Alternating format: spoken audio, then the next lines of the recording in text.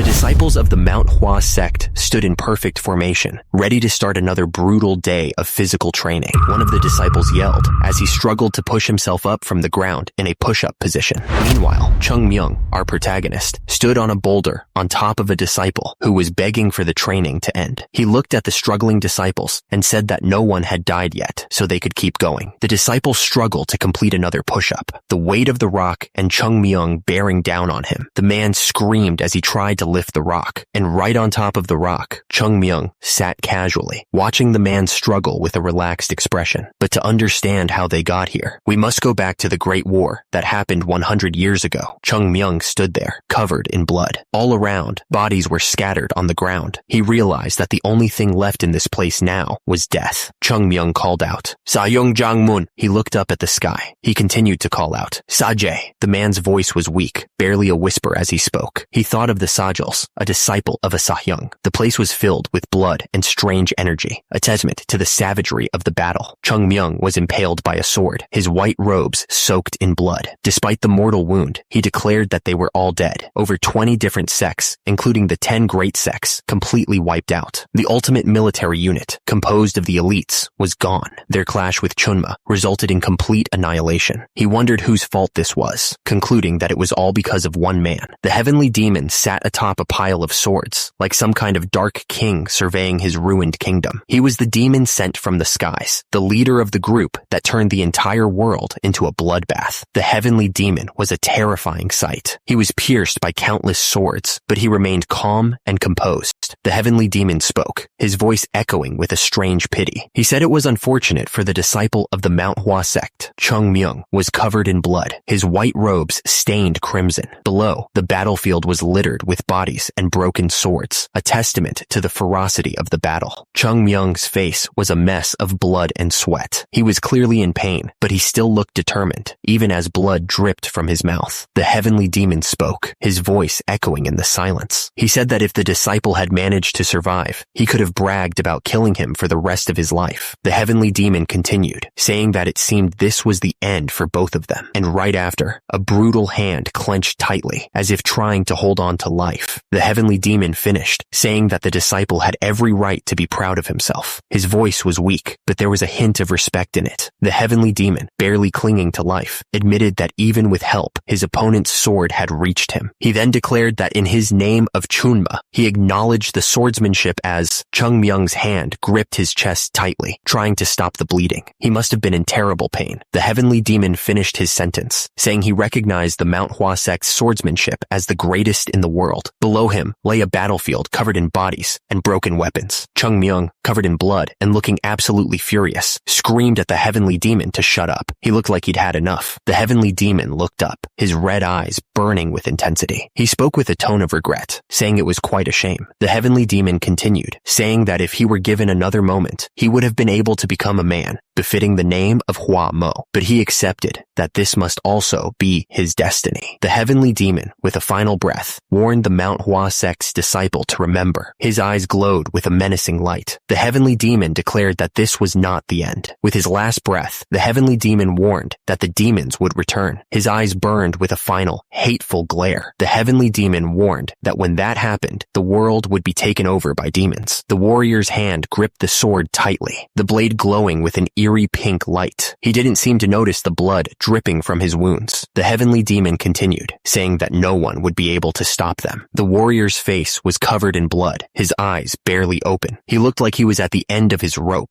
With his last breath, the heavenly demon whispered about the demons. The warrior stood amidst the destruction, his grip tightening on his sword. The heavenly demon stared forward, his red eyes burning with an eerie light. Blood ran down his face, but he didn't seem to care. And immediately, a massive explosion of pink energy erupted. The force of the blast seemed to shake the very ground. Chunma stared down with a cold expression, and immediately, a dark figure plummeted downwards, disappearing into the darkness below. Someone lay defeated defeated on the ground, unmoving. At the same time, another figure walked towards the body, their steps echoing in the silence. The scene showed a figure standing atop a mountain of corpses. The warrior seemed to be the only one left alive in the area. Chung Myung's face was covered in blood and sweat as he cried. He looked like he had been through hell and back. He stood there, gazing up at the sky, which was now glowing with an eerie light. The warrior seemed lost in his thoughts, trying to make sense of the devastation around him. He turned his head, his eyes filled with a deep sorrow.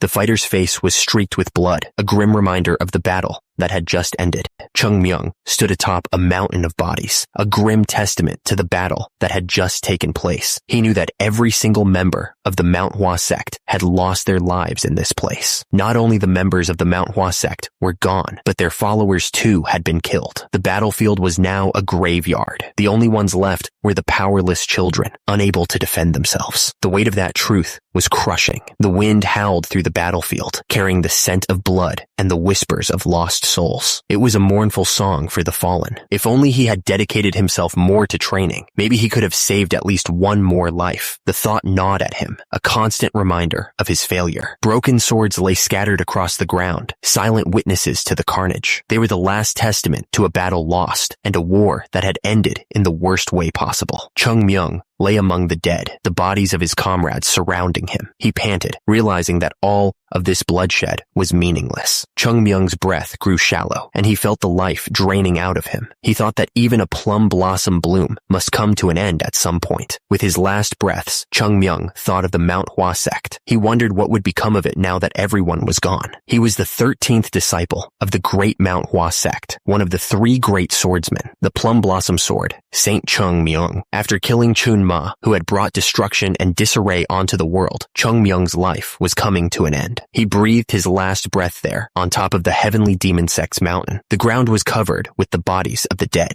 Turns out, that short story was the only thing he left behind in the world. All the fighting, all the sacrifice, it all came down to that. But then, a baby was born, a new life, completely unaware of the brutal legacy he was about to inherit. At the same time, at the gates of Manhwa, the elders looked down, worried. Below, the sect was a shadow of its former glory. Despite that, the disciples kept training under the plum blossom trees. They were trying their best to keep the Manhwa sect alive, even if they didn't know its true potential. Above, the other disciples watched, but didn't dare intervene. Down below, someone yelled at Chung Myung, calling him a brat. Chung Myung was stunned by the outburst. He wondered if his life was flashing before his eyes. The authority figure lectured the 2 disciples, emphasizing that they should be an ascetic practitioner before a martial artist. He added that power without ethics can only be regarded as violence. Chung Myung looked annoyed. Someone muttered that he was at it again. He was sick of it. Even though he had been a disciple of the Manhwa sect, he hadn't followed its teachings completely. He was getting attention he didn't deserve because of his talents, but he was just a rookie in the Manhwa sect. He wondered why he hadn't realized that back then. He thought about how everything he had came from the Manhwa sect. Then, Jang Mun's voice echoed, asking if he regretted his past. Chung Myung admitted that yes, he regretted his past. Sahyung Jangmun. If only he had been more dedicated to following the teachings from the Manhwa sect, he thought. And if he could have become even a bit stronger than he was, he could have changed the ending of this horrible tragedy. Jangmun looked down at him with a sad smile, trying to comfort him. He told Chung Myung that there was no need to regret anything because the Manhwa sect would continue. The words hung in the air, promising that no matter what happened, the Manhwa sect would find a way. The mountains of Manhwa stood tall, covered in trees with pink flowers. It was a beautiful sight, full of hope. The words echoed again, stating that there would always be the Manhwa sect. It would never disappear. Chung Myung looked up, his eyes shining with a new resolve. He knew what he had to do. The small building stood quietly under the open sky, looking worn. Everything seemed calm for now. Someone reached out, shaking a figure awake. The voice shouted, asking about Chun Ma and how that could be possible since he was supposed to be dead. The person who was sleeping sat up, looking around with a dazed expression. He mumbled the name Chun, as if trying to understand what was happening. Standing over the sleeping figure, someone held a bamboo stick. He yelled that the other person was talking crazy in his sleep, calling him a bum. Now fully awake, the person sat up, his face still showing confusion. He asked why everyone had already left to beg, and what was going on. The man looked absolutely furious. He couldn't believe that he was being threatened after someone someone had the nerve to laugh at him. The man on the ground tried to calm things down. He asked the guy with the bamboo stick to put it down, saying he didn't understand what was going on. But the guy with the bamboo stick just laughed at him. He didn't seem to care at all. The man sitting on the ground was beyond confused. He started laughing too, saying that none of this made any sense.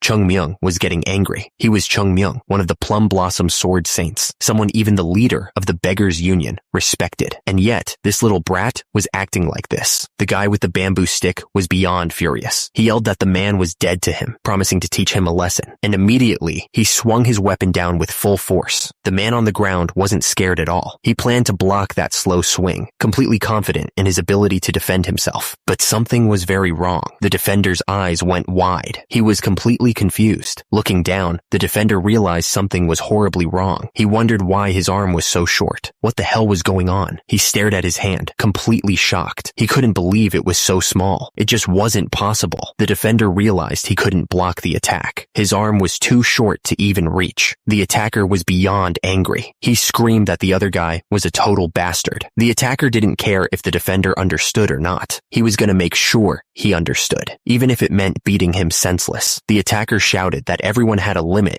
to how much nonsense they could take. He promised a good beating would knock some sense into him. Someone screamed in pain. It was a long, drawn-out shriek of agony. The attacker was on his knees, looking up at Chung Myung. He begged him to spare him, promising to come back later. He wiped the blood from his nose, making a sound of disgust. The beating had really messed him up. Sitting by the river, the attacker grumbled about how much he hurt. He couldn't believe he'd gotten beaten so badly, even back in the Manhwa sect. He called Chung Myung a damned bum brat, even if it was for the sake of that brat. He'd make sure to take care of the beggars of the Beggars Union. He was trembling with anger at the thought. Anyway, the attacker just kept walking, deeper into the water. He was probably planning his next move. Chung Myung stared down into the water, lost in his thoughts. He hadn't expected to end up in this situation, not after everything that had happened. He stared at the reflection staring back at him. Chung Myung wondered who this child was that he saw staring back at him from the water. Chung Myung touched his face, trying to make sense of everything. He asked himself what the hell was going on, and if this was the reincarnation that was mentioned in Buddhism. Chung Myung thought he would have entered the Shaolin temple instead if he knew this was going to happen. He was starting to regret his choices. He was so lost in thought that he didn't notice someone approaching. Suddenly, a voice called out, "Hey!" The guy who had been getting beat up earlier approached Chung Myung, asking if he was okay. He explained that Wang Cho always acted like that, but today he had really gone too far. Chung Myung raised a finger, stopping him mid-sentence. He said that he only had one thing to say. Chung Myung paused for a moment, then raised another finger. Actually, he corrected. There were two things he wanted to ask. Chung Myung stared intensely. His eyes narrowed. The other guy looked back, completely confused by the sudden shift in mood. They stood there near the river, the sound of the water flowing around them. The tension was thick in the air as they waited for Chung Myung to speak. Chung Myung's eyes narrowed as he thought about his situation. He wondered aloud if he had really fallen so low as to become a beggar. The other guy looked at Chung Myung with a mix of amusement and pity. He pointed out that it was pretty obvious he was a beggar just by looking at his clothes. Chung Myung was shocked at the realization. He yelled, wondering how he could possibly be a beggar. Then, he quickly composed himself and said he had a second question to ask. The other guy looked even more confused. Chung Myung suddenly asked if he knew who Chun Ma was, adding that he had thought the guy was acting pretty normal for someone who had just been beaten up. Chung Myung's patience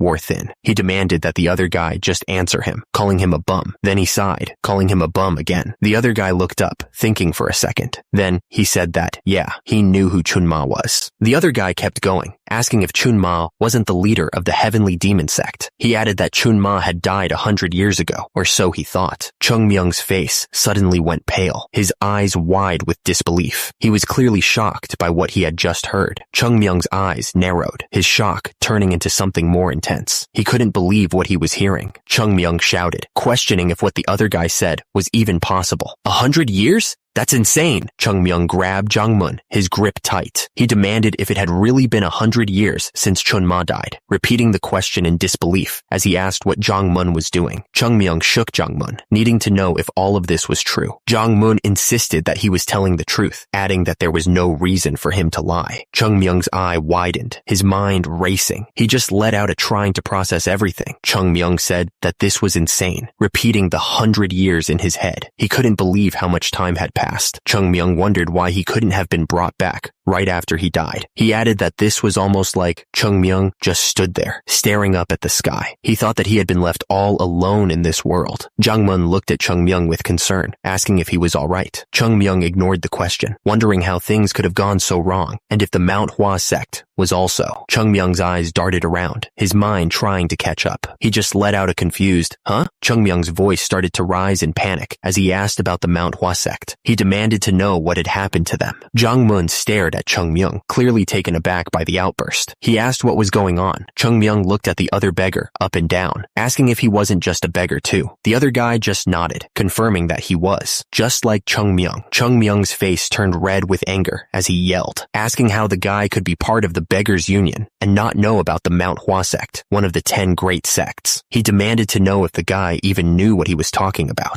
The other beggar tilted his head, completely lost. He wondered what kind of nonsense Chung Myung was spouting. Chung Myung started listing off the 10 great sects: the Shaolin Temple, the Wudang, Ashen Sect, Kong Tong Sect, Ching Cheng Sect, the Lotus Order, Southern Island Sect, Kunlun Sect, the Beggars Union, and the Southern Edge Sect. Chung Myung's eyes widened in disbelief. He couldn't believe what he was hearing. There was no such thing as the Manhwa sect in the 10 great sects. It was like a punch to the gut. The message burned into his mind. The Manhwa sect wasn't part of the 10 great sects anymore, and immediately, Chung Myung's face twisted in shock. He couldn't believe it, asking how that was even possible. The news hit him hard, and his eyes filled with disbelief. The beggar stared at Chung Myung, clearly confused by what he was saying. He asked what kind of nonsense he was spouting. Chung Myung listed the 10 great sects. They were the Shaolin Temple, the Wudang, Ashen Sect, Kong Tong Sect, Ching Cheng Sect, the Lotus Order, Southern Island Sect, Kunlun Sect, the Beggars Union, and the Southern Edge Sect. Chung Myung was stunned as he heard that there was no such thing as the Manhwa sect in the 10 great sects. He couldn't believe what he was hearing. The words echoed in his mind. The Manhwa sect wasn't part of the 10 great sects. It was a hard pill to swallow. Chung Myung's eyes widened in disbelief. He asked how that was even possible, completely shocked by the news. Chung Myung suddenly found himself being grabbed by the neck. He gasped, wondering if this was happening again. The beggar demanded, "The Southern Island sect? The Southern Island sect you said? Those country island bumpkins have become one of the 10 great sects?" He paused, then shouted, "Hold up, that's not what's important. The Manhwa sect isn't part of the 10 great sects anymore. The Manhwa sect." The beggar's grip tightened as he repeated, "The Manhwa sect." The beggar loosened his grip a bit, thinking out loud. He said that now that he thought about it, he thought he had heard that such a sect existed on the Shanxi province map. The beggar continued, "The Shanxi province map, right. It must be on the Shanxi map somewhere. Do you know anything about it?" He then admitted he wasn't sure about them being a part of the 10 great sects, but Chung Myung looked up, his mind racing. He was starting to get a really bad feeling about all this. Then the beggar said, "As far as I know, the Manhwa sect has already fallen." Chung Myung's face went pale. Chung Myung's eyes widened, refusing to believe what he was hearing. "It has fallen? The Manhwa sect has..." The beggar continued, "The sect that was one of the 3 most prominent sects in the world, along with the Wudang and the Northern Loyal family. The Manhwa sect has fallen?" Chung Myung screamed, unable to process the information. Chung Myung was left speechless. He was at a loss for words. Chung Myung groaned, clutching his head. He was really starting to feel the effects of that beating. Chung Myung sat up, still in disbelief. He shouted that he refused to believe it and needed to see it with his own eyes. Underneath him, the beggar looked down at him, clearly annoyed. Chung Myung clenched his fist, his knuckles turning white. He was determined to find out the truth, no matter what it took. Chung Myung shouted that he was heading to Manhwa. He didn't care what anyone said. He had to see it for himself. The beggar warned him not to go. He said that if Chung Myung didn't want to get beaten up again, he should just go back to begging. Meanwhile, Chung Myung just stared at the ground, lost in thought. Chung Myung yelled at the beggar to shut up, saying he was going to ask more questions and the guy better answer. But the beggar wasn't listening at all. He seemed lost in his own world. Chung Myung stared down at his hands, looking absolutely confused. He wondered what was going on with this body of his. Chung Myung looked up, his expression full of confusion. He asked what the name of this body was, hoping for some kind of answer. The beggar scoffed, asking why a beggar would even have a name. He said people just called them whatever they wanted. According to him, Chung Myung was Cho Sam. Chung Myung grimaced dismissed, thinking that Cho Sam sounded like a total beggar name. He then wondered about his age, guessing he was around 15 or 16 based on his skin. But how would a beggar even know their age? Chung Myung demanded that the beggar give him his name and the name of the brat who beat him. He asked if the beggar really didn't remember anything at all. The beggar finally gave in, telling Chung Myung that his name was Ku Chil. He added that the one who beat him was called Ku Pal, but they usually called him Wang Cho. Chung Myung just hummed in response. Taking in the information, Chung Myung warned Ku Chil to listen carefully. He declared that he repays favors twice as much, but he returns grudges 10 times as bad. Chung Myung told him to remember the name Chung Myung of the Manhwa sect. He promised that the next time they meet, he would return today's favor. Anyway, Chung Myung announced he'd be leaving now, and with that, he turned and walked away, leaving Ku Chil behind. Chung Myung turned his back to the beggar, ready to move on. The beggar watched him leave, probably wondering what to make of all that. Chung Myung stopped suddenly, looking around. He asked which way was the Manhwa of the Shanxi province. He didn't get an answer right away, so he sighed, looking up at the sky, and then he started running. He was going to get there on foot, no matter what. Chung Myung declared that he was running. He was going there by foot. He said that even in his past life, he didn't ride something as slow as a horse. Chung Myung's face was red and sweaty, but he kept pushing himself. And yet, he wasn't sure how much longer he could keep this up. He was already collapsing. Chung Myung cried out that he was gonna die. He was flat on his face, panting. Chung Myung realized that this body wasn't fit at all, and he was already tired after running for only a few minutes. There was no way it was possible. Chung Myung would probably pass out and die on the way there. Chung Myung was still lying there, completely exhausted. So, how was he going to get to the Shanxi province, you ask? Chung Myung was lying on the ground, but he was already plotting. He thought to himself that this was where the trickeries of the great Chung Myung were going to come into play. He started laughing like a maniac. Chung Myung was fired up now. He figured he just needed to train himself in martial arts. The others probably didn't realize how amazing this opportunity was, he thought. Chung Myung knew that even those who had reached the peak of their martial arts skill had regrets. They regretted that when they were younger, they should have focused more on the fundamentals. He started snoring though. He also knew that they regretted that when their sahyung nagged them to train, they should have at least pretended to. He remembered those days clearly, and they shouldn't have been caught drinking the liquor their sahyung hid away. Oh, Chung Myung told himself to disregard the last one, because it was delicious. He couldn't help but smile at the memory. Chung Myung was fired up. He declared that he could do this all over again. Chung Myung figured he needed to find a place where he could avoid the world as much as possible. He decided this spot would do just fine. Chung Myung sat down in front of the tree. He wondered what he should learn first.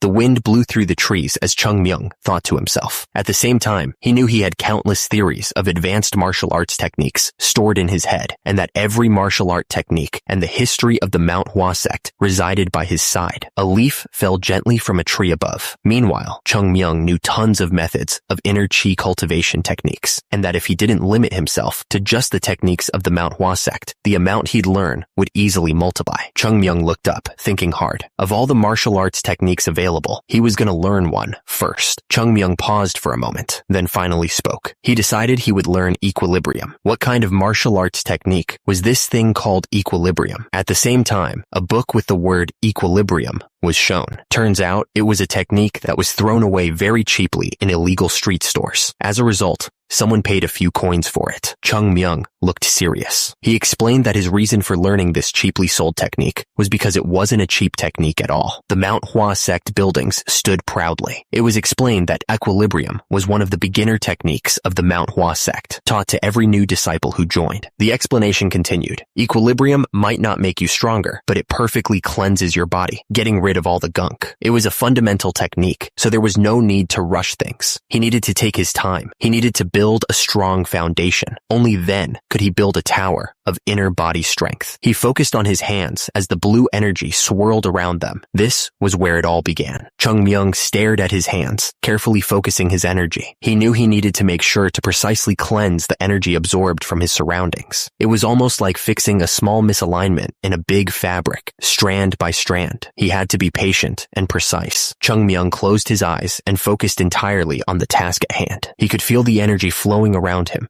ready to be molded. He needed to perfectly cleanse any impure energy, and if he gathered the cleansed energy into the dantian of his body, the energy started to swirl faster and faster, gathering into a bright ball of pure light. He could feel the power growing within him. Chung Myung felt a surge of power as he sat there, finally done. It's done, he thought, feeling a sense of accomplishment. He knew that this dantian would be the foundation that would open up a whole new world for him. He jumped up, ready to go. A small but firm energy would roll like a snowball and eventually become an avalanche. No one would be able to stop. Shall I run to Manhwa now? He wondered. Then he paused, confused. Huh? Suddenly, Chung Myung tripped and went sprawling. Oh, right, he thought, face-palming. He had already used all of his energy learning the technique. Chung Myung groaned as he lay on the ground, completely drained. Damn it, he thought, annoyed. Equilibrium didn't help at all when he needed to use his body right away. Far away, a middle-aged man watched with a knowing smile. Chung Myung, you, he muttered, his expression unreadable. The man cackled, enjoying Chung Myung's frustration. He told him that he sometimes just forgot to use his brain, and then told him to get lost because he was getting on his nerves. Chung Myung was getting desperate. How in the world was he supposed to get to Manhwa at this rate? Nearby, the marketplace was bustling with activity. People were buying and selling, and horses were being led through the crowds. On the edge of town, a man leaned against a wall, resting. He seemed completely worn out. Suddenly, a voice called out, "Brother! Brother!" The resting man woke up, startled. What? He asked, confused. One of the beggars pointed angrily, telling the other that there was a rookie beggar stealing all their begging money. The other beggar listened, annoyed. The beggar with the bun asked if that was true. He was clearly not happy about it. The beggar with the bun decided that they needed to teach the rookie a lesson, and immediately, the two of them grinned, ready to cause some trouble. The beggar with the headband spotted Chung Myung and pointed him out. He sounded excited to get started. The two beggars approached Chung Myung, ready to confront him. At the same time, Chung Myung was still sitting on the ground, looking down. One of the beggars yelled at Chung Myung, calling him a little brat and asking if he was deaf. Chung Myung just sat there, not moving an inch. Chung Myung looked up at the beggars, asking if they were talking to him. The other beggars looked at him with annoyance. One of the beggars scoffed, asking if Chung Myung had just spoken informally to him. He figured the kid must have lost his mind so young. The beggar said he didn't know who gave Chung Myung permission to beg there, but since he was young, he'd let him go unharmed. As he said that, the beggar clenched his fist, getting ready to fight. The beggar demanded that Chung Myung leave everything he had and get out of there. But Chung Myung just stared back at him, not looking scared at all. Chung Myung was just trying to eat, but he couldn't help but think about what he had just learned. It was a lot to take in. The other beggars lost it, yelling that Chung Myung had no shame and were those trash were even stealing his food. They demanded to know who he was calling a bum, calling him a little brat. Chung Myung stood up. As a result, the beggars looked absolutely shocked by his sudden movement, realizing this kid was about to cause trouble. Chung Myung threw rocks at the beggars. Right after that, he held his arm, feeling the strain of the movement. Chung Myung muttered that his dantian wasn't perfect yet, but he figured what he just did would be enough for now. Chung Myung told them that he had already gotten used to this body. He said this was pretty bothersome, so they could all come at him at once. The man responded that Chung Myung was weak and couldn't hit very hard. He hoped Chung Myung didn't mind being beaten a little and called him a brat. The man ordered them to go kill him. The others responded, saying yes sir, and charged forward. The attacker immediately threw a punch, aiming to take Chung Myung down fast. Chung Myung took the punch right to the face, staggering slightly from the hit. Chung Myung didn't waste any time. He punched the attacker right in the face, and the sound of the impact echoed through the air. The attacker went down hard. The other guys just stood there, stunned as their buddy crashed to the ground. Chung Myung stood over the fallen man, taking a deep breath. He declared, "I am," Chung Myung shouted, his voice filled with pride, "the Plum Blossom Sword, saint of the great Manhwa Sect." Chung Myung's face was red with anger as he pointed at the others. "You damned bums!" The three men kneeled on the ground, looking nervous. One of them spoke up, apologizing to the guy who'd just beaten them up. Chung Myung looked at the guy, confused. He asked why they were calling a beggar chief. He was starting to wonder what was going on. The man waved his hands, apologizing again. He didn't mean to call Chung Myung a beggar, but it just came out that way. Chung Myung paused, gathering his thoughts. He was about to ask a question, hoping these guys could help him out. Chung Myung asked if any of them knew the fastest way to get to the Shanxi province. He needed to get there as soon as possible. The beggar laughed, finding the question ridiculous. He asked why they'd be living as beggars if they knew the fastest way to get around. The beggars kept laughing, finding humor in Chung Myung's ignorance. Meanwhile, Chung Myung was starting to think he'd asked the wrong people. Chung Myung chuckled, realizing he was barking up the wrong tree. He figured he should try another approach. The beggars kept laughing, not suspecting anything. But at that moment, Chung Myung grabbed one of them by the collar, looking serious. Chung Myung leaned in close, his voice turning cold. He warned the beggar that they might meet again, hinting at something bad. Chung Myung got right up in the beggar's face, looking absolutely furious. He warned that if he asked about something, the guy better have an answer if he didn't want to die. Chung Myung yelled at them to get lost if they understood what he meant. The beggars didn't need to be told twice. They scrambled away as fast as they could, agreeing with him. Far from the chaos by the river, the mountains stood tall and silent. The trees swayed gently in the breeze. High up in the Manhwa Sect, Hyunjong stood by the window, looking thoughtful, and then he spoke, addressing someone outside, calling himself the sect leader. Hyunjong announced that this was Un-am and gave permission for them to enter. At that moment, the door creaked open. The messenger stood in the doorway, looking a little unsure. He reported that a child was asking to meet with him, but that it wasn't important. Hyunjong seemed surprised by the news. He asked who this child could be, and immediately, a young boy appeared, doing some kind of hand sign. Chung Myung grinned, looking up at Hyunjong. He introduced himself as Chung Myung and announced that he wanted to join the Manhwa Sect. Hyunjong stroked his beard, considering the boy's request. He asked if he was serious about wanting to enter the Manhwa Sect. Un-am stepped forward, looking nervous. He admitted to Hyunjong that he had told him they weren't accepting anyone into the sect anymore, but that Chung Myung was desperate to meet him, so he brought him there anyway. Hyunjong and Un-am exchanged glances, unsure what to make of the situation. The room fell silent as they both stared at the kid, who was still holding that weird hand sign. From the outside, Chung Myung seemed to be smiling innocently, but that expression was hiding something. Turns out, Chung Myung was actually very irritated. To find out why, we're gonna have to go back a few moments. The walking stick sunk into the dirt. It was clear he had been walking for a long time, and the journey had taken its toll. Chung Myung was crying, tears streaming down his face. He finally made it,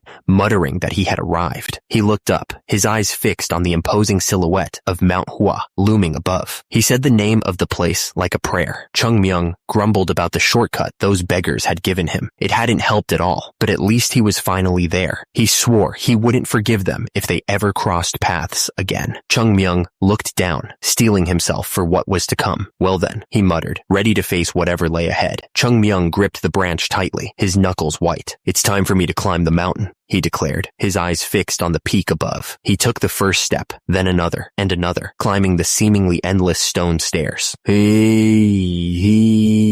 grunted with each step, his breath coming in short bursts. His feet pounded against the rough ground with each step, the climb relentless, and immediately he was panting, sweat dripping down his face as he struggled to catch his breath. He grit his teeth, pushing through the pain and exhaustion. I'll climb like my life depends on it, he vowed, his voice strained but resolute. His hand gripped the rough rock, searching for a hold. As a result, small rocks tumbled down the mountainside as he pulled himself up, inching closer to his goal. Chung Myung continued his climb, his movements causing rocks to break loose and tumble down the steep mountainside. The higher he climbed, the more treacherous the path became. He was bruised and battered, but Chung Myung refused to give up. He thought that anything was possible if he was tenacious enough. He dug his fingers into the rough rock, pulling himself higher. The climb was relentless, but he wouldn't stop. Chung Myung shouted, his voice echoing through the mountains, declaring that he would climb Mount Hua. Nothing would stop him. Finally, Chung Myung reached the top, standing tall against the backdrop of the setting sun. He had made it, and he was ready for what came next. Chung Myung was breathing hard, trying to catch his breath. He managed to get out a weak, whoa. He looked around, eyes wide with panic. Where did it go? Chung Myung's gaze went up to where the Mount Hua Sect's sign should have been, but it wasn't there. Chung Myung grabbed his head, his voice rising in disbelief. The thing Young Jung-mun cleaned every morning. Squeak, squeak. Where did that thing go? Chung Myung was losing it. He shouted that he was going to go crazy right there. Someone inside called out, wanting to know who was there, and right then, the door slid open, revealing Chung Myung standing outside. The man peered out, looking surprised. He wondered if it was just a kid. The man asked if Chung Myung had come there alone,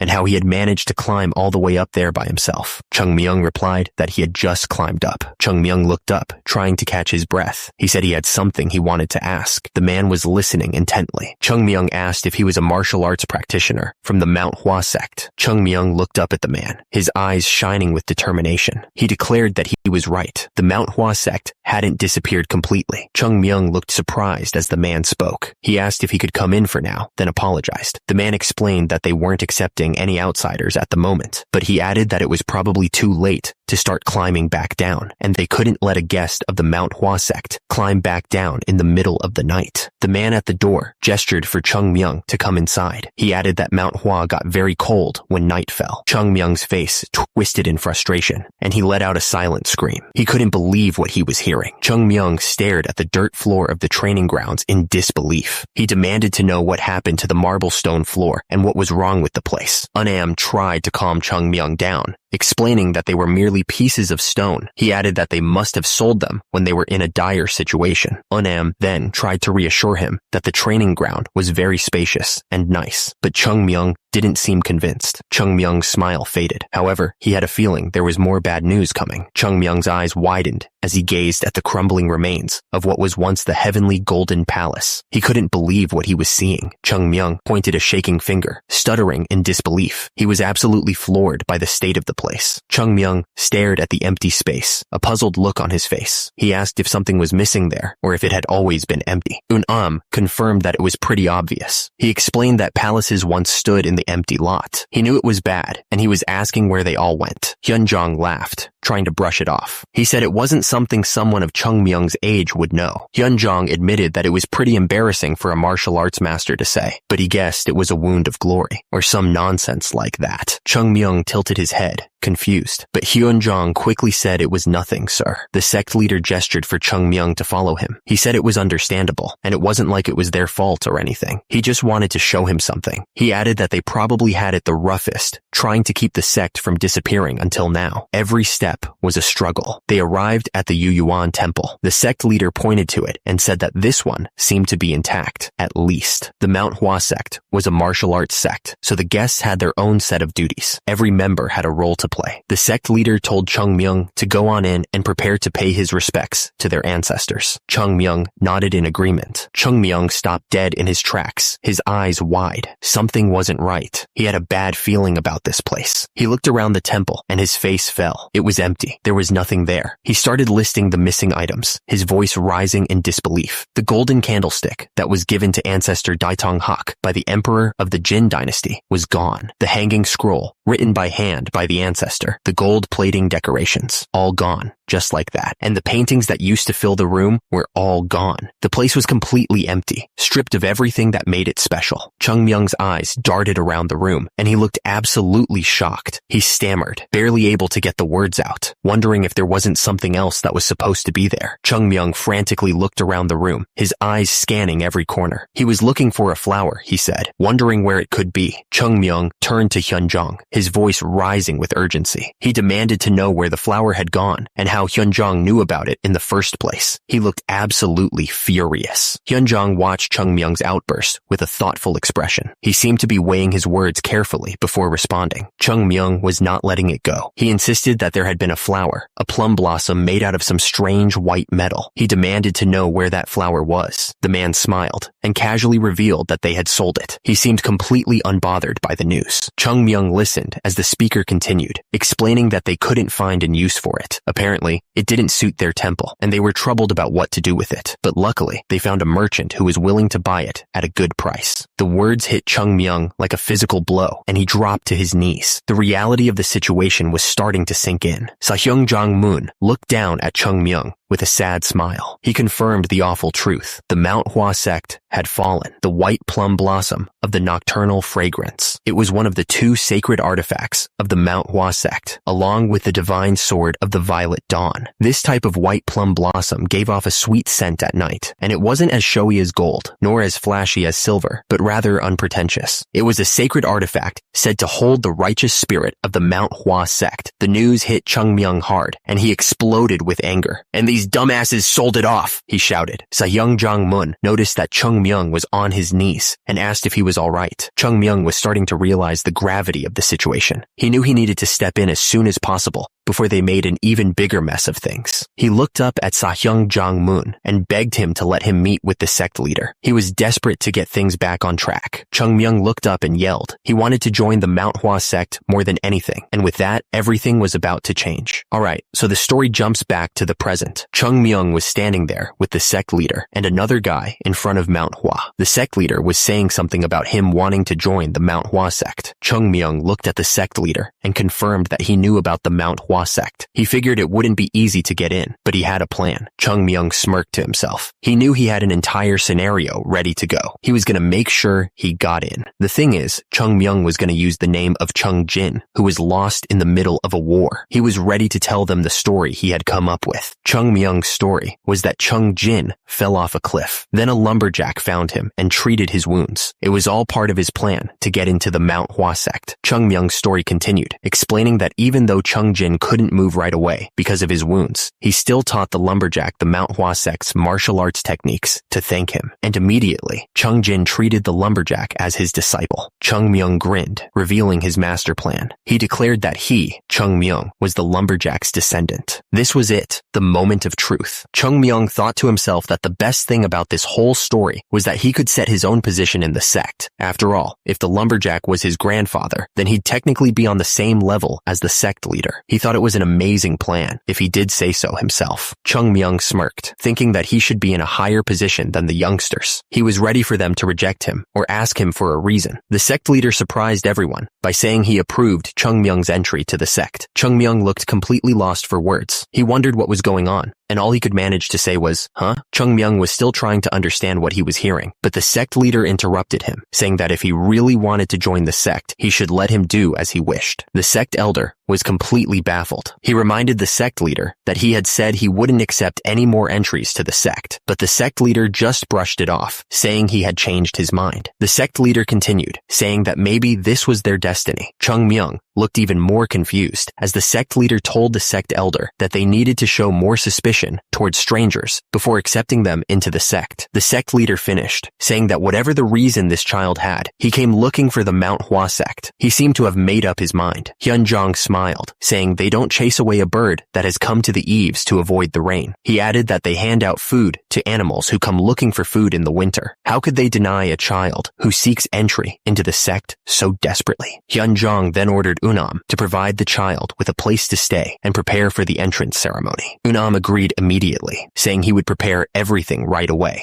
Chung Myung looked absolutely stunned. He couldn't believe what he was hearing, and all he could manage was a disbelieving no. Someone started screaming about how their position was gonna be affected. They were plummeting downwards, looking terrified. The emblem of the Manhwa sect, a plum blossom, was displayed prominently. The sect was about to change forever. Chung Myung sighed, thinking he was gonna have to wear a third-rank disciple's clothing. He wondered what was happening with his life. Anyway, Chung Myung wondered what this place was. He thought he remembered this place being used as a guest room. It was strange to Chung Myung that this was a temporary place to stay for those scheduled to enter the sect. The Manhwa sect originally didn't have private boarding rooms. Those who newly joined the sect immediately formed a bonding contract with their teacher and stayed in their teacher's rooms. So, it meant that there were people staying in these rooms. Chung Myung paused, looking at the open door. Suddenly, a voice came from behind the door. Someone was asking who was there, clearly annoyed by the intrusion. The person's eyes narrowed, filled with suspicion. They were clearly listening intently, trying to figure out who was on the other side of the door. The door was flung open, and the intruder demanded to know who was peeking into their room. They accused them of being a thief, looking absolutely furious. The other disciples looked around, completely confused by the sudden outburst. They started asking what was going on and what all the noise was about. Gul was furious, yelling that the peeking brat had invaded his room. He asked why he had to go through such hardships. Suddenly, a loud voice boomed through the room, demanding silence. The person wanted to know what all the ruckus was about. The guy went on, saying it was still time for training, yet they were all causing trouble in the boarding house. He looked absolutely pissed. Immediately, the group bowed their heads, sincerely apologizing to Great Sasuk. They knew they had messed up. The guy asked who he was. Chung Myung told him that his name was Chung Myung. Great Sasuk told Chung Myung that he must be the newcomer in the White Plum Blossom boarding house. Great Sasuk told him to get some rest for the day since it was already late, and to make sure to participate in training starting tomorrow. Great Sosik dismissed the rest of the group, telling them to come back downstairs. They all replied, "Yes, sir." Jo-gul looked absolutely furious. He glared in Chung Myung's direction, clearly not happy about the interruption. Gul was furious that someone had been peeking into his room. He yelled that he would deal with the intruder later and make sure to teach him a lesson. Jo-gul just stared back silently, not sure what to say. Chung Myung just stood there, taking it all in. He figured he'd just have to deal with it. Chung Myung looked at the group, calling them the cute little successors of the Manhwa sect. He said that he would make sure to give them proper attention. Chung Myung smirked, adding that his kind of giving proper attention might be a bit different from others. He let out a little heh, as if he was planning something evil. He figured it was their problem, not his. Outside, the White Plum Blossom boarding house stood silently under the moonlight, unaware of the hell that was about to be unleashed upon its residents. Jo-gul stared right at Chung Myung, a strange smile on his face. He told him to take them off. Chung Myung looked confused, tilting his head slightly. He asked what he was supposed to take off. Jo-gul, surrounded by the others, didn't hesitate. He told Chung Myung to take off everything he was wearing. Jo-gul went on to explain that this was how men got closer to each other. He said they'd take off all their clothes, dance, get beaten up a little bit, and wouldn't that strengthen their affection towards their seniors? Jo-gul finished his weird explanation and stared at Chung Myung expectantly. He told him that if he understood, then he should hurry up and take them off. Chung Myung looked around at the group of guys. He had a question to ask. Chung Myung asked where the boarding house advisor, Eun-gum, was at. He added that the advisor didn't usually train in the afternoon. Jo-gul looked furious. He said that this little brat just couldn't stop talking. He changed his mind, deciding that they'd start with a little beating. Jo-gul stared down at Chung Myung. He told him to flex his neck muscles. Jo-gul cocked his fist back. He punched Chung Myung right in the face, sending him flying. The roof of the building shook violently from a powerful impact. The whole structure groaned under the sudden force. A crowd of people watched in stunned silence, their mouths hanging open in disbelief. What was going on? And immediately, the floorboards splintered as Chung Myung stood tall. The other students were sent flying, crashing to the ground around him. Chung Myung's face twisted in anger. He thought to himself, "Start with a little beating, you say?" The crowd of students recoiled in terror at Chung Myung's outburst. He screamed at them, calling them scumbags. The night air filled with screams of agony. The sound was so intense that it felt like the very sky was cracking. Suddenly, Chung Myung's voice cut through the screams. He called out, "Sahyung Yoon Jong." Chung Myung told them to put a little bit more effort into the massage. He said he was giving them special treatment because Yoon Jong was the great Sakyung there. One of the students replied that he would do his best. Chung Myung then turned his attention to someone else. He asked, "And you, Sahyung Jo-gul?" Chung Myung told him he wasn't going to hurt him, so he should come out. He looked absolutely furious. Chung Myung started asking questions, saying he still wasn't used to the situation in the Manhwa sect, and immediately, the subordinate replied nervously, saying that Sir Sajay could ask him anything. Chung Myung asked what happened to the Heavenly Golden Palace. He also wanted to know why the Manhwa sect was in such a mess. He looked serious, waiting for answers. The subordinate started to answer, but he was clearly nervous. He stammered, trying to find the right words. Chung Myung then asked if Sir Sajay knew of the Plum Blossom Sword Saint. He didn't wait for an answer before declaring that he was the Plum Blossom Sword Saint himself. The subordinate looked shocked. According to the Sasics, the Plum Blossom Sword Saint took a major role in defeating Chunma. The image of the legendary warrior loomed over the battlefield, a symbol of hope and strength. But after that, the remaining groups of the Heavenly Demon Sect went completely nuts and stormed into the Zhongyuan region. And for some reason, they forced their way all the way up to Mount Hua and set the entire mountain on fire. And because of the severe damage they took back then, they still haven't recovered the prowess they used to have. Chung Myung paused, trying to process the information. Wait, so that means the reason why the Manhwa sect fell is because of me? I hate my life. The elders had been discussing the Tai Yi Flummox sword technique, and it wasn't looking good. Turns out, the technique lacked Taoistic aspects and wasn't very powerful either.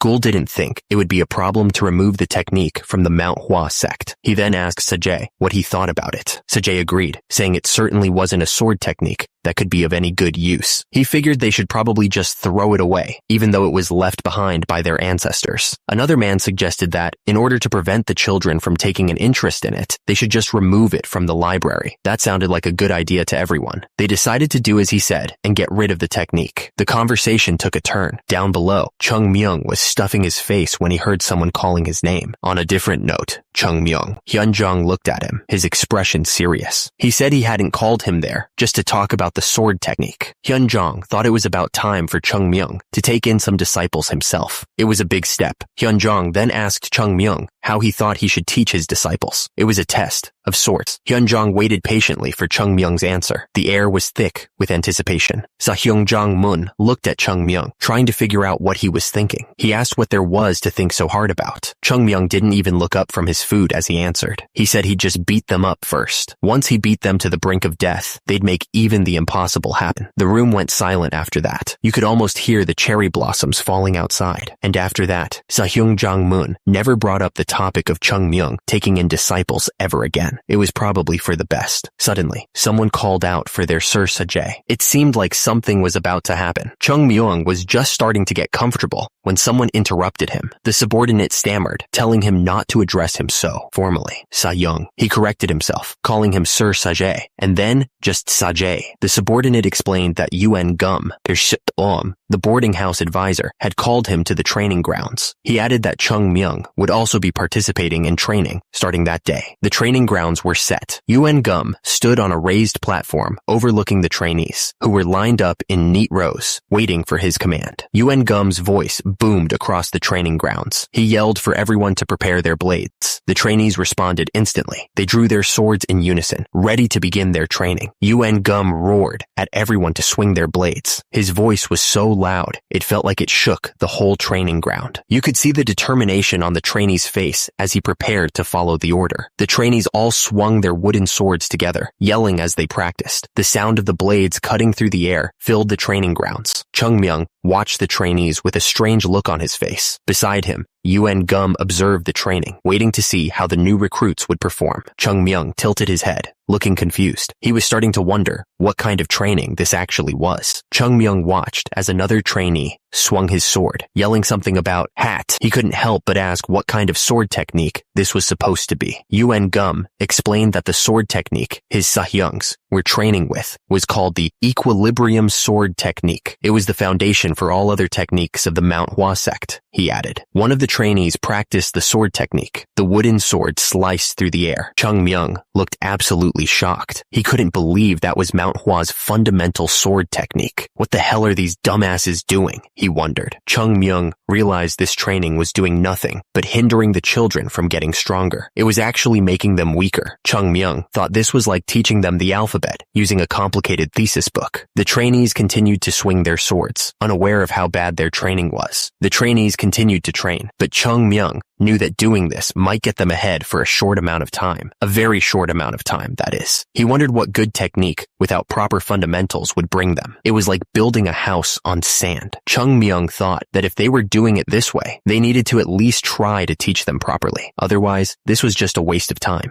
Chung Myung stared in disbelief. He looked absolutely furious. He looked up at the sky. Look how beautiful the blue sky is. The clear and cloudless sky is like the nothingness of the future of the Manhwa Sect. Chung Myung looked up, completely lost. He didn't even know where to begin with these guys. Suddenly, someone called out, "Sahyung." Jo-gul looked around, completely startled. "Yes?" The voice asked what else he was learning other than this technique. Jo-gul looked even more confused. Oh. The voice continued, explaining that after learning the equilibrium sword technique, they learned the sword technique of the 7 sages. And after that, they graduate from the Plum Blossom House and learn the Lesser Ching sword technique. Chung Myung closed his eyes, taking a deep breath. After learning all the basics, they were finally able to learn the sacred technique of the Manhwa Sect. Turns out, the technique was called the Tai Yi Flummox sword technique. Chung Myung looked completely lost and asked, "What?" The man then added that the Tai Yi Flummox sword technique lacked Taoistic aspects and wasn't very powerful either. Chung Myung, still eating, said that it was certainly not a sword technique that could be of use and they should probably just throw it away. Chung Myung suddenly yelled, reminding them that this was what they had agreed on. And yet, the technique they were learning was the Tai Yi Flummox sword technique? Are you kidding me? Chung Myung was absolutely furious and yelled, asking what happened to the 24 movement plum blossom sword technique and called them retards. Suddenly, a voice boomed from above, demanding to know who was chattering again. and ordering them to come up there immediately. The voice seemed to come from the main building. It was Joe Ghoul, looking back nervously. He mumbled that it was him, Sahyung Joe Ghoul. Joe Ghoul, trying to sound tough, told Chung Myung not to be so formal with him. He repeated, "Yes, Sajaya," in a less formal tone, trying to act like he was in charge. Chung Myung asked Joe Ghoul to do him a favor, but Joe Ghoul seemed a little unsure. He asked what kind of favor Chung Myung had in mind. Joe Ghoul then told Chung Myung to tell everyone to gather in front of the White Plum Blossom boarding house at 5 a.m. the next morning. He seemed to be enjoying bossing people around. Joe Ghoul continued, telling Chung Myung to also prepare the things he was about to tell him. He seemed to be getting more and more confident with each order. Joe Ghoul finished by telling Chung Myung to prepare 5 of those items per person. It was pretty wild seeing Chung Myung being ordered around like this. Joe Ghoul seemed a little unsure about what he was hearing. He asked if Chung Myung really wanted him to prepare those things. Chung Myung stared back at Joe Ghoul, a slight smile on his face. He asked if Joe Ghoul didn't think he could handle it. Chung Myung said he liked Joe Ghoul's enthusiasm, as expected. He then told Joe Ghoul that he could go now, waving his hand to dismiss him. Chung Myung watched as Joe Ghoul left the room. He had a lot on his mind. The system flashed a grim warning. Currently, the Manhwa sect had neither wealth, technique, nor talent. It wouldn't be surprising if the whole sect collapsed overnight because of that.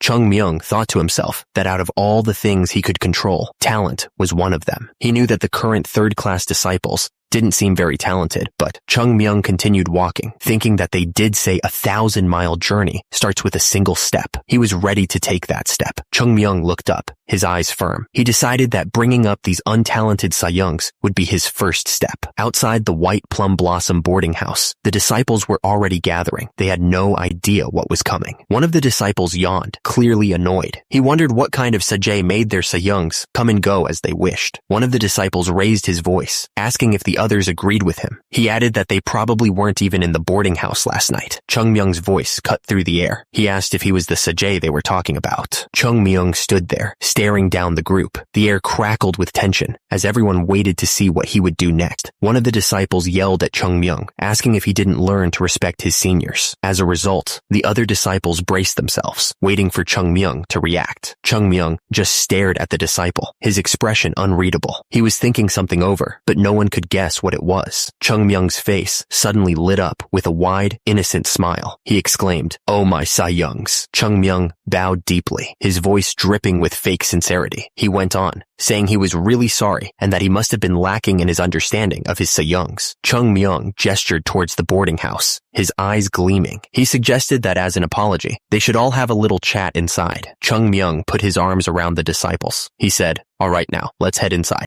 The door slammed shut with a loud bang. The sound echoed through to the boarding house, cutting off the outside world. The disciples stood outside the White Plum Blossom boarding house, unaware of what was about to happen. At the same time, inside the boarding house, the disciples looked around, confused by the sudden commotion. The boarding house started to shake violently. It was clear that whatever was happening inside was putting a lot of stress on the building. The boarding house building was starting to shake, just slightly at first. At the same time, one of the disciples looked up, his eyes wide with shock as he realized what was happening. The shaking got worse. The whole building felt like it was about to fall apart. Suddenly, the doors of the boarding house burst open, and the disciples went flying out like they were shot from a cannon. They were all screaming. Ghoul turned to the other disciples, trying to keep things under control. He told them to be quiet, or else they'd wake the great Sasuk. Someone stepped forward, the sound of their boots echoing slightly in the quiet morning. It was time to get started. Ghoul grinned, his eyes shining with excitement. He announced that every morning at this time, they'd all be training together, addressing them as his Sayungs. The sun peeked over the mountains, painting the sky with the colors of a new day. It was going to be a tough one. Inside the building, someone was listening to the commotion outside. He wondered what all the noise was about. Ghoul frowned, realizing that no one had come to give their morning greetings. He sighed, assuming it meant everyone in the White Plum Blossom boarding house was still asleep. Ghoul started walking, his footsteps echoing in the quiet building. It suddenly hit him. There was a newcomer in the house. Ghoul figured they must still be asleep,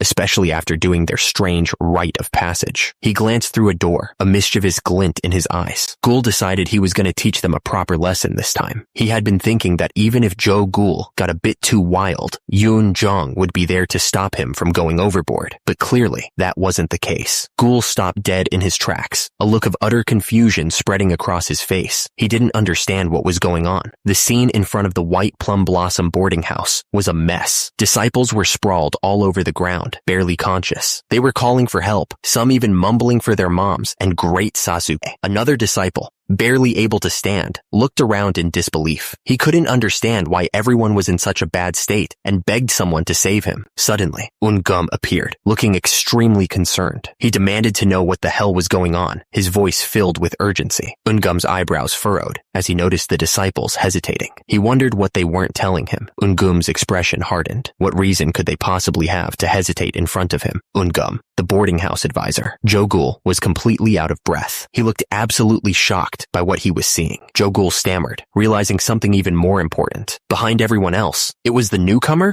Chungmyung's hands gripped the wooden pole tightly. The muscles in his arms were straining with the effort. Chungmyung staggered under the weight, his breath coming in ragged gasps. He was pushing himself to the limit. Chungmyung's face was contorted with effort, sweat pouring down his forehead, and right below, his legs trembled, barely holding him up under the immense weight. The rock fell from above, picking up speed as it hurtled towards the ground. The sound of its descent echoed through the air. Chungmyung struggled under the immense weight of the rocks, his muscles screaming in protest. He grit his teeth and counted. Chungmyung was at his limit, sweat dripping from every pore. He was pushing himself harder than anyone I'd ever seen. Someone called out, "Oh, great Sasuke!" And right below, another man looked down, thinking, "This kid." The voice continued, explaining that Sasuke was so worn out that his legs were shaking, and that was easy to see. His legs were trembling under the weight. The guy yelled for someone to bring Sasuke some water, right now. But then he immediately dismissed the idea, saying that wasn't necessary. After Sasuke gulped down the water, the man asked him to speak now that he'd quenched his thirst. What in the world just happened here? One of the disciples cried out, begging someone to save him from this nightmare. Chungmyung just smiled, saying it was nothing much. Chungmyung explained that it was just a little morning exercise they decided to do together. Since it was the first day, everyone must have been hyped up and pushed themselves a little too much. The man looked absolutely shocked, asking if they were really that hyped up. Chungmyung just turned around and walked away, leaving the man speechless. He didn't seem to care about the mess he'd caused. What was going on here? The man wondered why they were acting so scared of the kid. The man scoffed, asking if they really called themselves disciples of the Manhwa Sect, and yet they were scared of a mere newcomer. The observer thought he should probably give the newcomer a warning. The man confronted Chungmyung, asking how he dared. The White Plum Blossom boarding house had its own set of regulations. Meanwhile, Chungmyung just stood there, listening. The man yelled, asking who told him that he could sacrifice sleep time for training. He stared down at Chungmyung, waiting for an answer. Chungmyung suddenly said he'd stop. Then he looked up, confused. The man looked at Chungmyung, clearly not expecting that. He was probably wondering what was going on. The man's face turned red with anger. He decided to focus on the fact that Chungmyung had threatened his Sayungs. Chungmyung just smirked, seemingly enjoying the situation. He looked like he was up to something. The man hesitated, then said he couldn't do that. It would make everyone look like an idiot. The man thought that the third-class disciples were already idiots for letting a newcomer pressure them into training. He'd be the biggest idiot of all if he actually taught those idiots anything. Suddenly, the man paused, thinking about something. He spoke one phrase, 1 month. The man looked at Chungmyung and asked him to give them 1 month, calling him Great Sasuke. He seemed determined to prove something. Chungmyung smiled, full of confidence. He said he'd make sure to bring results within a month, no matter what it took. The man watched his Sahyungs training hard. He highly regarded their determination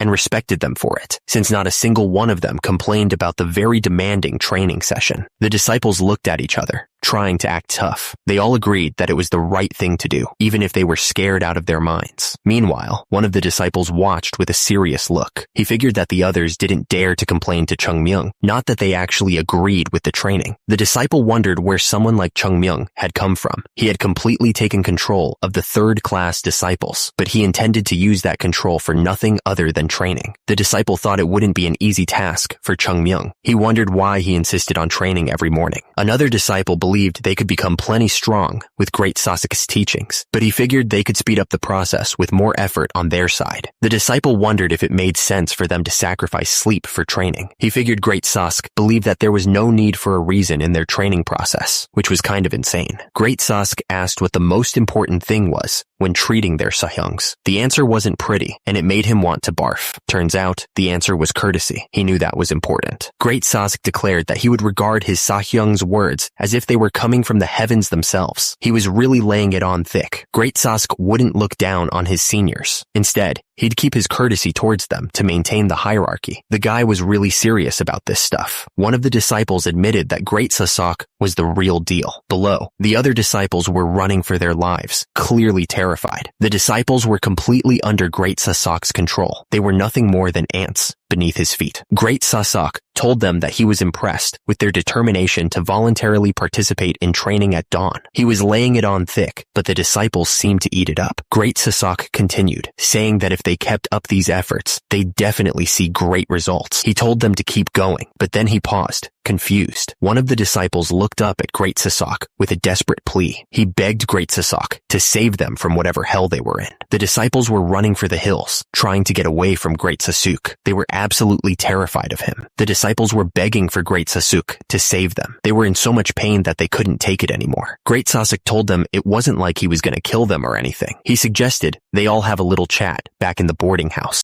The disciples looked absolutely shocked. They didn't know what to expect from Great Sasuke, but it probably wasn't going to be good. My dear Sakyungs, a few days passed by. Chungmyung sat cross-legged, completely still. A blue glow surrounded him as he focused his energy. He could feel his dantian, still small and weak, but at least it was starting to settle. It was progress, even if it was slow. While he was doing that, Chungmyung thought about what he'd learned about the Manhwa sect. Firstly, there was the White Plum Blossom boarding house. As he expected, it was basically a private dormitory. The boarding house had been thrown together in a hurry because there weren't enough people to form proper master-disciple contracts. Secondly, there was the sect leader and the Yun pedigree. Putting aside their personalities, they were weak. Their strength couldn't even be compared to the Manhwa sect from 100 years ago. Because their masters were so weak, the disciples were weak too. And on top of that, most of the third-class disciples had only joined the Manhwa sect to make friends. But Chungmyung was still focused and glowing with energy. He wondered why any of this would even matter. He knew that things were going to change now that he was here. After all, the great Chungmyung was back. Chungmyung tapped his foot impatiently against the floor. He was ready to get started. He looked up, his eyes full of determination. Becoming the strongest sect wasn't just a dream. It was going to happen. After that crazy training, the disciples tried to eat. They were all sitting at the tables in the dining hall, but they were so tired that even holding chopsticks was a challenge. The chopsticks trembled, unable to grip the food properly, and as a result, the poor vegetables slipped right off and fell back onto the plate. One of the disciples groaned, complaining that they shouldn't have to train so hard,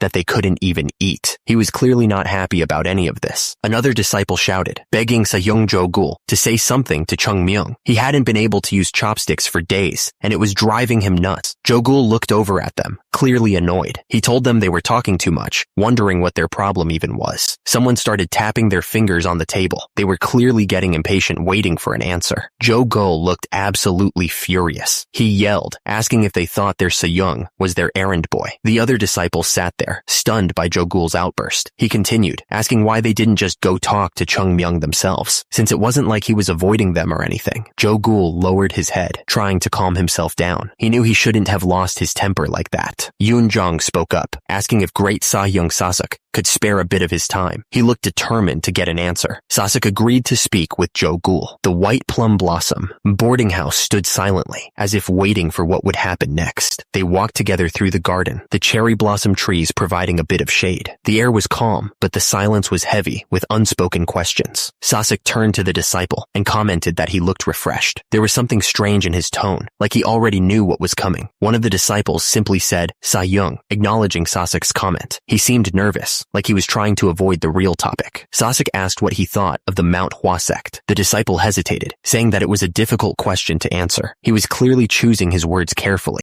Jogul admitted that it would all be over for him once he decided to return to his hometown. But he turned to Sasuke, pointing out that he was planning to spend his entire life in Manhwa. Sasuke agreed with Jogul's assessment. Far below, the two disciples could be seen standing in the garden. Jogul confessed that he really thought the Manhwa sect was done for. He looked serious, like he was carrying a heavy weight. Sasek told him not to be so disrespectful. That wasn't something he should say so easily, he scolded. But Jogul declared that he had changed his mind. His eyes showed a new determination. Chung Myung, after he came here, things really started to change. It was like a switch had been flipped. Jogul admitted that even though they had been forced into it, he realized after the morning training sessions that he had never pushed himself this hard before. He was sweating like crazy, but he knew it was working. Sasek pointed out that Chung Myung didn't even seem tired, even though he was training way more intensely than everyone else. It was like he was built different. Jogul admitted that he wanted to try his best after seeing Chung Myung push himself like that. It was inspiring, even if it was also a little scary. The only sound was the soft shuffle of feet moving across the training grounds. The disciples were all pushing themselves harder than ever before, driven by Chung Myung's example. Yoon Jung stood there, listening to the other disciple. The air was still. The only sound was the wind rustling through the trees. Jogul grinned, his eyes shining with determination. He declared that he wanted to try his best to become a master who could lead the whole world. Yoon Jong smiled softly, a hint of amusement in his eyes. He seemed to find Jogul's declaration amusing. Yoon Jong nodded, agreeing with Jogul. He told him that he shared his thoughts. Up in the tree, Chung Myung watched them. He seemed satisfied with how things were progressing. Chung Myung was laying in the tree, relaxing. He muttered that he had already convinced 2 people. Chung Myung thought that Eungum was also pretty easy to convince, but he knew that he still had a long way to go. Chung Myung was still up in the tree. He yelled for the sect leader to come out. Chung Myung looked confused. He didn't seem to expect what was about to happen. Someone was outside the building, banging on the doors. They demanded that the doors be opened immediately. A group of angry men stormed towards the building. They shouted for the sect leader to come out right away. The men were not backing down. One of them, holding a torch, demanded they get inside. He shouted, asking where the sect leader was hiding. The intruders pushed past the disciples, not caring who they shoved aside. One of the disciples tried to stop them, but they just yelled at him, asking if he had just touched them. Up in the tree, Chung Myung watched the chaos unfold below. He was surprised that they had actually broken through the gate of the Manhwa sect. He wondered what the hell was going on. The men continued to push forward, ignoring the disciples' protests. They yelled that they had waited long enough and couldn't afford to wait any longer. The attacker screamed, demanding to know when they would get their money back. He kept yelling, asking if they were going to pay them back at all. The air hung heavy with the unspoken question. Could the Manhwa sect really be in debt? It was a ridiculous thought. The sky seemed to darken as the words echoed. Could they really be in debt in this situation? The thought was terrifying. The mob outside the building was getting angrier. They screamed at the sect leader, demanding if he had no shame. They told him to stop running away and come out at once. The mob kept yelling for the sect leader, their voices echoing through the building. All that could be seen was the sect leader's feet, hidden behind the closed door. Outside, the angry men stood with their torches, waiting impatiently. Their faces were grim, lit by the flickering flames, as they waited for the sect leader to appear. Suddenly, Chung Myung's voice cut through the air, asking what brought them here so late at night. He stood above them, looking down with a cold stare. There's no doubt about it, he thought to himself. That man was indeed the sect leader of the Manhwa sect. Chung Myung's eyes narrowed, ready to deal with whatever came next. The sect leader stood there, radiating a sophisticated aura with every move and word. It was as if he was trying to act cool, but everyone knew he was just putting on a show. The sect leader was trying to act cool, but everyone knew he was just putting on a show. The sect leader was trying to act cool, but everyone knew he was just putting on a show. He was clearly trying way too hard. Someone from the crowd spoke up, asking the sect leader how he had been. The sect leader didn't seem too pleased to see them. The sect leader replied that he hadn't expected the pavilion owner Kong to come himself. Kong chuckled, saying he felt uneasy having to visit for something like this. Pavilion owner Kong started to explain that he didn't want to climb Mount Hua again if he could avoid it, but he added that many people had been asking him to come there, so he hoped that the sect leader would understand. The sect leader replied that they had to understand the reasons of these people, reminding him that the agreed date had already passed. He looked grim. Kong continued, saying that they had tried to understand the Manhwa sect situation multiple times already. He mentioned that if they followed the contract, they would be asking them to pay the price for violating the promised date, but they had been indebted to the Manhwa sect many times in their lives. Kong said that they would try not to be so harsh on them, offering them 7 days. He then warned that if they were unable to pay them back within this time, they would confiscate the temple of the Manhwa sect. He hiccuped. The crowd stood there silently. The threat hanging heavy in the air. The sect leader stared back at them, trying to figure out what to do next. Chung Myung was hiding, trying to stay out of sight. But then he heard the pavilion owner Kong say, "Looks like I let the child see something they shouldn't have." The building loomed in the darkness, silent and foreboding. So, what was going on in there? Inside, the men were waiting. One simply said, "Yeah." Chung Myung thought to himself that he was in trouble. He figured, who knows what he's gonna do to me? I should probably stay away. But then Sajay spoke up. "Isn't the Hua Prefecture the name of the village right below Mount Hua?" Young confirmed that was correct, adding that he remembered it from the days when he was peddling with his father. The disciple with red hair wondered if Manhwa Sect had borrowed money from the merchants. The other disciple admitted he didn't really know about that, but the disciple with black hair piped up, saying he knew about the pavilion owner Kong. He explained that Kong was the owner of the Tai Hua Pavilion of the Hua Prefecture. He added that he's the owner of the biggest pavilion of Hua and apparently a wealthy merchant who takes part in many different businesses. The disciple with red hair asked, shocked if he was hearing right. Was Kong really the owner of the Tai Hua Pavilion? The disciple with red hair started freaking out. The other disciple told him to calm down, but he just shouted, asking if he was really being told to calm down at a time like this. He realized that the Tai Hua Pavilion was originally owned by the Manhwa Sect. At the same time, his fist clenched tightly, shaking with anger. One of the disciples asked if the pavilion owner Kong was really trying to take the temple after lending them money. Another disciple confirmed that it was true, which made the situation even worse. But something didn't feel right. A strange feeling washed over him. The disciple with red hair said it was weird that the Tai Hua Pavilion, which used to belong to Manhwa Sect, was now lending them money. He couldn't shake the feeling that something was off. The disciple with black hair realized that if something didn't add up, it probably meant things were going in the wrong direction. He felt a shiver run down his spine. Jo-gul looked shocked as someone called him. He stammered, trying to sound respectful. "Sahyong Jo-gul. Yes, sir?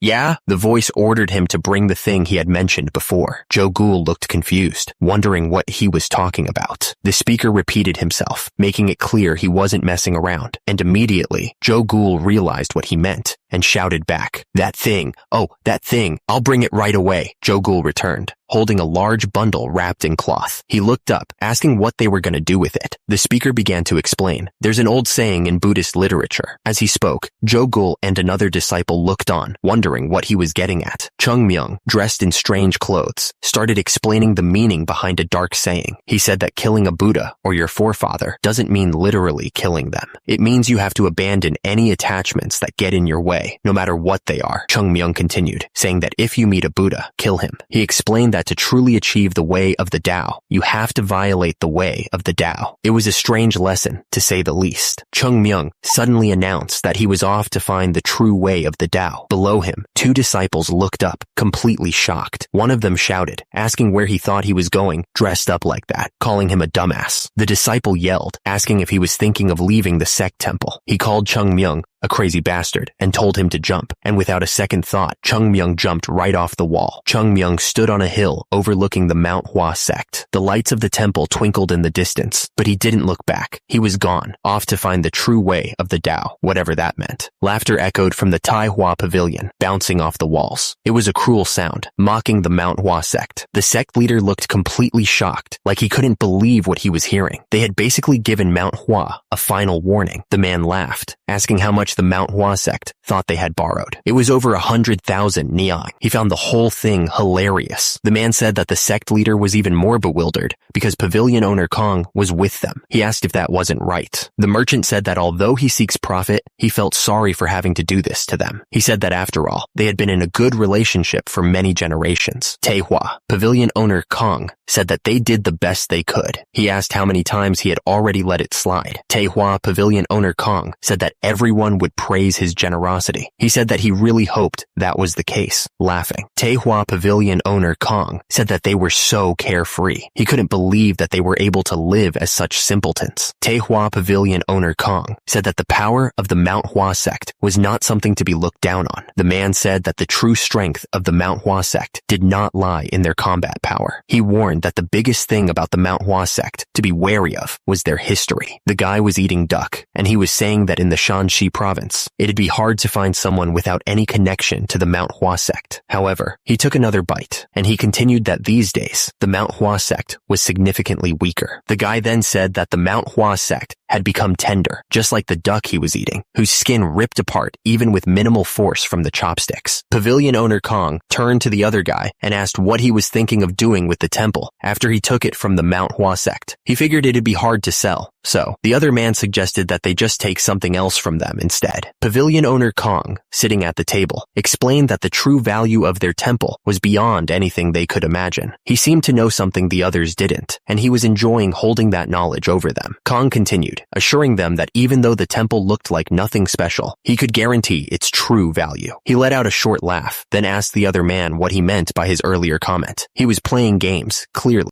Up close, Kong bit down on his chopsticks, looking annoyed. He thought to himself, damn idiots. And then he told the others that he couldn't tell them directly. Kong explained that they could use the Manhwa sect's enemies to their advantage. He asked how many other sects would be willing to spend a fortune to buy the temple, just to erase the Manhwa sect from existence. It was a dark plan, but effective. Kong finished by telling everyone not to worry. He promised that he would make sure they all got their money's worth. The others seemed satisfied with his explanation, but the whole thing felt pretty messed up. The others were really eating up what Kong was selling. One of them even slammed his cup on the table and said that Kong was a very smart man. Kong poured drinks for everyone. He told them to raise their glasses for pavilion owner Kong. Everyone raised their glasses. They all shouted, "Cheers!" together. Hours later, under the cover of night, a man walked away from the building, humming to himself. He thought this felt great. He figured if he managed to get the money back from the Manhwa sect, it would be enough to last him his entire life. He also knew that pavilion owner Kong was very thorough when it came to money. The man felt great, and the moon was so bright. But then he paused, realizing there was no moon at all. He figured it must be a new moon. He figured he should probably walk through the main streets on nights like this. He was really enjoying himself. Meanwhile, the man's drunken stroll was about to be interrupted. He started sweating, not feeling so good anymore. Below, shadowy figures emerged from the darkness, their intentions unclear. He swallowed hard, his mouth suddenly dry. Something wasn't right. He could feel it in his gut. Suddenly, a figure in black appeared, standing silently in the night. He was completely covered,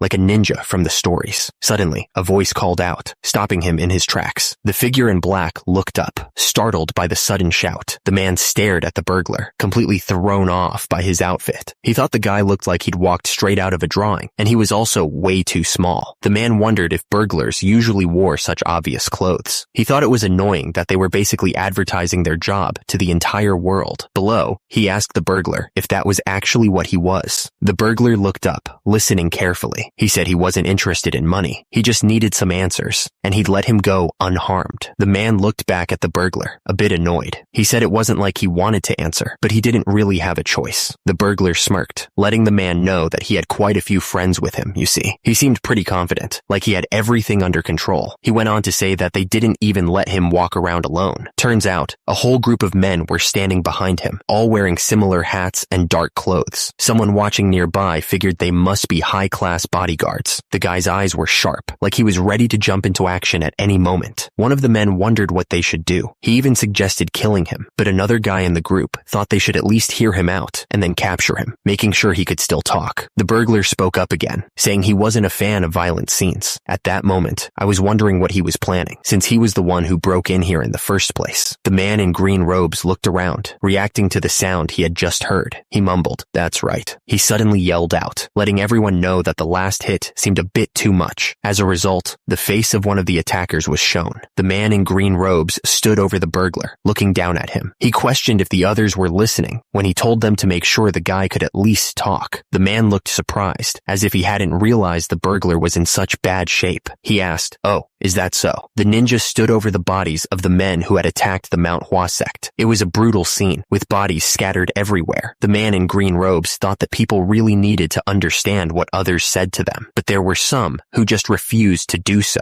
and immediately, the burglar was shown on the ground, beaten. The man in green robes called the burglar over, telling him to come closer. He was clearly setting a trap. The man in green robes repeated that if the burglar answered his questions, he would let him go unharmed. The burglar was scared and agreed. The burglar was caught off guard and shouted, asking what the hell was going on. He didn't expect to be attacked after agreeing to answer the questions. The man in green robes explained that if the burglar had just answered his questions when he first asked, he would have let him go unharmed. But since he tried to fight, this was what he deserved. The man in black clothes loomed over the burglar, who was still on the ground. He promised that he'd make sure the guy could at least talk. The burglar burglar tried to speak, but his face was so swollen he couldn't get the words out right. It came out as a slurred mess. The ninja warned him to fix his pronunciation before he hit him again, clearly not in the mood for games. The burglar, terrified, promised to speak clearly. The ninja asked if he was saying that he had loaned more than 100,000 yangs to the Manhwa sect. The burglar confirmed that was right. The ninja sighed, clearly not buying it. The burglar, seeing his reaction, looked even more scared and nervous. The ninja pointed out that even if he sold everything the burglar had, right down to his underwear, there was no way he'd make 10,000 yangs, let alone 100,000. The ninja wanted to know if he was claiming to have loaned 100,000 yangs to the Manhwa sect, which was supposedly collapsing. Trying to save his skin, the burglar stammered that he could explain everything. The burglar explained that it was just how high interest rates worked. He said if you loan money with a high interest rate, as long as they didn't pay it off, the interest just kept getting higher. The burglar continued that if you just gave it a little time, the interest became way higher than the original loan. Meanwhile, the ninja was trembling, barely able to contain his fury. The ninja struck the burglar hard, sending him flying. He shouted that taking money that way wasn't something to be proud of. The burglar coughed, blood splattering on the ground. He managed to choke out that he was also the owner of the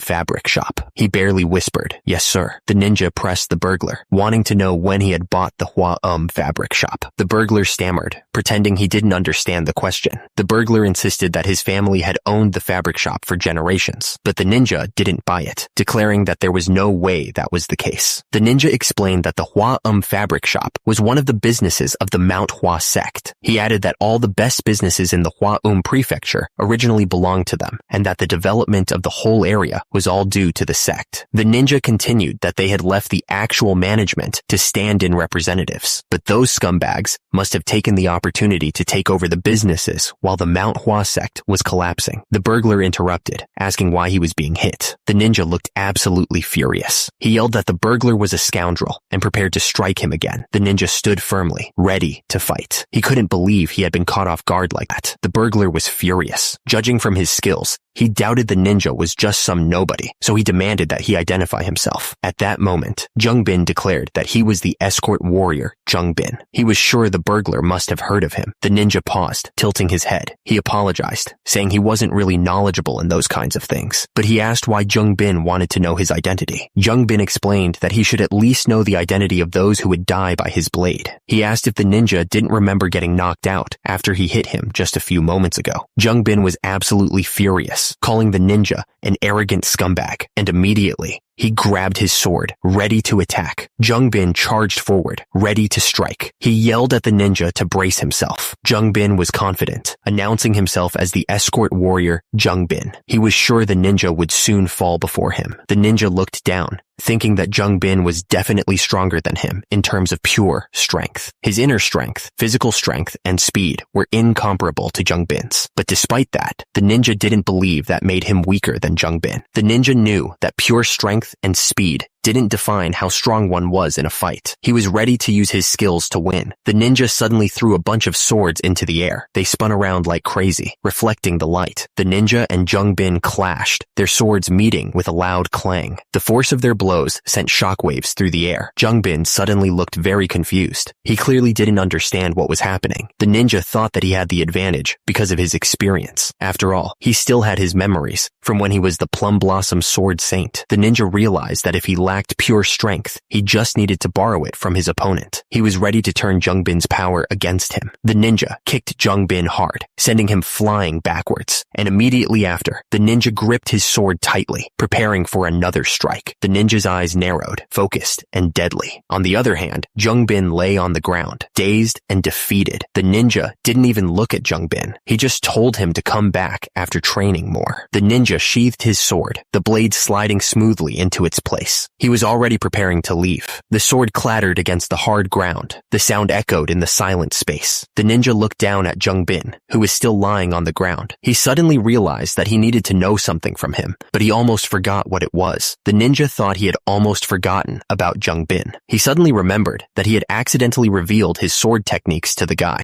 The ninja wondered if Jung Bin had figured out who he was. He recalled that he even drew the plum blossom flower buds, so Jung Bin must have figured it out, right? The ninja realized realized that Jungbin had a polished and beautiful sword technique and a high level of martial arts. But most of all, Jungbin could faintly sense the pure chi emitting from him. The ninja thought that this was really bad. The injured man, his face swollen and bruised, asked if the ninja was from the Southern Edge sect. Huh? He mumbled, barely able to speak through the pain. The ninja stood among the fallen bodies, the silence broken only by the wind. It was a grim reminder of the deadly efficiency he possessed. The ninja's eyes widened as he realized the injured man might have figured out his identity. And immediately, the injured man exclaimed, "That's right! Chung Myung, level 15, Southern Edge sect! I knew it." The injured man, desperate to save himself, offered to answer any questions the ninja had. "Please, ask me anything. I will answer everything to the best of my abilities." Yeah, alright, thanks, I guess. The building loomed above, casting a long shadow over the scene. Something felt off, like a storm was brewing. Joe Ghoul was getting anxious, tapping his foot impatiently. "What's taking him so long?" he asked, clearly worried. But Sa-young tried to calm him down, telling him to just relax. Joe Ghoul was still worried, but Sa-young tried to reassure him. "But Sa-young," Joe Ghoul protested. But Sa-young insisted that he knew Chung Myung wasn't an idiot and could handle himself. Sa-young looked at Joe Ghoul with confidence. He said that Chung Myung would be back, sooner or later, so there was no need to worry. Sa-young's face turned to worry. He muttered that as long as Chung Myung didn't get into an accident, everything would be fine. The door creaked open, breaking the silence. It sounded like someone had just arrived, but who was it? The door swung open with a bang, and Chung Myung walked in, looking around. "Did anything happen while I was out?" he asked, his voice loud. "Sajay!" He didn't wait for an answer, but walked right in. The door creaked open wider as someone else entered the room. Yoon Jong and Joe Ghoul turned to look at Chung Myung, a little surprised. "That's something we should be asking you," Yoon Jong said, sounding calm. "Did anything important happen outside?" Joe Ghoul added that not much had happened. Chung Myung smirked, holding up his hand to show off a few coins. "I was treated very well," he said, sounding pleased with himself. "And I even got some spare change on top of that." Suddenly, a man with puffed up cheeks and a suspicious look on his face spoke up. "Are you from the Southern Edge sect?" he asked, his voice full of doubt. "Huh?" Chung Myung thought it was probably a good thing that the guy couldn't figure out who he was. Still, it left a bitter taste in his mouth. The plum blossom sword techniques were lost, so it wasn't the symbol of the Manhwa sect anymore. Even so, Chung Myung thought that Jongsan Yu, who had lived his entire life in the Hwa-Um prefecture, couldn't think of the Manhwa sect after seeing his sword technique. Joe Ghoul asked Chung Myung what he had been doing outside of the temple. Chung Myung said it wasn't something a child like him should know about. Joe Ghoul pointed out that Chung Myung was also a child. Chung Myung brushed it off and told him to gather everyone, because they needed to train now. Joe Ghoul looked surprised and asked if they were really going to train again,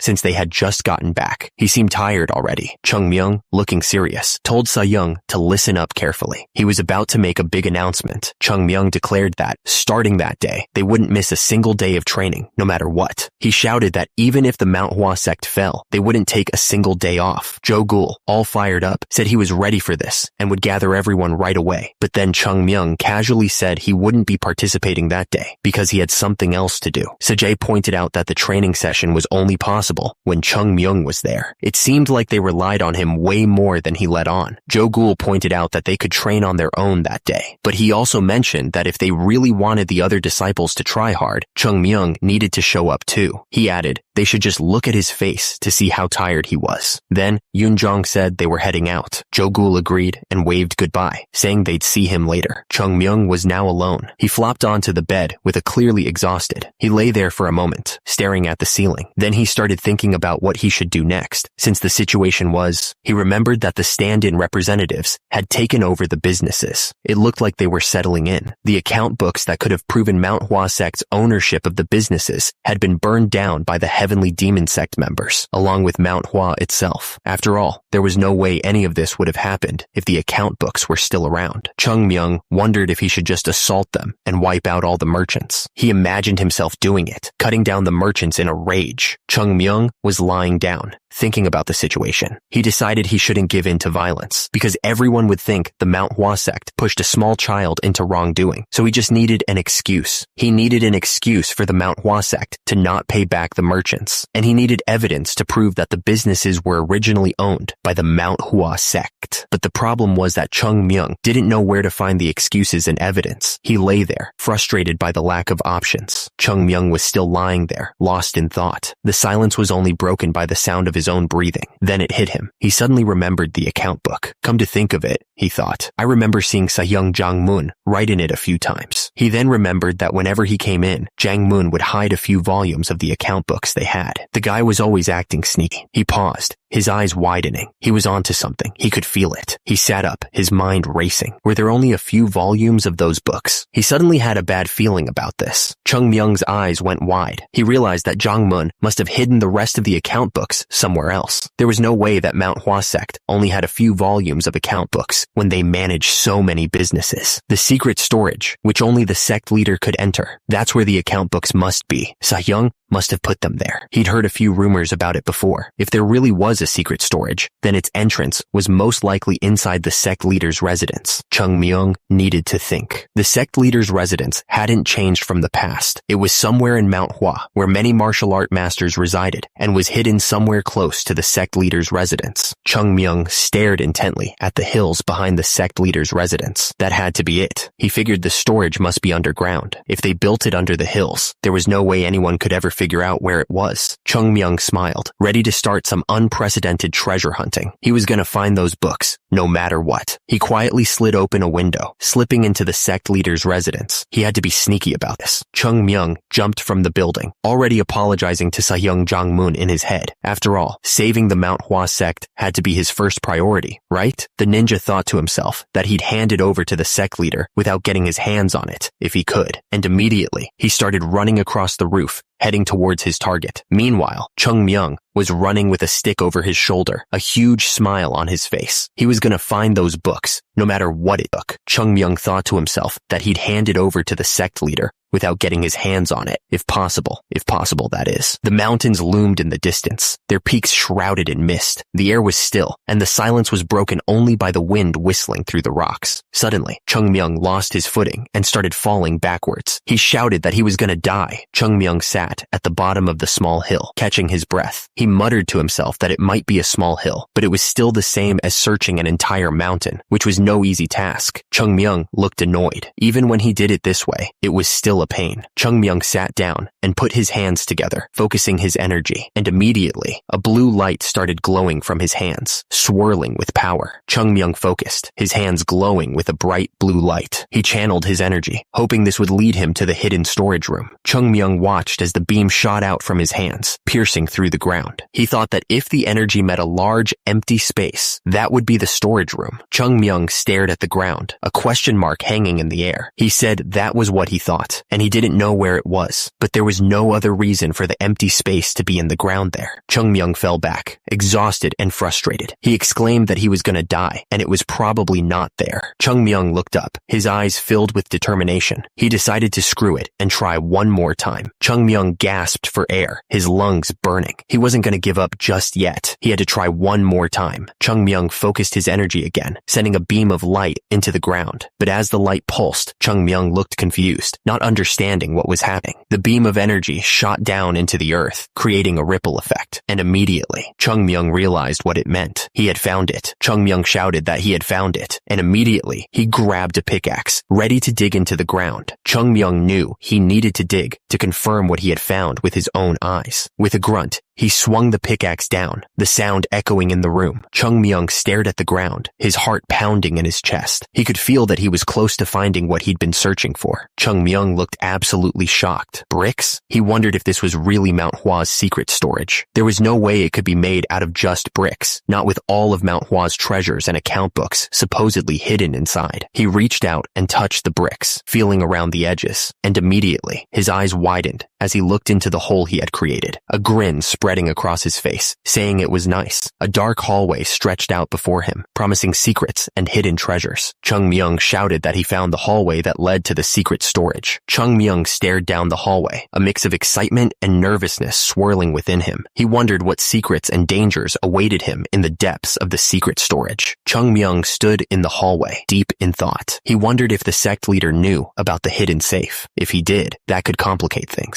Chung Myung walked further down the hallway and reached out to touch the wall. He ran his fingers along the cold, rough surface, searching for any sign of a hidden door or mechanism. Chung Myung's eyes landed on a door at the end of the hallway. He wondered if the scratch door was the entrance to the secret storage. It definitely looked like it had been through a lot. Chung Myung approached the door cautiously, his hand hovering over the surface. But what was he doing? He couldn't figure it out. Chung Myung stared at the door for a long moment. Then it hit him. He wasn't trying to do anything. He was just standing there, observing. Chung Myung stared at the door, thinking about the sect leader. He knew that the sect leader was just a man who couldn't do anything as Manhwa fell apart. The study of martial arts was declining, and the wealth of the sect was decreasing. Leading Manhwa in a situation like this had to be a depressing task for the sect leader. How would it feel to watch Manhwa, the place you've spent your entire life protecting, fall apart without being able to do anything to stop it? Chung Myung wondered about that, but the sect leader couldn't tell anyone about that feeling. He had to keep it all inside, hidden from everyone else, because the sect leader is someone the disciples can lean on, and therefore, he had to hide his own pain and be strong for them. He was a man who endured the pain and sadness all alone in places like this, far from the eyes of his disciples. He carried the weight of Manhwa on his shoulders, a burden he couldn't share with anyone. The sound of crumbling stone echoed through the chamber. He stepped forward, his boots crunching on the debris as he walked towards the hole in the wall. He stood in the hallway, his expression unreadable. The silence was heavy, broken only by the faint sound of his own breathing. Chung Myung stood there, his hand resting against the cold stone wall. He realized that he was at fault for what had happened to Manhwa. He looked up, his eyes filled with a fierce determination. It wasn't too late to fix things. He could still save Manhwa. Chung Myung stood before the massive door, ready to get it open. He muttered that he was going to swing the damn thing open first. He pressed his hand against the cold, hard wood of the door. The silence was heavy, filled with anticipation. Chung Myung began to channel his energy, a faint blue glow surrounding his hand. He focused all of his power into the ancient door, hoping it would respond. The energy surged around him, crackling with raw power. The air vibrated as he unleashed the full force of his technique, but the energy just bounced right off the door, leaving Chung Myung completely shocked. He wondered what the hell was going on. Chung Myung stared at the door in disbelief. He realized it was made of the everlasting metal, and it was at least a foot thick. He thought that the secret storage would be made out of the strongest metal in the world, said to be even more expensive than gold. Chung Myung knew that something this size would take the strongest master in the world to barely cut through it. That's why the sect leader didn't even try to open it, he figured. The problem was, even Chung Myung couldn't open this. He was starting to feel like he was in over his head. Chung Myung looked around the room, trying to figure out another way to get through the door. He was determined to find a solution, no matter how difficult it seemed. If only he could find that way. Then, Chung Myung noticed something on the wall. He wondered what it was. Chung Myung carefully examined the pattern on the wall. He wondered what it could be.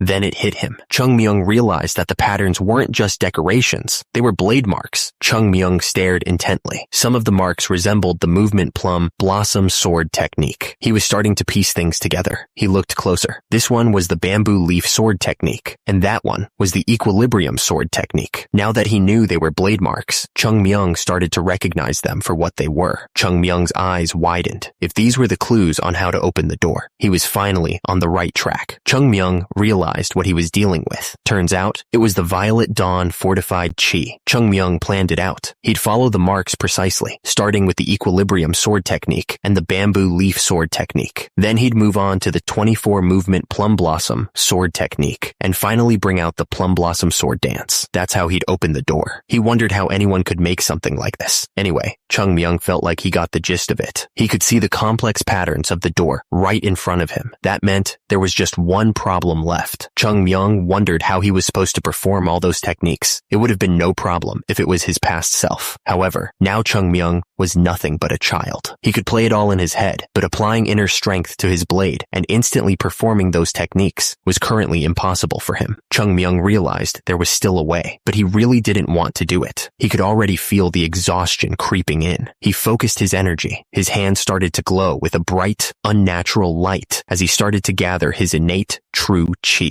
Chung Myung figured he'd just take a break for about a month, maybe longer. He knew this would take a lot out of him. He told himself he'd only use a little bit of it, just a little bit of his innate true chi. He really hoped that would be enough. Chung Myung released the energy. A bright light surrounded his body as he started to perform the sword techniques. The innate true chi. It's something everyone has since they're born. It's the energy that keeps you alive. Basically, it's a life force. Chung Myung knew that if he used it, he'd have to brace himself for the consequences, but he didn't have a choice right now. Chung Myung was surrounded by a bright purple light as he performed the sword techniques. He had to focus all of his energy. The sword glowed with an unnatural light as Chung Myung poured his energy into it, but at the same time, he spat out blood, feeling the strain on his body. Chung Myung wasn't sure if it was even possible, but he told himself it had to be. He figured his body was just acting weird because it wasn't used to stuff like this. He stomped down hard, knowing there was no turning back now. Chung Myung declared that there were no second chances. He swung the sword with all his might, the blade cutting through the air. The purple aura of innate true chi swirled around him as he focused on the task at hand. Blood trickled from Chung Myung's mouth as he pushed his body to its absolute limit. At the same time, his hand trembled as he gripped the sword, feeling the immense strain on his muscles. He refused to give in, clenching his fist so hard that his knuckles turned white. Chung Myung knew he was close, and he wouldn't let his body betray him now. Chung Myung took another step forward, ignoring the pain and exhaustion. He wouldn't stop, no matter what it took. The sword moved so fast, it was almost impossible to see. The blade danced between the equilibrium sword technique and the bamboo leaf sword technique. He didn't stop there. From the bamboo leaf sword technique, he transitioned into the movement plum blossom sword technique. Not a single pause. Chung Myung's face was a mask of concentration as he channeled his energy. The air crackled around him, the intensity building with each movement. He roared, declaring that he was the plum blossom sword saint. The words echoed through the room, filled with power. With a final surge of energy, Chung Myung completed the sequence. The sword moved in a blur,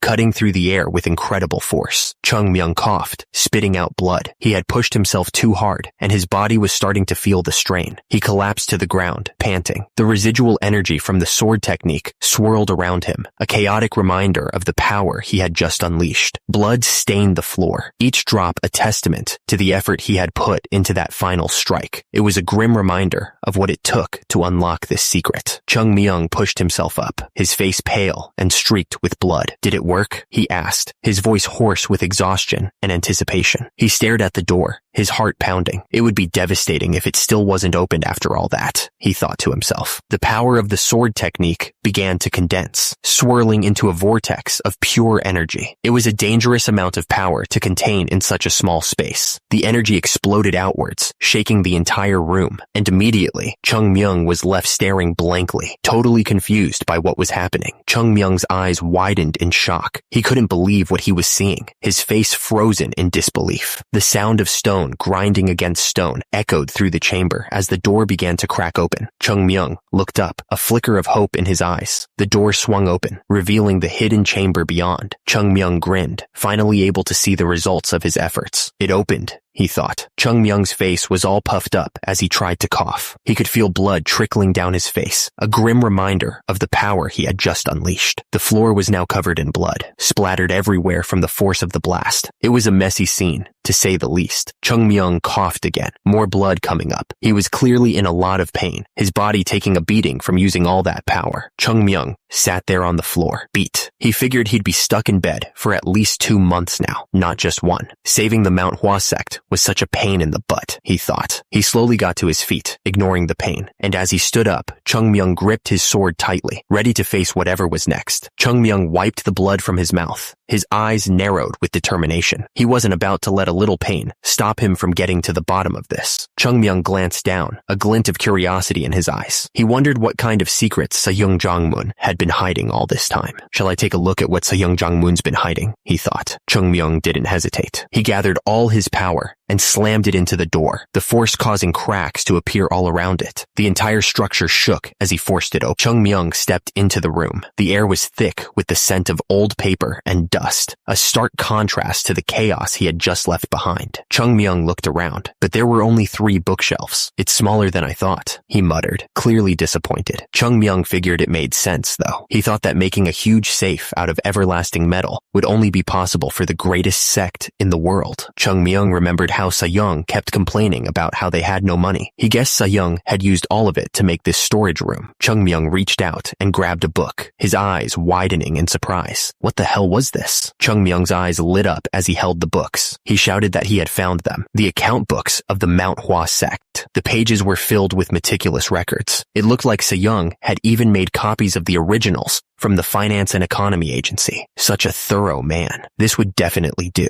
Chung Myung pumped his fist, declaring that the damn merchants were all doomed now. But now that he thought about it, Chung Myung squinted, looking at the shelves. He wondered if there were really only papers in here. Chung Myung began rummaging through the bookshelves, clearly looking for something else. He complained that if Sa-young had hidden away some money, he could have used it for the greater good. He grumbled that aside from returning prosperity to the Manhwa sect, he would have eaten meat and drunk alcohol to his heart's content. He was disappointed that the nasty old man really did not hide any money here. Chung Myung sighed, wondering what he had even expected from Sa-young. He figured he would just look through the papers, wondering what the old man had put on the second shelf. Chung Myung's eyes widened as he found a secret technique book. He wondered if it had been used before. He paused, taking a closer look. Chung Myung realized that these techniques hadn't been used before. These were martial arts technique books that had been practically abandoned by the Manhwa sect. Chung Myung thought about Sa-young Jang-moon. He figured the old man probably couldn't bring himself to completely abandon the martial arts techniques they decided not to pass on to future generations. He must have stored them in here because he thought throwing them away might negatively impact the Manhwa sect in the future. Chung Myung thought. Sa-young really couldn't let go of the past. The first bookshelf signified the duties of the Manhwa sect leader. The second shelf must signify the sect leader's personal attachments and affections to the Manhwa sect. Chung Myung grabbed a book tightly. He promised Sa-young that he would make sure to bring the Manhwa sect back to its place. Not only that, Chung Myung thought, he'd even make it stronger than it ever was. He looked absolutely determined to do it. Chung Myung turned to the third bookshelf, looking to see what was on it. He was searching for something. Chung Myung asked if the scroll was the only thing on the third bookshelf. It seemed pretty empty. He unfolded the letter carefully, his heart pounding with anticipation. The old paper crackled softly as he began to read the words written long ago.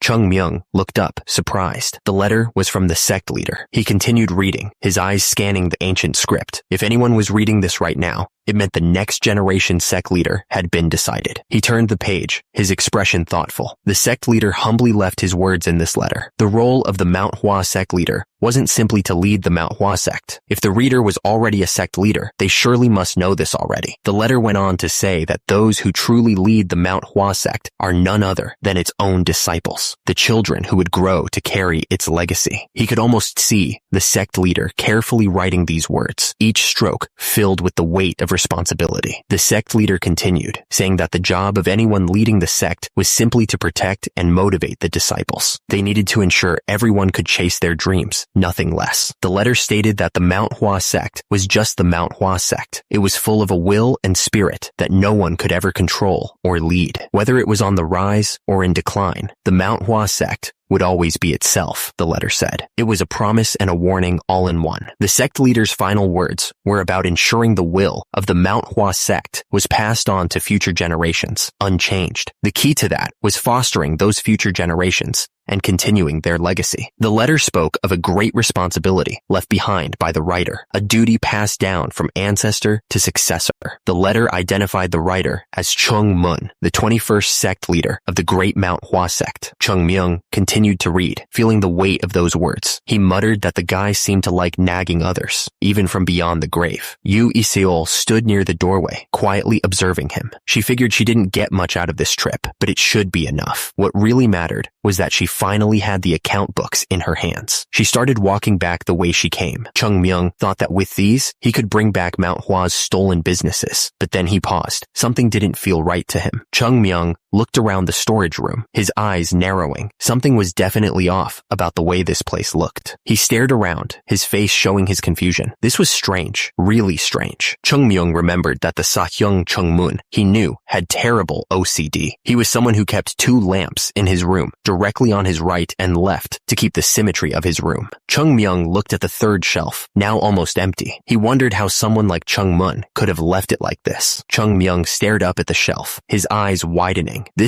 Suddenly, a hand reached out and pushed the shelf hard. Chung Myung gritted his teeth and shoved against the shelf, putting his weight into it. There definitely is something special about this shelf. The shelf groaned under the force, wood splintering. Chung Myung finally managed to shove the shelf aside, revealing a hidden room behind it. Dust billowed out as he stepped inside. Chung Myung knew he was right about this door, and immediately, he saw that there was something inside. The room glowed with a golden light, like something out of a fairy tale, and Chung Myung finally got inside. He ended up witnessing something incredible. Piles and piles of golden bars. It was insane. And there were the swords, the most precious swords, all perfectly organized and lined up. There were also gems and secret technique books piled everywhere. Chung Myung spotted a cat's eye stone and couldn't believe his luck. Chung Myung started laughing like a total maniac. He was enjoying every second of this. He shouted that he was finally rich. He was going to make sure to bring the Manhwa sect back to its former glory. It was morning already. Someone noticed the sun coming up. It must have been the start of a delightful day for some people, but Hyunjong couldn't help but resent it. He was staring out at the rising sun, but couldn't bring himself to feel any joy. There were only 5 days remaining until the promised appointment with the pavilion owner Kong. Hyunjong knew that if he failed, the Manhwa sect would be done for. Suddenly, someone yelled out, calling for the sect leader. The shout echoed through the halls, filled with panic. Hyunjong asked Eungum what was going on, but Eungum was so nervous that he could barely get the words out. Eungum said that he would tell him all the details once they got there. He insisted that the sect leader had to go see it for himself right away. It was that important. Hyunjong looked confused and asked where he had to go. He didn't understand why he was being rushed like this. Hyunjong figured that it must be something really important if Eungum was acting this desperate. He told him to lead the way, deciding to trust his judgment. Eungum agreed immediately. They rushed through the forest, pushing past the trees. The wind whistled in their ears as they moved faster and faster. Hyunjong suddenly stopped and looked down the hill. As a result, his eyes went wide with disbelief at the sight below. Hyunjong rushed forward, seeing all the disciples lying on the ground, knocked out. He asked Eungum what the hell had happened to the kids. He recalled they were just doing some extra training this morning. The sound of footsteps echoed through the forest. They were getting closer to their destination, and fast. We're almost there. The sect leader could sense something was wrong. He yelled out, demanding to know where Chung Myung was. Below, the sect leader's face was full of panic. Hyunjong kept shouting, desperate to find the kid. Where are you, Chung Myung? Chung Myung looked back at them, his voice calm. He simply said, I am here. Hyunjong was completely stunned. He started to ask why Chung Myung was standing there, looking worn out. The sect leader demanded to know what the hell had happened to him. Chung Myung insisted that the sect leader take a look at something first, saying it was very important. But Hyunjong wouldn't hear of it, saying that Chung Myung's condition seemed more important. Hyunjong looked at Chung Myung with concern, but his curiosity was getting the better of him. He wondered what could possibly be of such importance. Suddenly, the entire area was filled with a blinding light. The sect leader squinted, trying to figure out what was going on.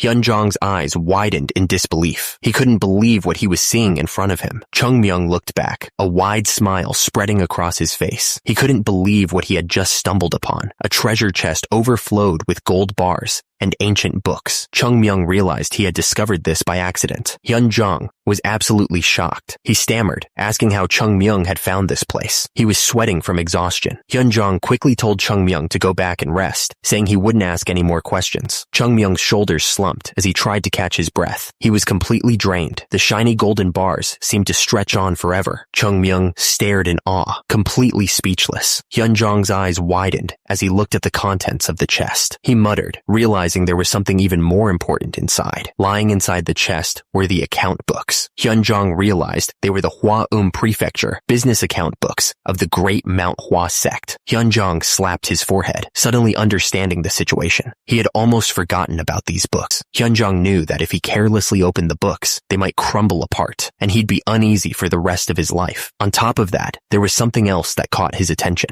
Hyunjong carefully picked up one of the books. He stammered in disbelief, barely able to comprehend what he was seeing.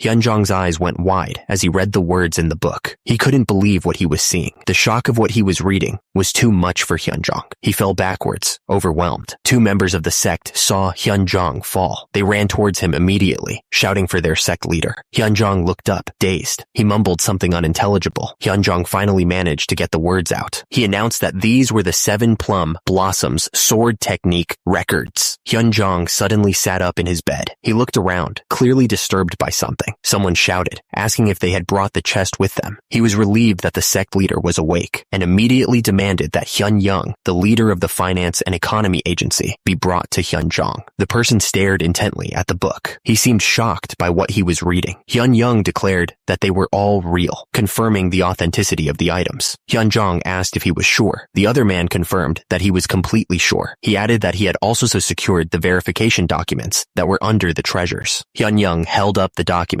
explaining that they were from the government itself. He said that with these, they could not only prove that the account books were real, but also, Hyunyoung continued, saying that they could immediately bring back the businesses of the Taihua Pavilion and the Hua Prefecture, which had originally been under the Manhwa sect. He added that the treasures that came with these documents easily exceeded 100,000 nyangs. Hyunyoung sighed in relief, clearly overcome with emotion. He said that it was a relief and that there was only good news. The room fell silent as everyone took in the news. The implications of this discovery were starting to sink in, and a sense of hope filled the air. Someone thought about that kid, Chung Myung, to think that the decision to accept him would bring them such prosperity.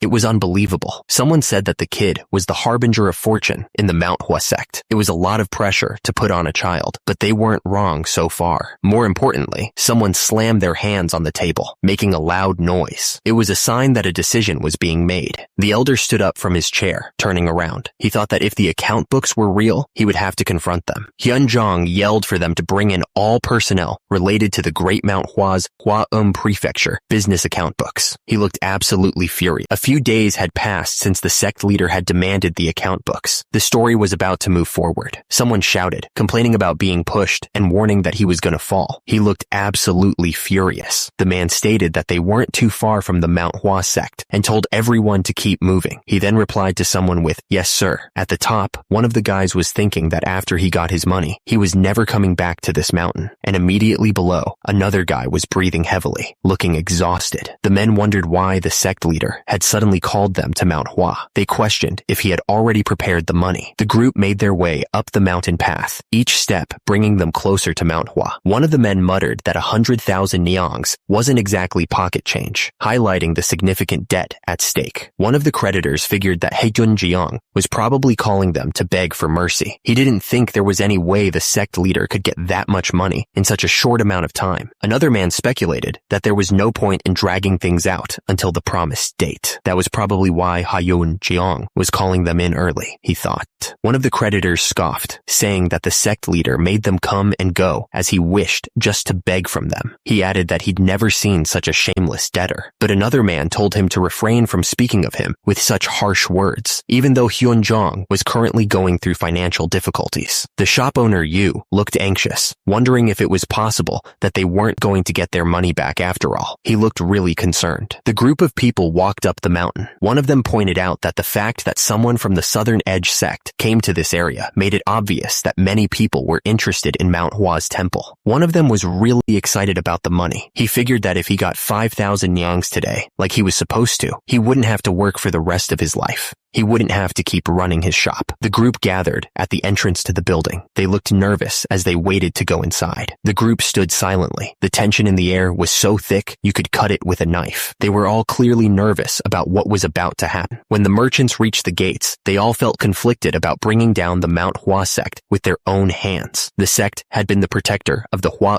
Prefecture for hundreds of years. If they didn't give in to the sect leader today, the Manhwa sect wouldn't even last 7 more days. Knowing this, they climbed up Mount Hua with heavy hearts. They were there to receive their debt, which had increased to a substantial amount of money over time. Shop owner Yu had a serious look on his face as he walked up the stairs. He seemed determined to get what he was owed. The group continued to walk towards the building. They were about to meet with the sect leader, and the tension was building with every step. A man greeted them with a deep bow. He announced that they had arrived and were expected. The man explained that the sect leader was waiting for them. He asked them to follow him that way, to where Hyunjong was waiting. The sect leader paused for a moment, lost in thought. He seemed to be considering his next words carefully, knowing the weight they carried. The merchants finally arrived at the sect leader's residence, ready to discuss the debt. The air was thick with anticipation, and everyone was eager to hear what he had to say. One of the merchants bowed deeply, showing respect to the sect leader. He announced that they humbly greeted him, signaling the start of the meeting. The sect leader welcomed everyone, thanking them for answering his call and climbing up the mountain. Immediately, one of the merchants replied that it was no problem at all. One of the merchants said that even though they were busy, they could never be busier than the sect leader. He added that it was a given that they were the ones to come visit him. The sect leader chuckled, suggesting they have a cup of tea since they must be worn out from climbing. The merchants were all lined up, bowing low. The sect leader was facing them, listening intently to what they had to say. One of the merchants spoke up, explaining that they were just lowly merchants and wanted to get straight to the point without any extra stuff. He seemed eager to get the meeting underway. Hyunjong listened to the merchant, a slight smile forming on his face. He seemed to be considering their request, his expression thoughtful. The sect leader replied that he understood, saying he might have been a little inconsiderate. He seemed to be adjusting his approach based on their directness. Hyunjong then explained that the real reason he had called them all the way up there was to tell them the Manhwa sect's official position on their business. He was about to lay down the terms. From a distance, the Manhwa sect looked peaceful, but things were not good. Someone explained that they had contacted many people, but they still couldn't find anyone willing to lend them money. Hyunjong sighed heavily. He admitted that he wouldn't be able to repay the debt when it was due. Hyunjong stood silently, listening to all of this. The sect leader's expression was unreadable, but the situation was clearly tense. One of the merchants stepped forward, telling the sect leader that they had already given him more than enough time. He explained that they were merchants who needed to make a living and couldn't afford to wait any longer. The merchant looked directly at Hyunjong. He emphasized that this was precisely why he was bringing all of this up. One of the merchants spoke up, saying that even though they couldn't repay the entire debt, they could at least repay part of it. He hoped that would be enough to satisfy them for now. The merchant continued, wondering if anyone there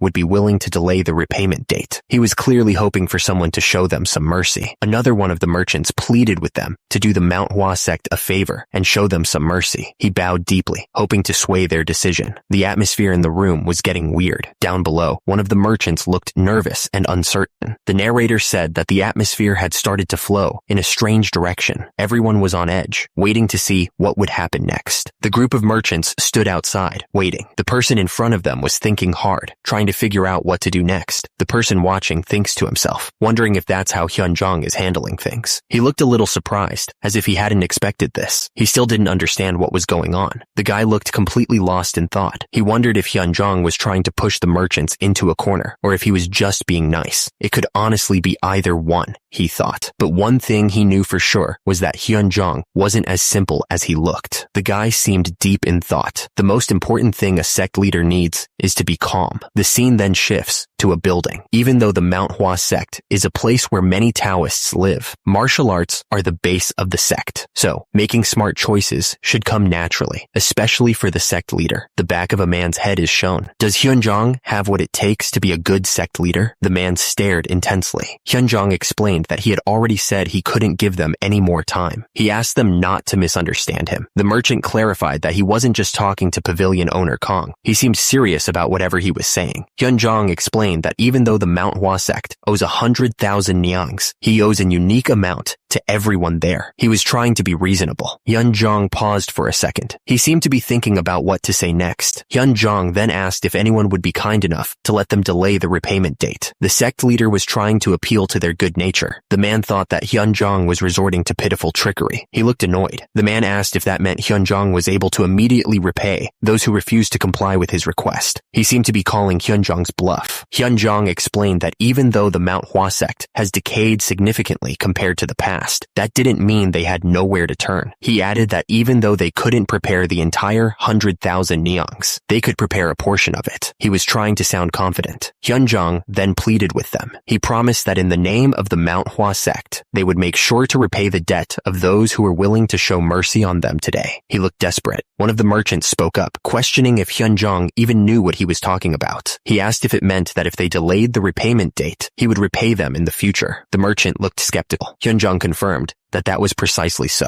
He seemed determined to make it happen. Another merchant spoke up, asking Hyunjong something. He pointed out that it wouldn't be strange for the Manhwa sect to collapse any day soon, and surely he himself and everyone there realized that. He seemed to be doubting the sect's future. One of the merchants pointed out that trusting Hyunjong's words and delaying the repayment date would come with the risk of potentially not receiving their payments. He looked at the others for confirmation. Another merchant chimed in, asking for what reason anyone would comply with his offer. The man seemed to be pressing Hyunjong for a good answer. The merchant stared intently, waiting for a response. He wasn't going to let Hyunjong off the hook easily. Hyunjong didn't say anything for a moment. Looking down, the tension in the room was thick enough to cut with a knife. Hyunjong finally spoke, saying that he was asking for them to do it for the name of the Manhwa sect and for its history. He looked up, his eyes filled with determination. One of the merchants grinned, asking if that wasn't enough. He laughed, clearly not impressed by Hyunjong's appeal. Another merchant yelled at Hyunjong, calling him sect leader. He looked absolutely furious. One of the merchants asked if Hyunjong wasn't being a bit too unreasonable. The man looked like he was about to explode with anger. At the same time, the other merchants were yelling at Hyunjong, clearly backing up the first merchant's point. Hyunjong paused, looking down for a moment. He then asked if they were saying that he was being unreasonable. The sect leader's eye twitched, showing his rising anger. Hyunjong said that he would like to answer their question with another question. He was clearly not backing down from this confrontation.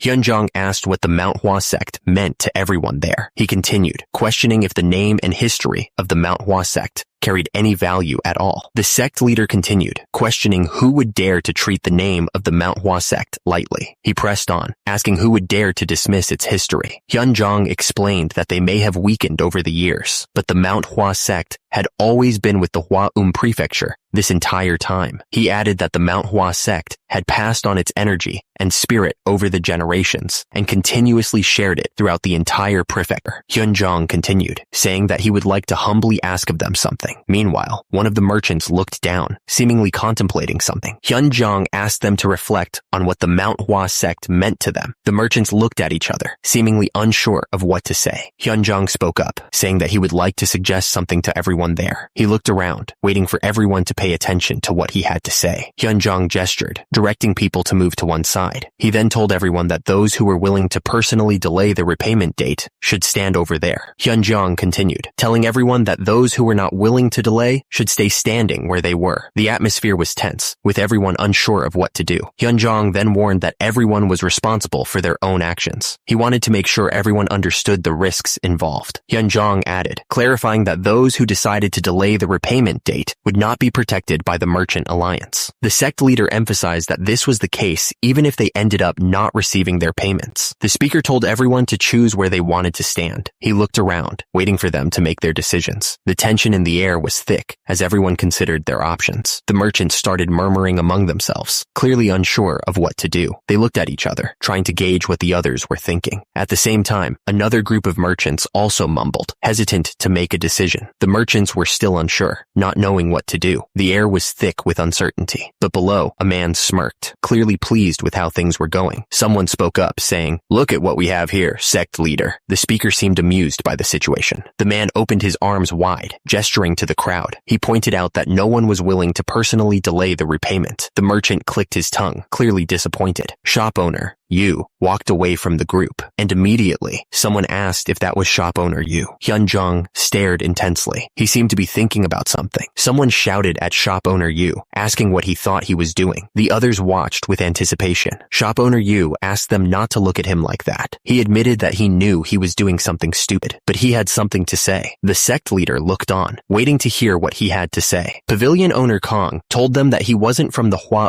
prefecture. He had a serious look on his face. Since since he didn't have any connection to the Manhwa sect. He said they probably didn't realize something. There was a fire in his eyes. He continued, saying they didn't understand what the Manhwa sect really meant to the Hua prefecture. He looked like he was about to explain. He explained that everyone who grew up in the Hua prefecture grew up hearing stories about the Manhwa sect. The man's expression was serious. He added that they always heard the phrase, "You also need to enter the Manhwa sect and become the world's greatest martial arts master." He seemed to be making a point about the sect's importance. Pavilion owner Kong looked serious, like he was about to drop some truth. His expression was intense, as if he was remembering something important. And even if people realized they weren't good enough to join the Manhwa sect, they still heard stories. The speaker said they kept hearing how the Manhwa sect protected this world. Shop owner Yu suddenly interrupted, asking what they were talking about. He added that he wasn't the only one who grew up hearing those stories. Shop owner Yu explained that it was the same for his father and grandfather. Because of that, he said the Manhwa sect was the pride of the Shanxi province and the Hua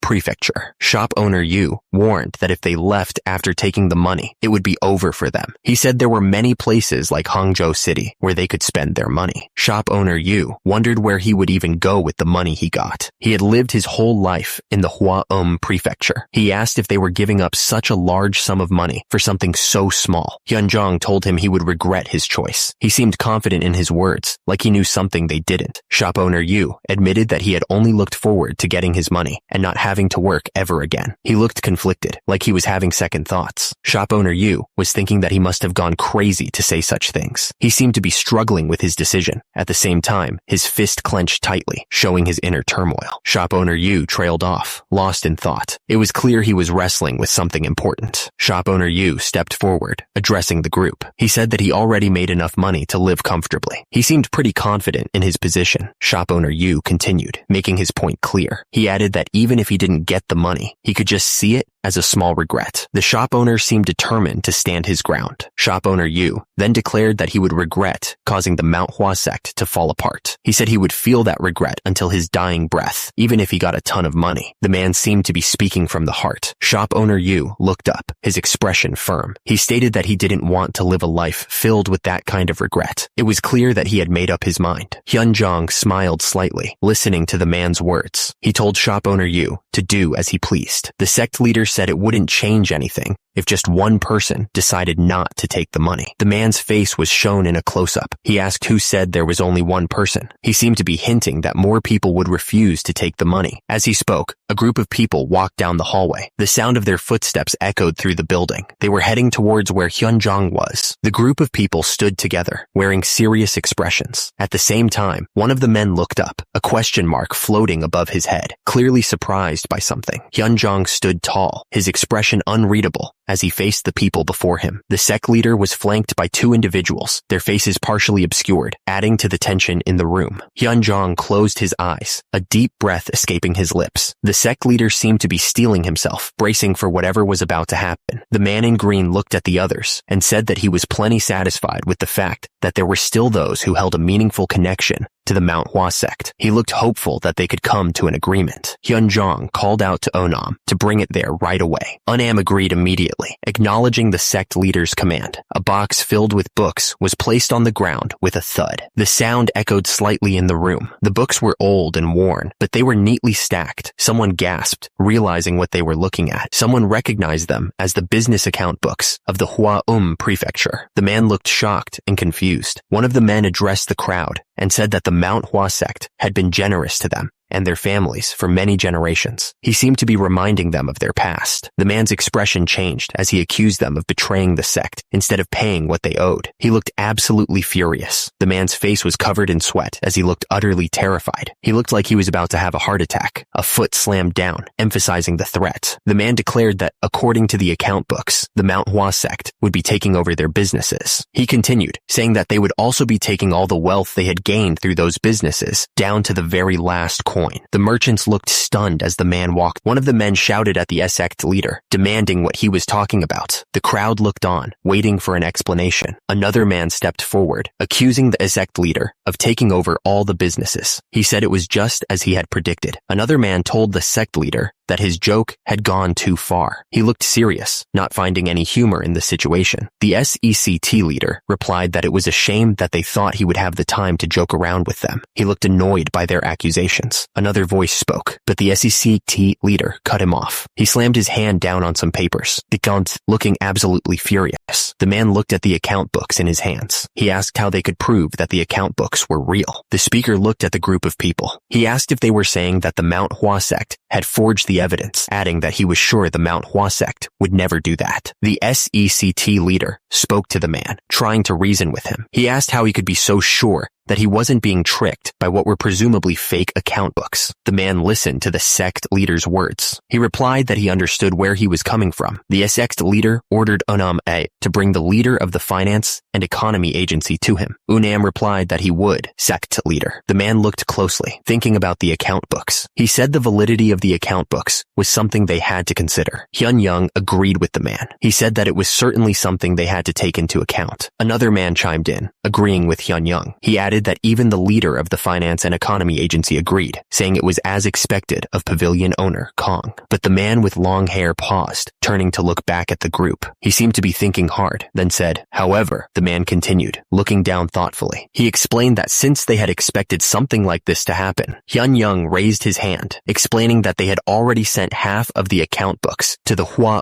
prefectural office to get them appraised. He seemed confident that this would solve the problem, but another man looked absolutely furious. He shouted that this was insane, clearly not happy with the situation. The realization hit everyone at once. They had been tricked, and it was clear this was a big problem. The text explained that if the government soldiers started taking over the businesses while they were away, they wouldn't be able to stop it. As a result, the merchants would lose everything. The text revealed the sect leader's plan. Calling them there was a trick to make them leave the market. The crowd realized they had fallen into a trap and looked worried about what would happen next. The text emphasized that 2 days was more than enough time to check the account books that they had sent away. It was a race against time. The man realized they had only sent half the books, and the ones in the chest must have already been checked. He looked shocked by this realization. The text stated that the government soldiers were waiting for them to leave so they could take over the businesses. The man looked absolutely furious as he realized the implications. Someone shouted for the SEC leader, clearly upset about everything. The SECT leader immediately yelled back, telling the man to lower his voice. He said that the man had no right to raise his voice at him. The SECT leader addressed the crowd, saying that true friendship comes from helping each other when they're in need. He looked confident as he spoke to the crowd. The men looked worried, and the SEC leader continued. He stated that there was no need to help those who had betrayed them when they needed help. The men looked even more nervous after hearing that. The SECT leader told them to head back immediately. He added that everything would be over once they arrived in the Hua prefecture. There was a coldness in his tone. The sect leader continued, saying that if they were to do things how they were supposed to be done, they would have taken over everything they owned. But he said, considering the hard work they had put in until now, he would allow them to take a cartload of their wealth with them. He seemed to be enjoying this. The man said that he would never forget this, and immediately he turned and walked away, his steps heavy with anger. The men started walking away, clearly upset. At the same time, a group of people looked downward, their expressions unreadable. The sect leader's words hung in the air, and immediately a man looked up, listening intently. The sect leader continued, saying that nothing changed the fact that their businesses belonged to the Manhwa sect, and naturally, it would return to their possession. Hearing this, the man in the doorway seemed to be listening carefully. The SECT leader said that he would permit everyone there to continue running their businesses and taking the profit for themselves. He looked confident as he made the offer. The SECT leader added that he would like to discuss how things should be run in order to benefit both parties, inviting them to come inside. The people looked at each other, unsure of what to do. Shop owner Yu was thinking that even though he was in a better position than those who sided with pavilion owner Kong, he still got demoted from a shop owner to a stand-in owner in an instant. He seemed really upset about it. He sighed, wondering what his grandfather had done. As he pondered, the scene shifted to a distant landscape.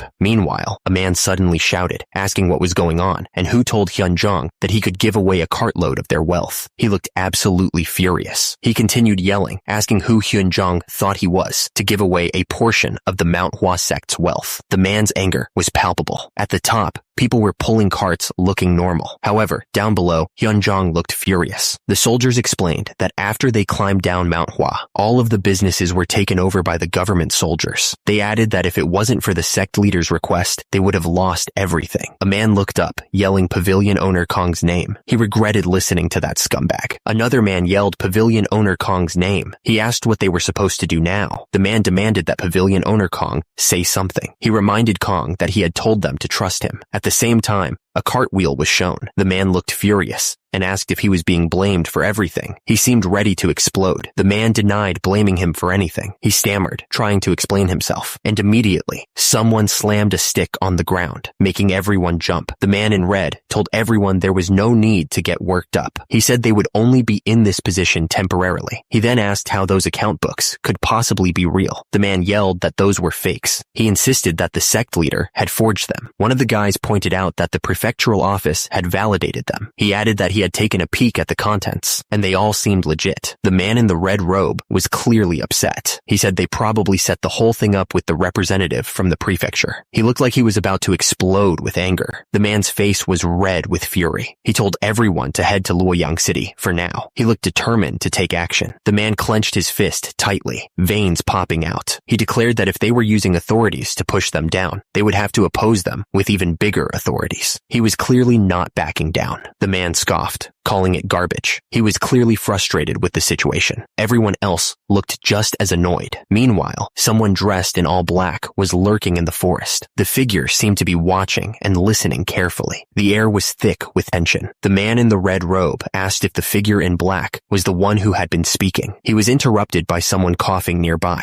The coughing man wanted to know who else was there. The coughing got worse. The guy in charge pointed out that the person was wearing a thief's costume in broad daylight. He wondered if the bent back meant he was an old man. The man in the red robe warned the thief that he should just leave if he was aiming for their wealth, or he would lose his life for nothing. He seemed serious about the threat. The thief asked if he was talking about his wealth. The thief yelled that he wasn't trying to steal someone else's wealth. He was just trying to get back his own. He sounded absolutely furious. The man in the red robe looked confused by this statement. He seemed to be thinking about what the thief had just said. The man in the thief's costume asked if they were from the Manhwa sect. He looked like he was waiting for an answer. The thief grinned, saying that it was good timing because now he could get revenge on them. He seemed excited about the prospect. Suddenly, a group of men in black thief costumes charged forward. They looked like they were ready for a fight. The eyes of one of the men narrowed as they prepared to attack, and immediately, the group swarmed the wagon, swords raised. One of the men in black looked down at his target. His eyes were filled with a cold fury. The thief moved with incredible speed. The air cracked as he swung his weapon. The thief lunged forward, sword raised. The other man barely managed to block the attack. The thief didn't give him any room to breathe, and immediately, he followed up with a brutal punch. The force of the blow was intense. It sent shockwaves through the air. The other thieves joined in the attack all at once. Beams of light flashed as they tried to overwhelm their target. The thief moved with incredible speed. He was ready to attack. At the same time, the other man stood his ground, waiting for the right moment to strike back. The thief stood over the bodies of his defeated opponents. He warned that they didn't realize what they were up against. The man with the beard spoke with a menacing tone. He said that no one had ever defied him and lived to tell the tale. The man started sweating, realizing the strength of his opponent. He ordered his useless subordinates to back off. They were groaning on the ground. The man wondered where someone like the thief had been all this time. He added that if he had stepped in earlier, the Manhwa sect wouldn't have fallen so far. The man stepped forward, ready to fight. He warned that the thief had picked the wrong time to interfere. The thief was ready to fight. He declared that he would kill the man and send his body back to the Manhwa sect as a warning. The man with the glowing hands spoke with confidence. He said that the sect leader would be sad to hear that someone like the thief died by his hands. The man shouted, telling the thief to prepare himself. He looked absolutely furious. The thief realized that the man had been hiding his true power. He knew that there was no way someone who just owned an inn could be this strong. He was impressed. The man spoke to the thief with a smirk. He warned that he wouldn't beat up the thief's mouth too badly. He looked confident, and immediately, the thief was sent flying through the air. The force of the blow was so strong that it looked like he was launched from a cannon. The man added that he needed the thief to be able to speak at least. He was clearly planning something. Suddenly, a massive explosion ripped through the forest, shaking the ground. The trees were torn apart, and the air filled with smoke and dust. Someone was channeling energy into their hands, preparing for a fight. He thought that he certainly didn't let his guard down. The man was struggling to get back on his feet, clearly hurt. He thought that the #1 rule for martial arts practitioners is that they must not look down on their opponents. The man was sweating and panting, pushing himself to his limit. He thought that it is said that tigers give their best even when they hunt mere rabbits. The man stared intently, his body tense. He remembered watching that masked man single-handedly take down all the escort warriors, and he wouldn't even think about letting his guard down. The man was still channeling energy into his hands. His face twisted in anger. He pointed out that his opponent was making a face as if he was getting bored. The man didn't waste any time and attacked, promising to fix that bored expression of his opponent. The force of the blow sent the man flying through the air. He crashed through the trees, leaving a trail of broken branches behind him. The attacker didn't give him a chance to recover and pressed his attack. He swung his sword down with incredible speed. The man managed to block the sword, but the force of the impact was immense. His arms trembled as he struggled to hold his ground. Raw energy surged around the man's hands, crackling like lightning. It was a terrifying display of power, like he was about to tear the world apart. The man in red gritted his teeth and screamed as the energy started to backfire. He looked like he was in serious pain. The man in red groaned, explaining that his arm got blocked before he could extend it. He felt the inner energy that had gathered up in his arm refluxing, causing him pain. The masked man watched him struggle and said that he was a slowpoke. He recommended that he stop trying. The man in red looked up, his face contorted in pain as he heard a warning. The masked man told him that his fingers would be the ones to break first if he kept trying. The masked man gathered energy under his feet. The power crackled, ready to be unleashed in a devastating attack. The masked man unleashed a spinning kick. It was a revolving kick, charged with immense power. The kick sent the masked man flying through the air at an incredible speed. He moved like a blur. The masked man's kick landed squarely on the man in red, sending him flying. The man in red was shocked, barely able to say, The man in red crashed to the ground, defeated. He coughed, struggling to get back on his feet. The man in red screamed as he gathered all his energy into his hand. The power crackled around him, ready to explode. The masked man stood over the man in red, completely calm. He warned that he had already told him his fingers would be the first to break. The man in red thought to himself, is he fast? He knew the answer was definitely not. The man in red looked at his own trembling hand. Then is he strong? He knew that the answer was definitely not. The man in red realized the masked man was certainly neither fast nor strong. So how was he losing so badly? The man in red looked at the masked man, thinking he looked weak. He thought that just judging by his looks, he could take on 10 like him at once. But the moment he tried to strike, the masked man was already moving. The attacker was sent flying from a kick, realizing he couldn't land a single hit on his enemy. Lying on the ground, the man in red tried to figure out what was going on. Even though the masked man was slow, he moved with perfect timing, direction, and distance, making no wasted moves. The man in red started to get scared, feeling like he was fighting something not human. It almost felt like the masked man was a goblin. Completely out of breath, the man in red knew he was in deep trouble. The masked man was seeing through all of his moves, and he realized that this man was a monster, far more dangerous than he could have imagined. The man in red was panting, sweat dripping down his face. He admitted that he didn't think he could keep fighting like this for much longer. The masked man stood there, barely breaking a sweat. He said he wanted to play a little longer, but that he was also running out of energy. The man in red looked up at the masked man, his voice strained. He asked why someone like him hadn't helped the Manhwa sect all this time. Suddenly, the legs of the masked man moved with incredible speed. The ground crunched beneath his feet as he dashed forward. The masked man stood tall, his sword now drawn and glinting in the light. He asked why he should tell anything to someone like the man in red. The man in red scoffed, sweat dripping from his brow. He told the masked man that blabbermouths like him lived in strange delusions and that he shouldn't answer anything he asked. The masked man countered that he should be the one asking questions. He wondered why someone with such skills would waste his life running an inn in the Hwaom prefecture. The man in red shot back, asking if there was a law that stated strong martial artists weren't allowed allowed to run an inn. The masked man insisted that there definitely wasn't a law like that. But with the man in red's skills, there were probably many other ways to earn money without running an inn, he said. The masked man quickly denied having a secret scheme or any bad intentions. He insisted that he hadn't received an order from anybody. It was his own decision. The masked man scoffed, saying that was correct. He knew it, and that's what they all say. He thought how uncreative the man in red was being. The masked man pointed a finger, declaring that he had one last question to ask. The masked man asked the man in red if he knew what he did to people like him to get answers. The man in red wondered how he would know. The masked man stated plainly that he beat the hell out of them. The man in red looked confused, not sure what to make of the masked man's words. The masked man figured there was no point in wasting time trying to dig out information from those who weren't going to speak anyway. So he said there just needed to be a little compromise between him and them. The masked man made it clear. If the man in red made sure not to tell him the information he needed, he would make sure to beat him up enough to satisfy himself for not getting to hear it. The masked man then launched a kick at the man in red. The man in red realized the masked man was aiming for his left knee. He braced himself, sweat dripping down his face. The man in red thought that at this speed, he could block the masked man's attack. He tensed his muscles, preparing for the impact. The masked man's kick slammed into the man in red. The force of the blow sent the man flying backwards, crashing into a nearby table. The man in red screamed, wondering why his shoulder was hurting. He was so sure the masked man was aiming for his knee, so why the sudden change of target?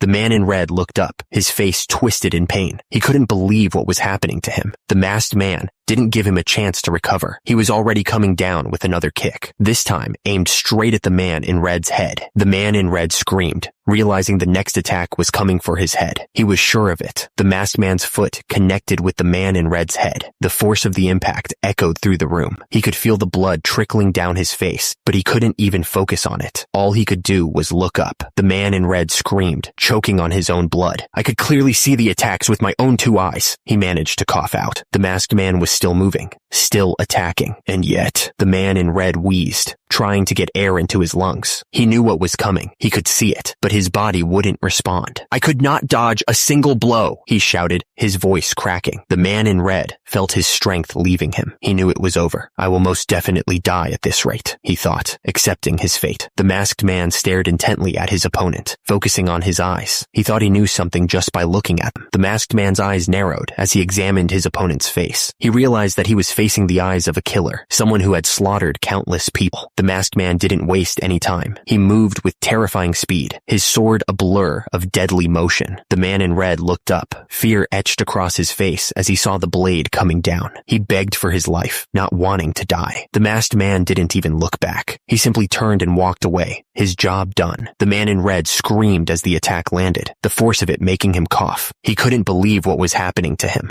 The energy erupted from the point of impact, tearing the earth apart. The force of it was massive. The air cleared, revealing the sky above the trees. The quiet was almost deafening after the explosion. A hand crackled with energy, the source of the devastating attack. The air around it shimmered with heat. The man gasped, sweat pouring down his face as he focused the energy. It was taking a lot out of him. The man's eyes widened in disbelief as he recognized the technique. Tai Yi godly palm technique, he asked, shocked. The man in red robes stared down at the masked figure, trying to understand what was happening. He could only manage to say, "You." The masked man looked up, his eyes glowing with a strange light. He demanded to know if the man in red was from the Southern Edge Sect. The masked man spoke with a cold edge to his voice, pointing out the ridiculous coincidences. He asked if the man ran an inn in the Hua Prefecture, led merchants to collect debts from the Manhwa sect, and just happened to be a practitioner of the Southern Edge sect's martial arts. The masked man stood over the man in red robes, his voice hard. He wanted to know if the man had been sent from the Southern Edge sect. The man in red robes cursed under his breath. He realized he shouldn't have used the Tai Yi godly palm technique, especially in front of someone from the Manhwa sect. The man in red robes' face twisted in frustration. He knew he'd made a critical mistake. The man in red robes tried to explain himself. He said if the masked man hadn't suddenly pulled out a sword and tried to cut him down, he wouldn't have used the technique out of panic. The masked man wondered how far ahead this whole thing had been planned, if it was intentional. When the man in red robes refused to answer, the masked man just tilted his head. The masked man said that was fine, and that the man's loyalty was respectable in some sense. He said that it was a very respectable choice. The masked man said he couldn't look down on the Southern Edge sect, even though there had been tensions between the Manhwa sect and the Southern Edge sect for a long time, he couldn't ignore the fact that the Southern Edge sect was prominent and held a firm position as one of the 10 great sects. The masked man scoffed, saying there was no way such a sect would take care of things so poorly. He seemed to find the whole situation ridiculous. The masked man figured the man on the ground probably didn't know much about the details himself. Even if he did, there was no way to make sure his information was valid. All the masked man needed to know was that he was related to the Southern Edge sect. The masked man spat out his words, full of rage. He cursed them, calling them bastards. The masked man continued, saying that even in the worst times, the martial arts world wasn't this dishonorable. He asked if one of the great sects was really trying to steal not just techniques, but the entire sect itself, and by scamming no less. He scoffed at how low they'd sunk.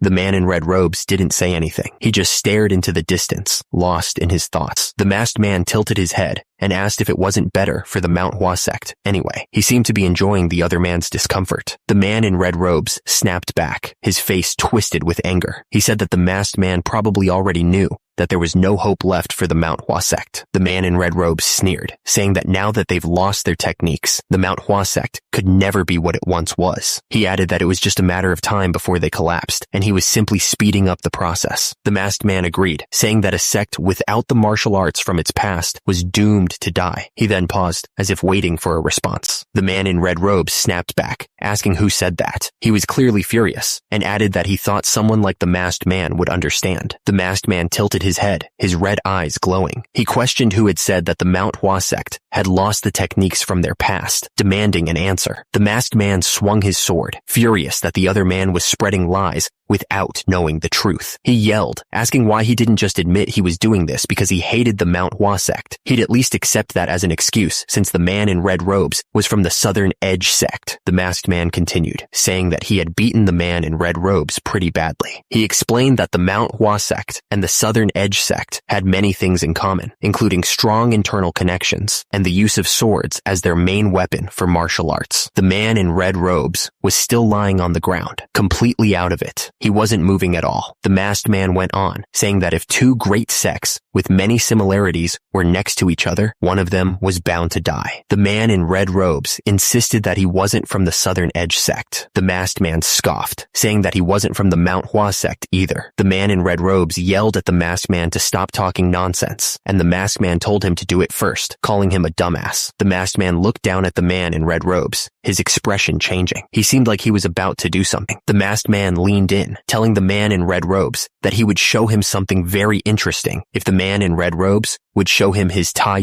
godly palm technique. Down below, the man in red robes was being held at sword point by another person in black. The man in red robes was sweating, with the masked man's sword pressed against his throat. The masked man continued, saying that if the man in red robes knew what he was talking about, it would be a very interesting experience. The masked man tilted his head, the sword still at the man in red robes' throat. He added that it would be a shame if the man in red robes didn't know what he was talking about. The masked man stared intensely, telling the man in red robes to deliver what he said to the person who sent him there. In a flash, the masked man's sword moved, making a slicing sound. The man in red robes was absolutely terrified. He could feel the cold sweat running down his face as he realized the danger he was in. The masked man moved like a whirlwind, spinning so fast that he became a blur. His sword cut through the air with deadly precision. The man in red robes went flying through the air, completely helpless. The force of the blow knocked the wind out of him. The man in red robes was struggling to keep up with what was happening. He thought to himself that the masked man was so fast. Just swinging his sword created such a strong wind. The man in red robes was still trying to figure out what the masked man was doing. He wondered why the slashes weren't reaching his body and what the masked man was trying to do. The masked man was bleeding, but he didn't care. He declared that plum blossoms give off their strongest scent when they bloom in the snow.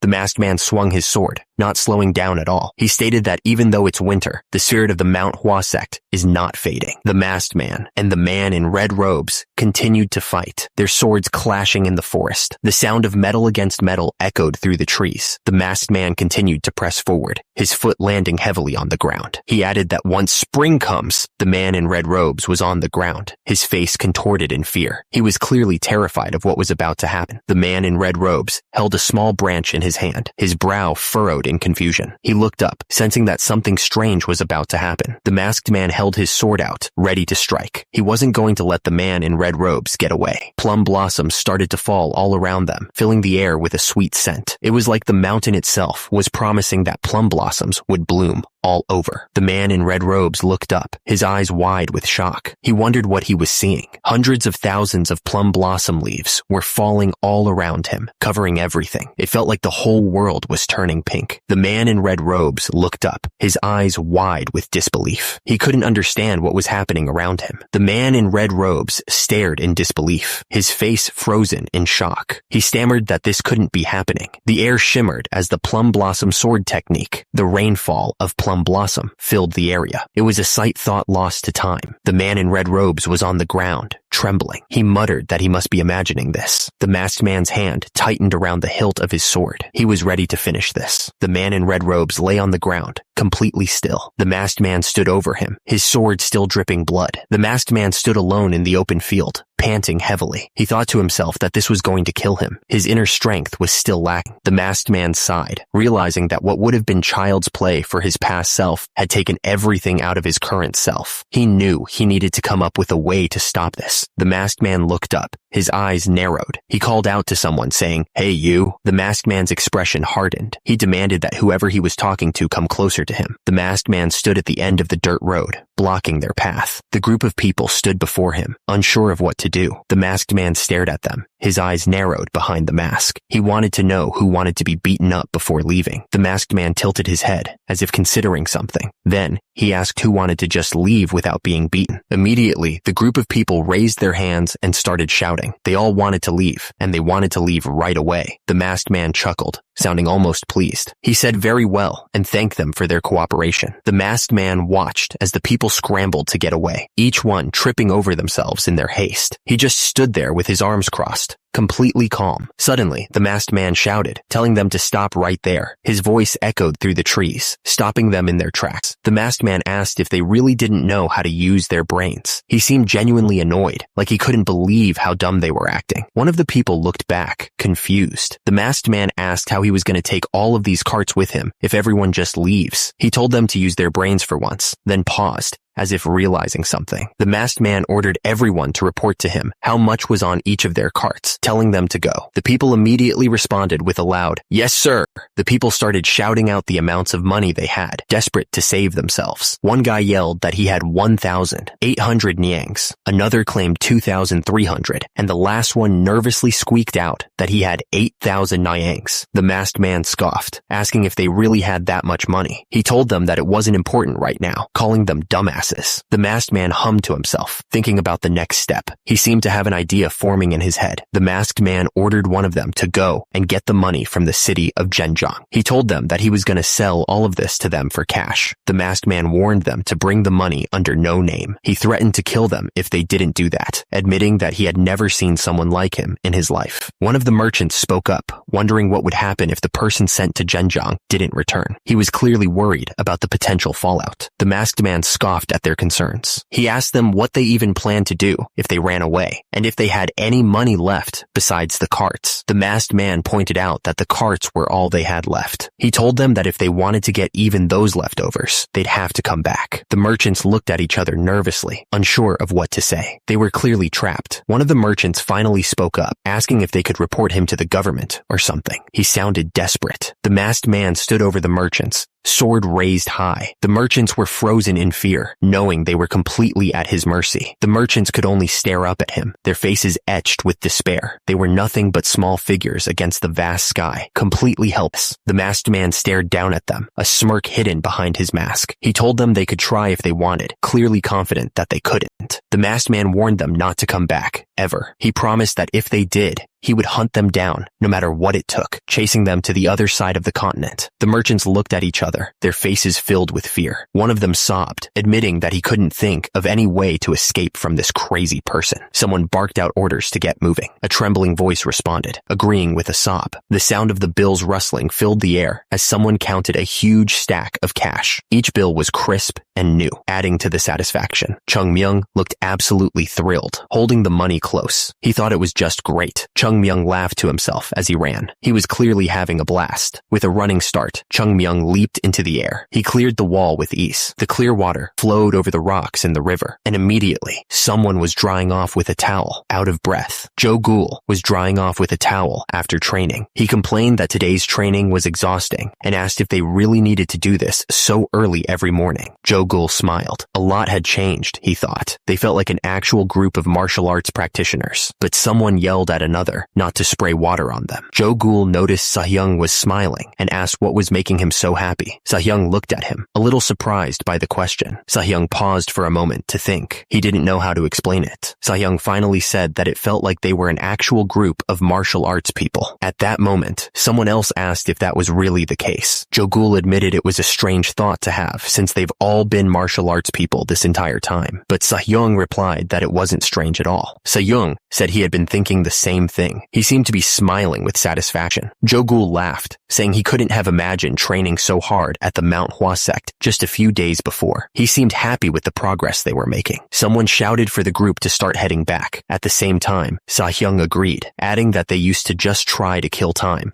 until it was time to climb back up the mountain. He sounded grateful for the change. Yoon Jong looked off into the distance, saying he could feel that things were changing. The young man seemed thoughtful as he spoke. Joe Ghoul commented that it was probably all thanks to Chung Myung. He seemed to be acknowledging the impact Chung Myung had on the group. He added that the guy was undoubtedly bringing changes to the Manhwa Sect. Joe Ghoul seemed impressed by the impact Chung Myung was having. The scene showed a landscape of trees and mountains. At the same time, it was said that although it's only a small breeze as of now, no one knows whether it will remain the same. The text continued, explaining that no one knows whether it will turn into a massive storm that will shake up the entire Manhwa Sect. But whatever the outcome, these changes will surely impact the future of the sect. Someone ran and shouted that they couldn't put that over there. He ordered them to keep it coming. Immediately after, another man yelled that he told them they would start putting things together after getting all the materials inside first, asking if they were deaf. The man continued to yell, warning that if they broke anything, they wouldn't be getting paid for the next month. He told them to come on and carry them faster. As a result, some workers were carrying materials. The same man continued to shout at the workers. At the same time, the workers were carrying the materials. Someone wondered what was happening and who all these people were. Meanwhile, workers were carrying materials into the temple. Someone shouted that something needed to go over there, not here. He seemed really angry about it. The man wondered about Great Sasuk. He looked really confused. Yoon Jong had returned. Someone asked what was going on there, looking surprised. The man realized they were all laborers. He seemed surprised by this. The man explained that they were planning to get the entire temple repaired. He added that the temple was old and not in the best shape. At the same time, two men were listening to him. The roof of the building looked old and worn. It was clear that it needed some work. The man asked what was holding them back. He seemed impatient, waiting for an answer. The man questioned why they weren't helping the workers. He pointed out that they seemed worn out from bringing the carts all the way there. He looked annoyed. The man shouted at them to hurry up and get to work immediately. The two men looked terrified and agreed right away. Chung Myung told the guys to get to work, laughing as he watched them. He seemed to enjoy bossing them around. Suddenly, the sound of murmuring came from inside the building. It was unclear what was going on, but something had clearly caught their attention. The disciples inside were staring at a whole cooked chicken on a plate. It was like they couldn't believe their eyes. The disciples wondered if they were dreaming. They couldn't believe they were seeing meat on the sect's dining table. How was this even possible? The disciples were absolutely amazed by the sight. Their mouths were hanging open in disbelief, completely shocked by the sudden change. The disciples cheered wildly, raising their arms in the air. They were shouting that it was meat, overwhelmed with joy at the sight of the feast. At the same time, someone lifted a piece of meat with chopsticks, savoring the moment. It was like a dream come true after so long. Sahyung thought to himself that the changes Chung Myung brought to the sect might be happening faster than anyone expected. Under the moonlight, someone muttered that they never thought something like this would happen. He was clearly still processing the sudden change in fortune. Meanwhile, a stack of new sect uniforms sat neatly folded. Another disciple added that they had suddenly started constructing construction work to repair the temple. Below, 2 disciples were wearing the new uniforms, looking quite pleased. One of them said that they saw meat on their dinner table, and on top of that, they even got 2 new sets of the Sect uniform, adding that he could still taste the meat in his mouth. Soo-young was smiling to himself, and someone asked him what he was thinking about. He looked pretty pleased with himself. Soo-young turned and replied that he was thinking about how great money was, laughing like a maniac. He was clearly enjoying the newfound wealth. Someone else said that they were amazed by it too. Although they had suddenly gotten their hands on a large sum, it was still hard to believe. Another disciple chimed in, saying that he never thought the higher-ups would bring sudden changes like these. He was still processing the rapid shift in their circumstances. Someone wondered if the leaders had enjoyed being broke the entire time. He added that they had been living poor because they had no choice in the matter. Someone commented that they had never seen Great Sask laugh so brightly. He was laughing so hard that they thought he didn't even know how to laugh. It was a pretty rare sight, apparently. Soo-young was then asked what they should do from now on. The guy seemed to be looking for guidance. Soo-young replied that he was sure they already knew that Manhwa Sect had been going through rapid changes. He added that they should be prepared for what more was to come. Someone else repeated, a bit unsure, that they should prepare for changes. He seemed to be thinking about it. Another disciple chimed in, saying that this wasn't just a matter of financial prosperity. She looked thoughtful. Someone asked if the other had seen the secret martial arts books inside the chest. The other guy confirmed that he saw them too. Chung Myung tripped over a pile of chests and gold bars. He pretended it was an accident, but he revealed the hidden stash with his terrible acting. Someone wondered how he got hold of those things. The other person replied that who knows. Yoon Jong said that one thing was certain. The Manhwa Sect was going through changes. Joe Ghoul. He looked serious. Yoon Jong continued that they would inevitably be caught up in the storm of change brought upon the Manhwa Sect. He added that they must prepare themselves with utmost determination. Someone was worried that if they didn't do things right, they could get swept away by the changes Chung Myung was making. The figure looked small and insignificant against the vast, snowy landscape. Soo-young was worried, but Joe Ghoul told him not to be. He said that he was Joe Ghoul, and everything would be fine. He seemed confident. Joe Ghoul wondered where Chung Myung was. He said he hadn't seen him since that morning. He seemed a little concerned. Soo-young told him that the sect leader wanted to see Chung Myung earlier. He added that the young man was probably in the sect leader's residence right now. Joe Ghoul repeated that the sect leader wanted to see him. Joe Ghoul wondered why the sect leader would want to see Chung Myung. The sect leader's residence was quiet and imposing against the backdrop of the mountains. The sect leader explained that it was only right to reward those who had done something great. The group sat around the table, waiting to see what the reward would be. The atmosphere was calm and expectant. The sect leader leaned forward, saying he wanted to give Chung Myung a reward for everything he'd done. He added that this was the whole reason he'd called him in. The old man seemed earnest. Chung Myung looked surprised and asked if he really wanted to give him a reward. The sect leader confirmed it and asked if there was anything he wanted. The young man's eyes widened slightly. The sect leader suggested that Chung Myung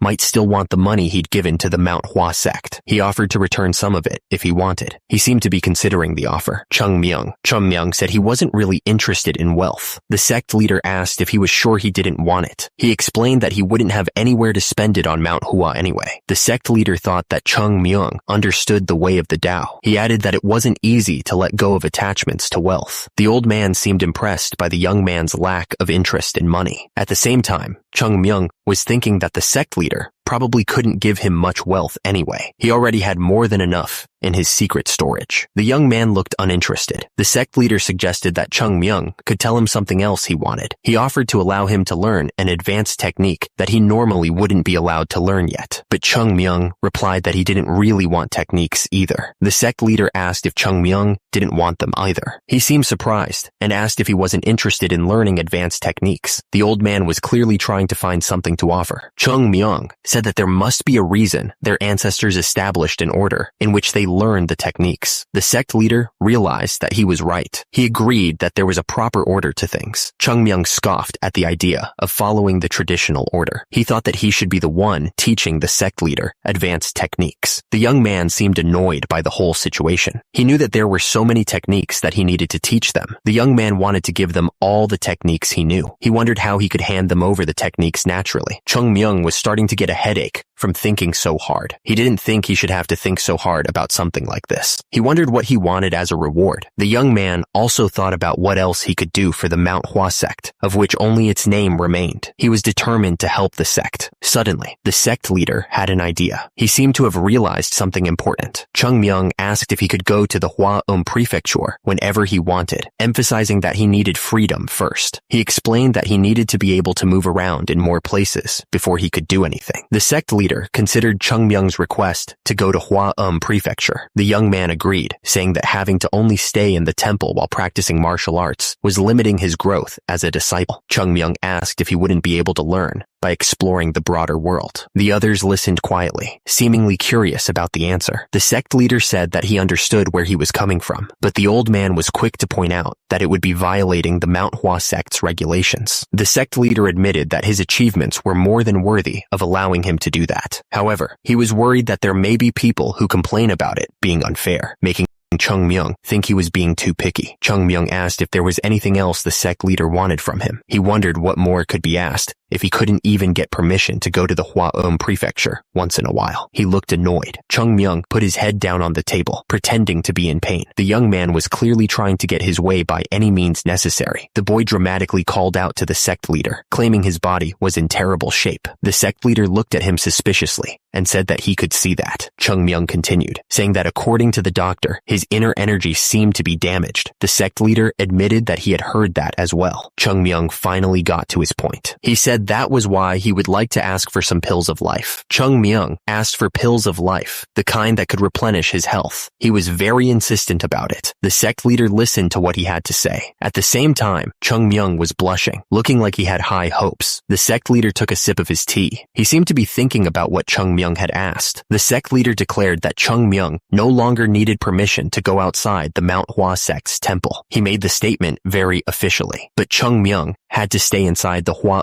prefecture. The boy was confused because the sect leader had said he wouldn't allow that. The sect leader said that Chung Myung would need to take full responsibility for what happened when he was outside the Manhwa sect's temple. He finished with, "That's all," and immediately, Chung Myung was at the door. He asked the sect leader about the pills of life. Chung Myung was still standing at the door, waiting. He looked confused because the sect leader wasn't answering. Chung Myung shouted, asking what the hell. He demanded the sect leader give him some pills of life because he was dying out there. But the sect leader responded that he didn't even have pills of life for himself, calling the young man a brat. He said he'd rather die than suffer like that. The sect leader put his hand on the door, ready to leave. He asked what the other person thought about Chung Myung. He was curious about their opinion. Hyun Song replied that Chung Myung definitely understood the way of Tao. He added that the sect leader felt that as well. He seemed confident in his assessment. The sect leader said that although Chung Myung was a young child, he could sense his wisdom from the way he spoke. He was clearly impressed by the boy's maturity. The others listened intently. Hyun Sang agreed that even though he came off as rough at times, considering his young age, it was understandable. He nodded in agreement. He thought that Chung Myung's behavior was acceptable. Hyun Sang continued, saying that when he talked to Chung Myung, it didn't feel like he was a young child. He seemed to be in awe of the kid. The man was very impressed. The sect leader thought to himself that it wasn't just the way Chung Myung spoke that was so striking. He couldn't sense any childishness from the boy. He was trying to find the right words to describe it. The sect leader continued to ponder, admitting that he could sense the spirit of a Taoist from him. To think that he could feel that from a child was unbelievable. He couldn't find a better way to describe it. The sect leader turned to Hyun Sang and asked what he thought about Chung Myung. He looked at him expectantly. Hyun Sang seemed surprised by the question. Hyun Sang replied that he didn't really have an eye for evaluating people, especially not like the sect leader. However, he figured that the sect leader must have felt something special when he saw Chung Myung, right? The sect leader thought about it for a moment. He mused that Chung Myung was like a child that was not childish. He seemed to be deep in thought. Hyun Sang looked thoughtful as he spoke. He said that the sect leader wasn't the only one who felt that way about the kid. He seemed to be agreeing with the sect leader's assessment. The sect leader listened intently. He explained that children who are deep thinkers or have lived hard lives tend to develop such characteristics. He gestured slightly with his hand as he spoke. The sect leader continued, his expression serious. He clarified clarified that it wasn't just about being mature for his age. He felt that the way Chung Myung talked and acted made him seem like an actual adult, even an old man. Hyun Sung paused, a concerned look on his face. He asked if that meant Chung Myung was corrupt inside, but he immediately added that he didn't mean it that way. He seemed to be thinking something over. The sect leader didn't reply immediately. He just stared off into the distance, deep in thought. The silence hung heavy in the room. The man with his back turned said he understood the sect leader's point. He told them not to read too much into things, reminding them that Chung Myung was just a kid. The sect leader agreed with him immediately. The sect leader explained that the Manhwa sect existed to nurture people, not to use them. He added that if they found a great talent, they needed to help them grow and guide them through any problems they faced. Hyun Sang replied that he was absolutely right. He seemed to be agreeing with everything the sect leader said. The sect leader then turned to Onam, asking how the construction was coming along, but he trailed off with a simple "oh" as he waited for the report. Onam reported that because the mountain was so steep, they were having trouble getting enough wood for the construction. Down below, workers struggled to cut and move the heavy logs. The worker smoothed out the log with his plane. He explained that even though they were cutting down all the trees they could find, it still wasn't enough. He added that they would still need a few more days to dry and trim the trees they had already cut down. The sect leader, Hyun Jong, listened intently and just said he understood. Onam then asked if the sect leader was upset that he cared so much about the temple's appearance, especially since they finally had some money to spare. He seemed worried about how his efforts were being perceived. Hyun Jong laughed, telling him not to worry and to understand that he had good intentions. He added that the Manhwa sect needed to be rebuilt after all. The sect leader explained that when people made new resolutions, they needed to organize their surroundings and correct their behavior. He said that this was the most effective way to communicate those resolutions to the disciples. Hyun Jong clasped his hands together and agreed, saying that the sect leader was absolutely right. He looked calm and collected as he spoke. Hyun Young then turned to Se-young, asking him to finish interpreting the new techniques they had acquired as soon as possible. The other man, Sa-hyung, turned to face him and listened intently. Hyun Young warned that they couldn't afford to make any mistakes because the fate of the entire Manhwa sect depended on how well they taught those techniques to the disciples. The weight of responsibility was heavy on their shoulders. Hyun Sung clasped his hands together, bowing his head slightly. He promised that he would make sure not even the slightest mistake was made during the interpretation. The sect leader looked at both Hyun Young and Hyun Sung. He told them that he was putting his full trust in the two of them to get the job done right. Hyun Jong wondered if he should tell him right now. He was deep in thought, his brow furrowed with concern. The sect leader seemed to be weighing his options carefully. He thought that the technique books were strangely new, considering it had been at least 100 years. The sect leader looked doubtful as he considered the possibilities. Hyun Jong continued thinking that he hadn't noticed when they first discovered it because he was in shock, but there were even ink marks, almost as if someone was in a rush writing the books. The sect leader then thought that he would be going too far. After all, the contents of the books were without a doubt the real deal. He shook his head, dismissing the idea. Hyun Jong realized that meant there was someone who was helping the Manhwa sect, but had to keep their identity a secret. The sect leader wondered who would do such a thing.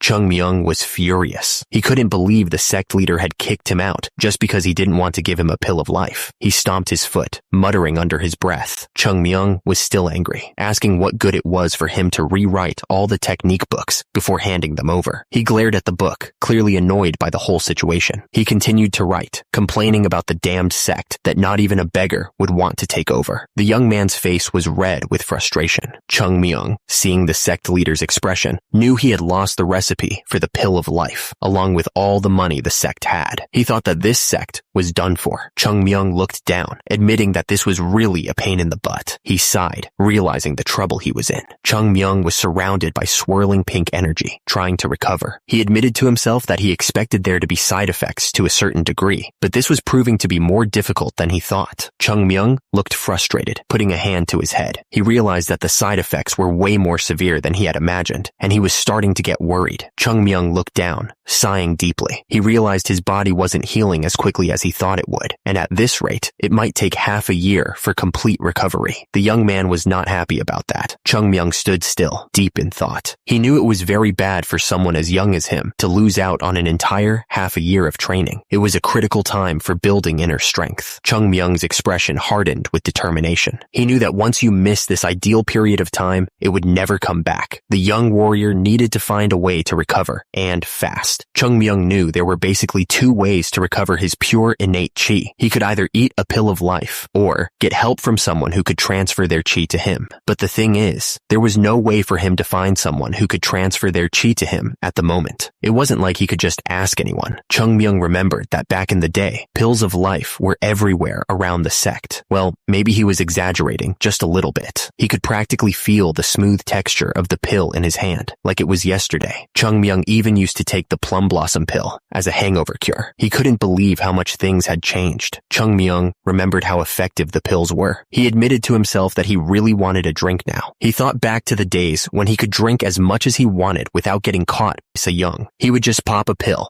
and the hangover would be gone instantly. The young boy was lost in his memories, thinking about the good old days and how easy things used to be. He paused for a moment, and then it hit him. Hangover relief? Chung Myung's eyes widened as he realized something important. A thought sparked in his mind. His eyes darted around as he remembered something. He knew where they were. The young man's face lit up with excitement, a plan forming in his mind. Pills of life. Chung Myung's eyes sparkled with determination as he remembered the secret place. He was ready to go get them, no matter what it took. Chung Myung sprinted through the forest, determined to find the secret stash. He was sure that the pills were hidden somewhere around here. He kept running, pushing himself through the dense forest. He repeated to himself that the pills should be right there, somewhere close. The young boy ran faster, reminding himself that his bad memory was actually helping him this time. He was getting closer to the pills. He could feel it. The moon hung high in the sky, casting a pale light over the forest. Chung Myung finally stopped, panting heavily as he looked up. He was sweating, and his heart was pounding in his chest. Chung Myung stood at the bottom of a massive cliff. The air was thin, and the climb looked almost impossible. The cliff was known as the ruggedly disconnected cliff. Just looking at it made his stomach drop. It was said to be the most dangerous and steep cliff among the 5 great mountains. The legends surrounding it were enough to scare anyone away. Chung Myung looked up, realizing the place he was searching for was somewhere in the middle of this incredibly steep cliff. He muttered to himself that he must be crazy to even consider this. This was a secret place that only Chung Myung knew about, even within the Manhwa sect. And in the middle of the cliff, there was a small cave that could only be found by climbing up the cliff. Chung Myung thought that this cliff was off limits to disciples for training because it was too dangerous. But thanks to that, he had found the best place to hide from Se-young. He admitted it had been a great help to him. He realized that he had been able to do things like drink without being seen by Se-young, or eat meat without being seen by Se-young. He could even take a midday nap without Se-young noticing. Chung Myung wondered why Se-young even let him live. Even when he thought back to it, he wouldn't have left someone like him alive. Chung Myung knew that wasn't what was important right now. Anyway, he prepared himself for what was to come. Somewhere up there, Chung Myung knew that the pills of life he hid away in his past life were waiting. He was determined to find them. Chung Myung looked up at the cliff. He thought that if it was his past self, he would have been able to get up there with only 2 jumps, but he knew there was no way he could climb up with his current body. Chung Myung kept walking. However, he had an idea in mind. Chung Myung walked along the edge of the cliff, dragging a rope behind him. He seemed to be searching for something specific. Chung Myung stood at the edge of the cliff, looking down at the steep drop. He wondered what if he climbed down instead of climbing up. Chung Myung peered over the edge, his face showing a mix of excitement and fear. The young man realized that the only problem about it was that it's about 10 times more dangerous. Chung Myung told himself that he only lived once, so he should just go for it. He looked determined to face whatever was coming next. He quickly corrected himself, realizing that it was technically his second life. The young man was still getting used to the idea of reincarnation. He was having second thoughts. This was going to be harder than he thought. He was getting really frustrated with the whole situation. He had to find a way to make this work, Chung Myung shouted, wondering why it was so damn hard to revive the Manhwa sect. He was starting to feel like it was an impossible task. The steepness of the cliff wasn't the only reason it was banned as a training ground for the disciples. The text wondered why the ruggedly disconnected cliff was named that way. It was a mystery that needed solving. Just as its name suggested, it was a very rugged and steep cliff. There wasn't anywhere to step or grab on. The climber looked like he was in a really tough spot. The climber's foot slipped off the rock face. He was starting to fall. He looked like he was in real trouble now. In other words, this cliff was very difficult to climb. It was clear that this was no ordinary training ground. The challenge was immense. The climber fell through the air, arms outstretched. He was completely helpless. It looked like a long way down. Chung Myung was falling, and he knew it was over. He screamed that he was gonna die. The view from below showed just how far he was falling. He was really going to die, he thought. Suddenly, he stopped falling. He was hanging from a rope, suspended in mid-air. The rope had saved him, he realized. That was why you had to be prepared, he thought to himself. But then he started sliding down the rope. He quickly used the QI suction technique. The young man was trying to stop himself from falling any further. Chung Myung focused intensely, trying to absorb as much chi as possible. He needed to stop himself from sliding down any further. The effort was visible as energy gathered in his hands. Chung Myung was still hanging on the cliff, trying to hold on. He was clearly struggling, but he was determined to make it. He had to find a way to survive this. Chung Myung was in pain as he hung there. He complained that his bones were breaking like twigs. This body was too weak, he thought with frustration. Chung Myung looked up, his expression changing. He realized something important, a glimmer of hope in his eyes. Chung Myung could see it. He realized that he could see the entrance to his hideout. The rope he had prepared according to the estimated distance was barely able to reach the entrance. Chung Myung was thinking fast. He realized that he'd need to grab onto the cliff on the other side first. He looked determined, knowing this was his only shot. He knew what he had to do. Chung Myung realized he first needed to stop using his chi suction technique. The young man needed to gain some momentum if he wanted to survive. The rope was starting to stretch dangerously thin. It looked like it was about to snap at any moment. He swung through the air, relying on the rope. Chung Myung was flying, hoping his calculations were correct. He was putting everything on the line. He stretched out his hand, desperate to grab something. Chung Myung was reaching for the cliff face, his fingers outstretched. Landing this was going to be close. He timed it perfectly. Chung Myung shouted, knowing this was his last chance to grab onto something. But the rope couldn't take the strain anymore. It snapped, sending pieces flying in every direction. He was falling faster than ever. Chung Myung looked up, confused by what he was seeing above him. He realized something was wrong. The young man shouted that this wasn't the cliff he was aiming for at all. He didn't have time to think. Chung Myung yelled, using his chi suction technique, but screamed in frustration. What the hell was going on? Chung Myung was falling down the cliff, completely out of control. He was spinning around and around as he fell. Suddenly, he slammed into the side of the cliff. The young man grunted in pain. At the top, the rope finally snapped under the strain. As a result, Chung Myung started sliding down the cliff face. He managed to grab onto another rope that was hanging down. The warrior dangled there, trying to catch his breath. He hung there in silence, thinking about his situation. The young man was really in a tight spot. Chung Myung landed hard on the ground. He was completely still for a moment, not moving a muscle. It looked like he had finally stopped falling. Chung Myung suddenly sat up, looking furious. He yelled that the Plum Blossom Sword Saint was a crazy bastard. He looked around at the cave. At the same time, he wondered what the Plum Blossom Sword Saint had been thinking, making a hideout in a place like this. He looked even more confused. The warrior wondered if he had gone crazy because of all the training. Chung Myung's eyes widened in realization. Oh, right, he thought. That's him. Chung Myung was lying on the ground of the cave. He was talking to himself and said that he had somehow managed to get into the cave, even though he almost died doing it. He was still holding onto the rope. His hand was gripping it tightly, showing how close he had come to falling to his death. Chung Myung then threw a cloth onto the ground. The sound echoed through the cave as the cloth landed with a soft thud. Chung Myung got up and looked around. He could see a bed, a table, and other supplies in the small hideout. Chung Myung noticed a nightlight crystal. He wondered why the Plum Blossom Sword Saint would bring something like that to a hideout, and how much it was worth. Chung Myung was standing in the cave, looking at the nightlight crystal. He was talking to himself, realizing that he was the Plum Blossom Sword Saint. He admitted that he kept forgetting about it. There was a sound of something heavy dropping. Chung Myung looked absolutely exhausted, his face covered in dirt and sweat. He was breathing heavily, trying to catch his breath. Suddenly, there was a ray of hope. A treasure chest and a jar came into view. This was it, the moment he had been waiting for. Chung Myung was standing in his old hideout, looking around. He said to himself that the plum blossom pills he had hidden away should be there. The young man was hoping they would help him recover his body.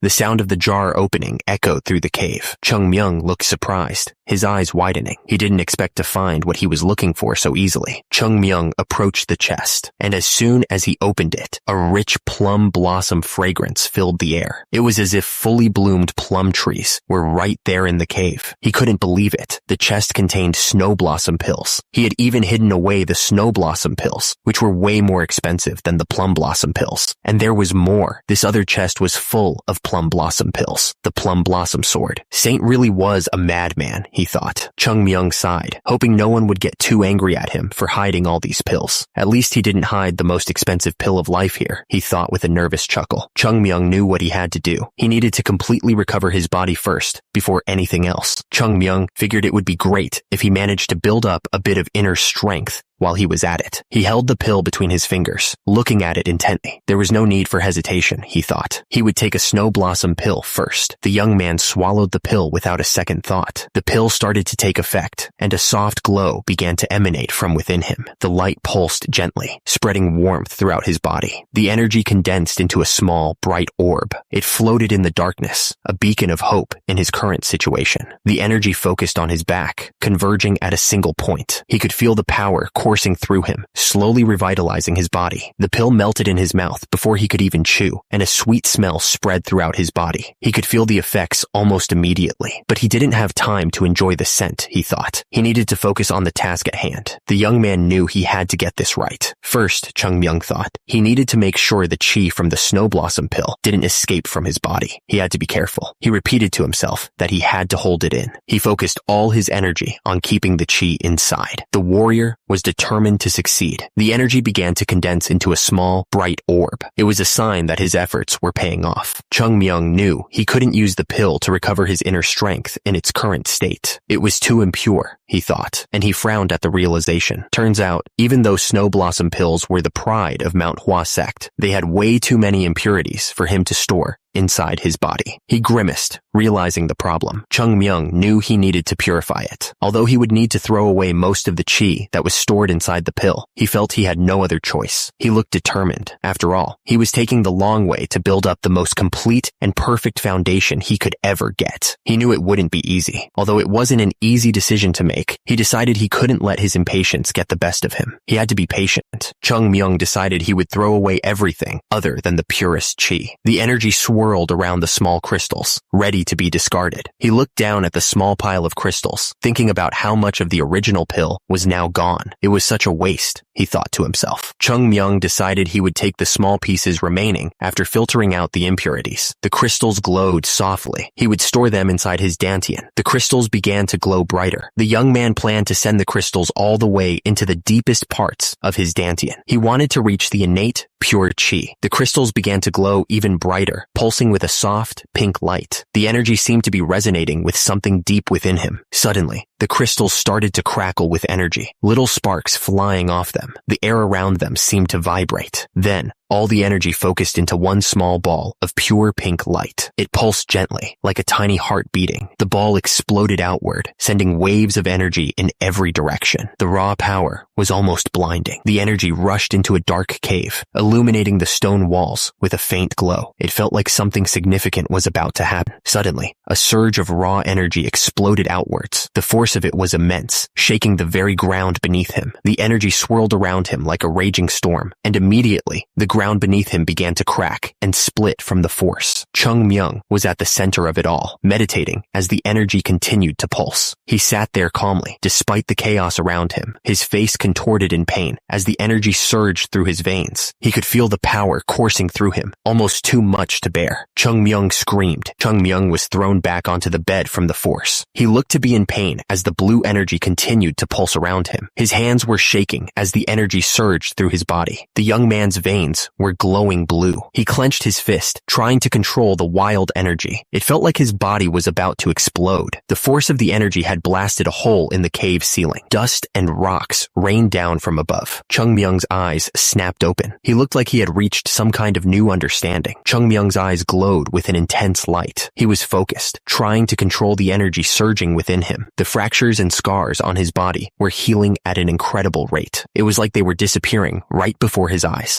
The wounds closed up in an instant. He was shocked by the speed of his recovery. The young man realized his bones even felt sturdier than before. Chung Myung was amazed. He realized this young body was very compatible with the chi from the pills, which made its effects greater than he had expected. He hadn't thought it would be this good. On top of that, the remaining impurities in his body started leaking out all over him. The impurities were visible as dark droplets running down his skin. Chung Myung could feel like his meridians were expanding. It felt like his body was changing from the inside. He didn't know what was happening, but it felt intense. He was surprised. Chung Myung wondered why his heart was beating so fast. The young man felt like it was going to explode out of his chest. Chung Myung gritted his teeth in pain. He could feel something breaking inside him, and it hurt like hell. The warrior was trying to endure it. The chi from his lower dantian had broken through the middle dantian. It was like a dam had burst, and the energy was flowing uncontrollably. He was in a state of risk regarding his upper dantian. It felt almost like a massive ocean wave crashing over him. Chung Myung realized he couldn't control it. He was losing control of the energy inside him. Chung Myung could feel the energy surging through him.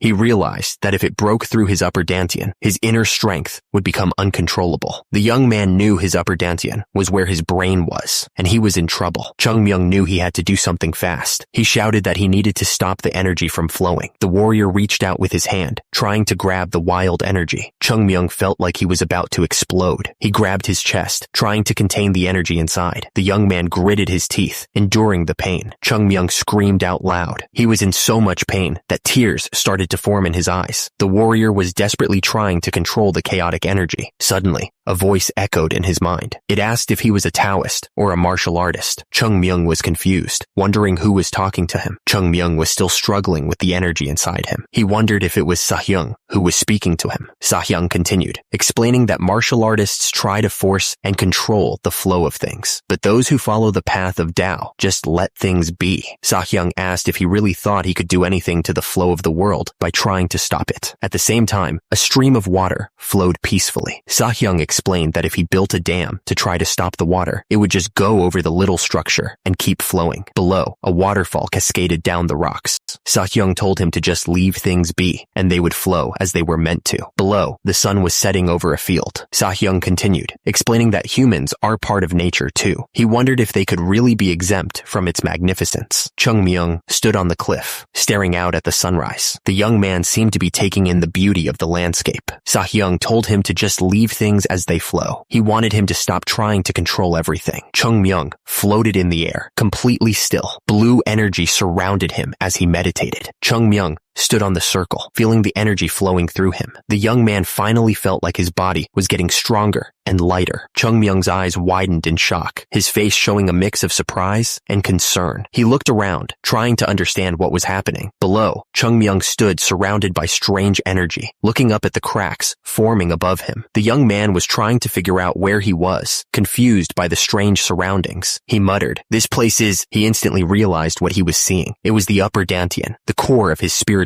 energy. Chung Myung knew intuitively where he was. The warrior understood that he was inside his own body, a place he hadn't expected to see so damaged. Chung Myung stared at the cracked wall in front of him, realizing it was the entrance to his upper dantian. The young man wondered just how badly his body had been damaged. Chung Myung reached out, his hand touching the dark, cracked surface. The tension in the room was heavy, and he could feel the unstable energy building up behind the wall. Chung Myung focused his energy, a bright blue light emanating from his hand. He looked determined, trying to assess the situation and control the chaotic chi. Chung Myung could feel the vibration growing stronger. He realized that he could sense a massive vibration coming from beyond the wall. Chung Myung realized it was only a matter of time before the chi broke through to the upper dantian. As a result, the energy inside was already reaching critical levels, threatening to burst out. Chung Myung knew it was in a riskier state than he had thought. On one hand, if he didn't open the wall, it would eventually collapse, but if he did it too quickly, the upper dantian would be swept away by the chi.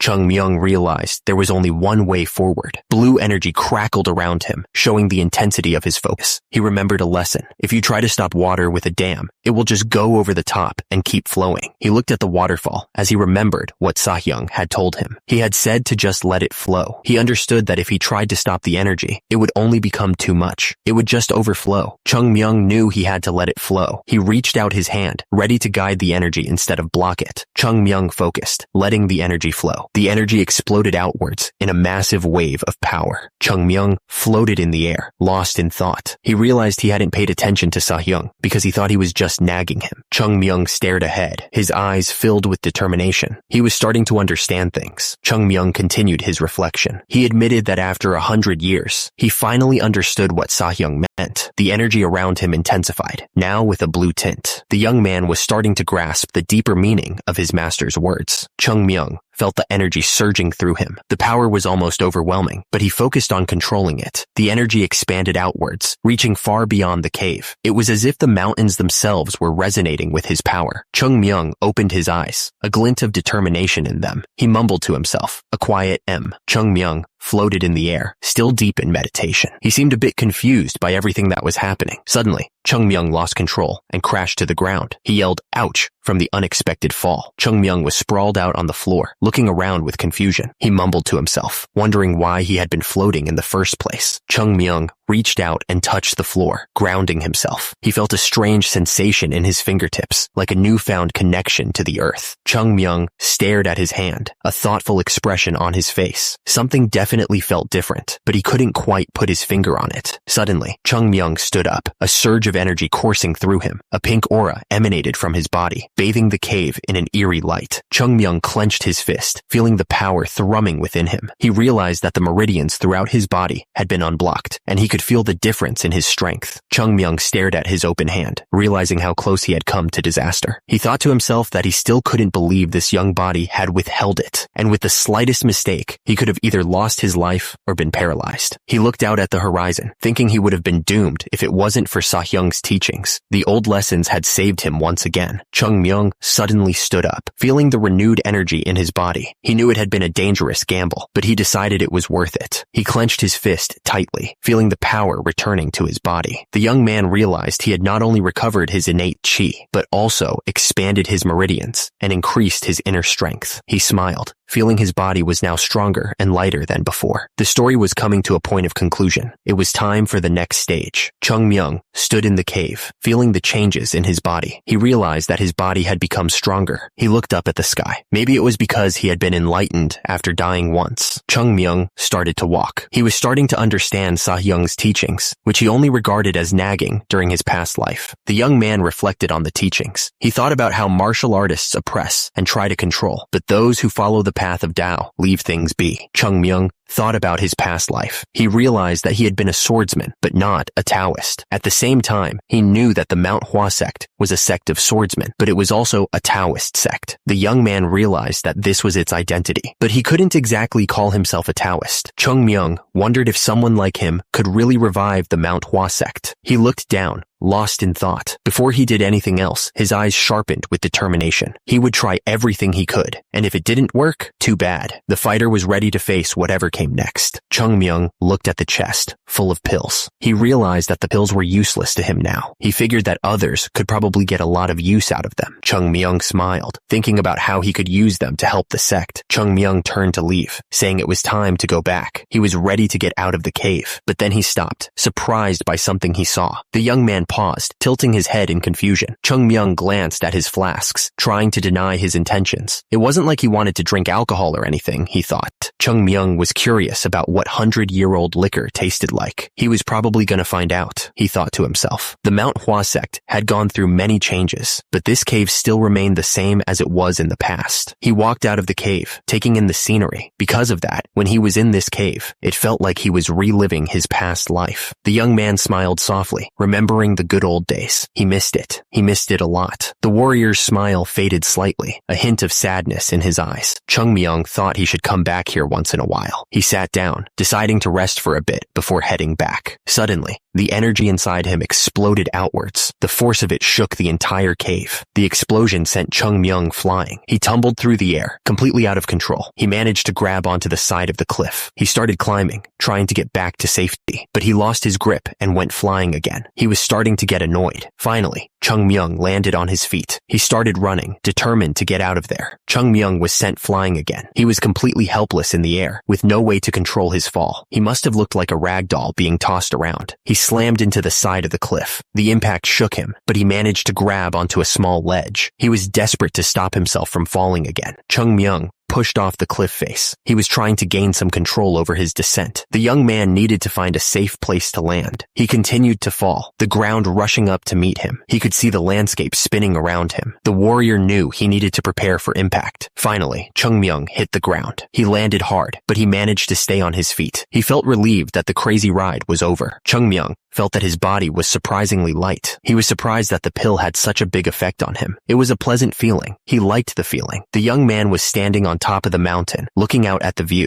The air felt clean. The air above him felt very fresh. But Chung Myung started sniffing, confused by something. He was trying to figure out what the smell was. Chung Myung suddenly started yelling about what the hell the smell was. He couldn't believe that something like this came out of his body. The warrior was absolutely disgusted. The area was covered in ice. Someone nearby said that it was freezing cold. It sounded like they were not having a good time. Someone else was waking up nearby. He complained that his body still felt asleep and that his fatigue wasn't going away. He sounded really sleepy. The monks were standing in the courtyard. One of them asked how much longer they needed to keep this up. He sighed heavily, clearly not happy about it. Some of the monks were talking to each other. One of them asked if the other thought that someone had been acting a bit strange recently. The other monk asked what he meant by that. The monk said that the person had been looking a bit out of shape lately. Now that he thought about it, the guy hadn't shown up to their training sessions recently. They were getting worried. One of the monks wondered if the rumor was actually true. Then he asked what rumor the other guy was even talking about. He seemed pretty confused by the whole thing. The monk explained that he was talking about the rumor that someone was experiencing an inner chi overload. He told the other monk to think about it, saying that the person's body condition had been declining day after day. He looked worried. The monk continued, adding that the person had been missing out on training because it got too bad. He looked really concerned about what was happening. One of them realized that if that was true, it meant they didn't have to train. He was clearly hoping the rumor was real. The other monks were silent. One of the monks looked around nervously. He was probably thinking about what would happen if they actually got caught slacking off. One of the disciples wondered why they had been following orders without questioning them. He seemed to be thinking hard about something. He wanted to know why they never talked back to their leader. The disciple continued, asking if it was because they thought they couldn't win against him, even if they all attacked together. He looked like he was trying to convince himself of something. He was hoping they could beat him if they teamed up. Another one of the disciples thought that now that their leader wasn't at his best, things might be different. He clenched his fist, feeling a surge of hope. Maybe, just maybe, they had a chance now. The group of disciples wondered if it might be possible to defeat their leader. They looked at each other, a silent question hanging in the air. They were considering the possibility of an uprising. One of the disciples pointed out that the leader looked almost like a skeleton. He wondered if they might have a chance if they ganged up on him right now. He was trying to gauge their collective courage. Yoon Jong told Sa Young to let them be.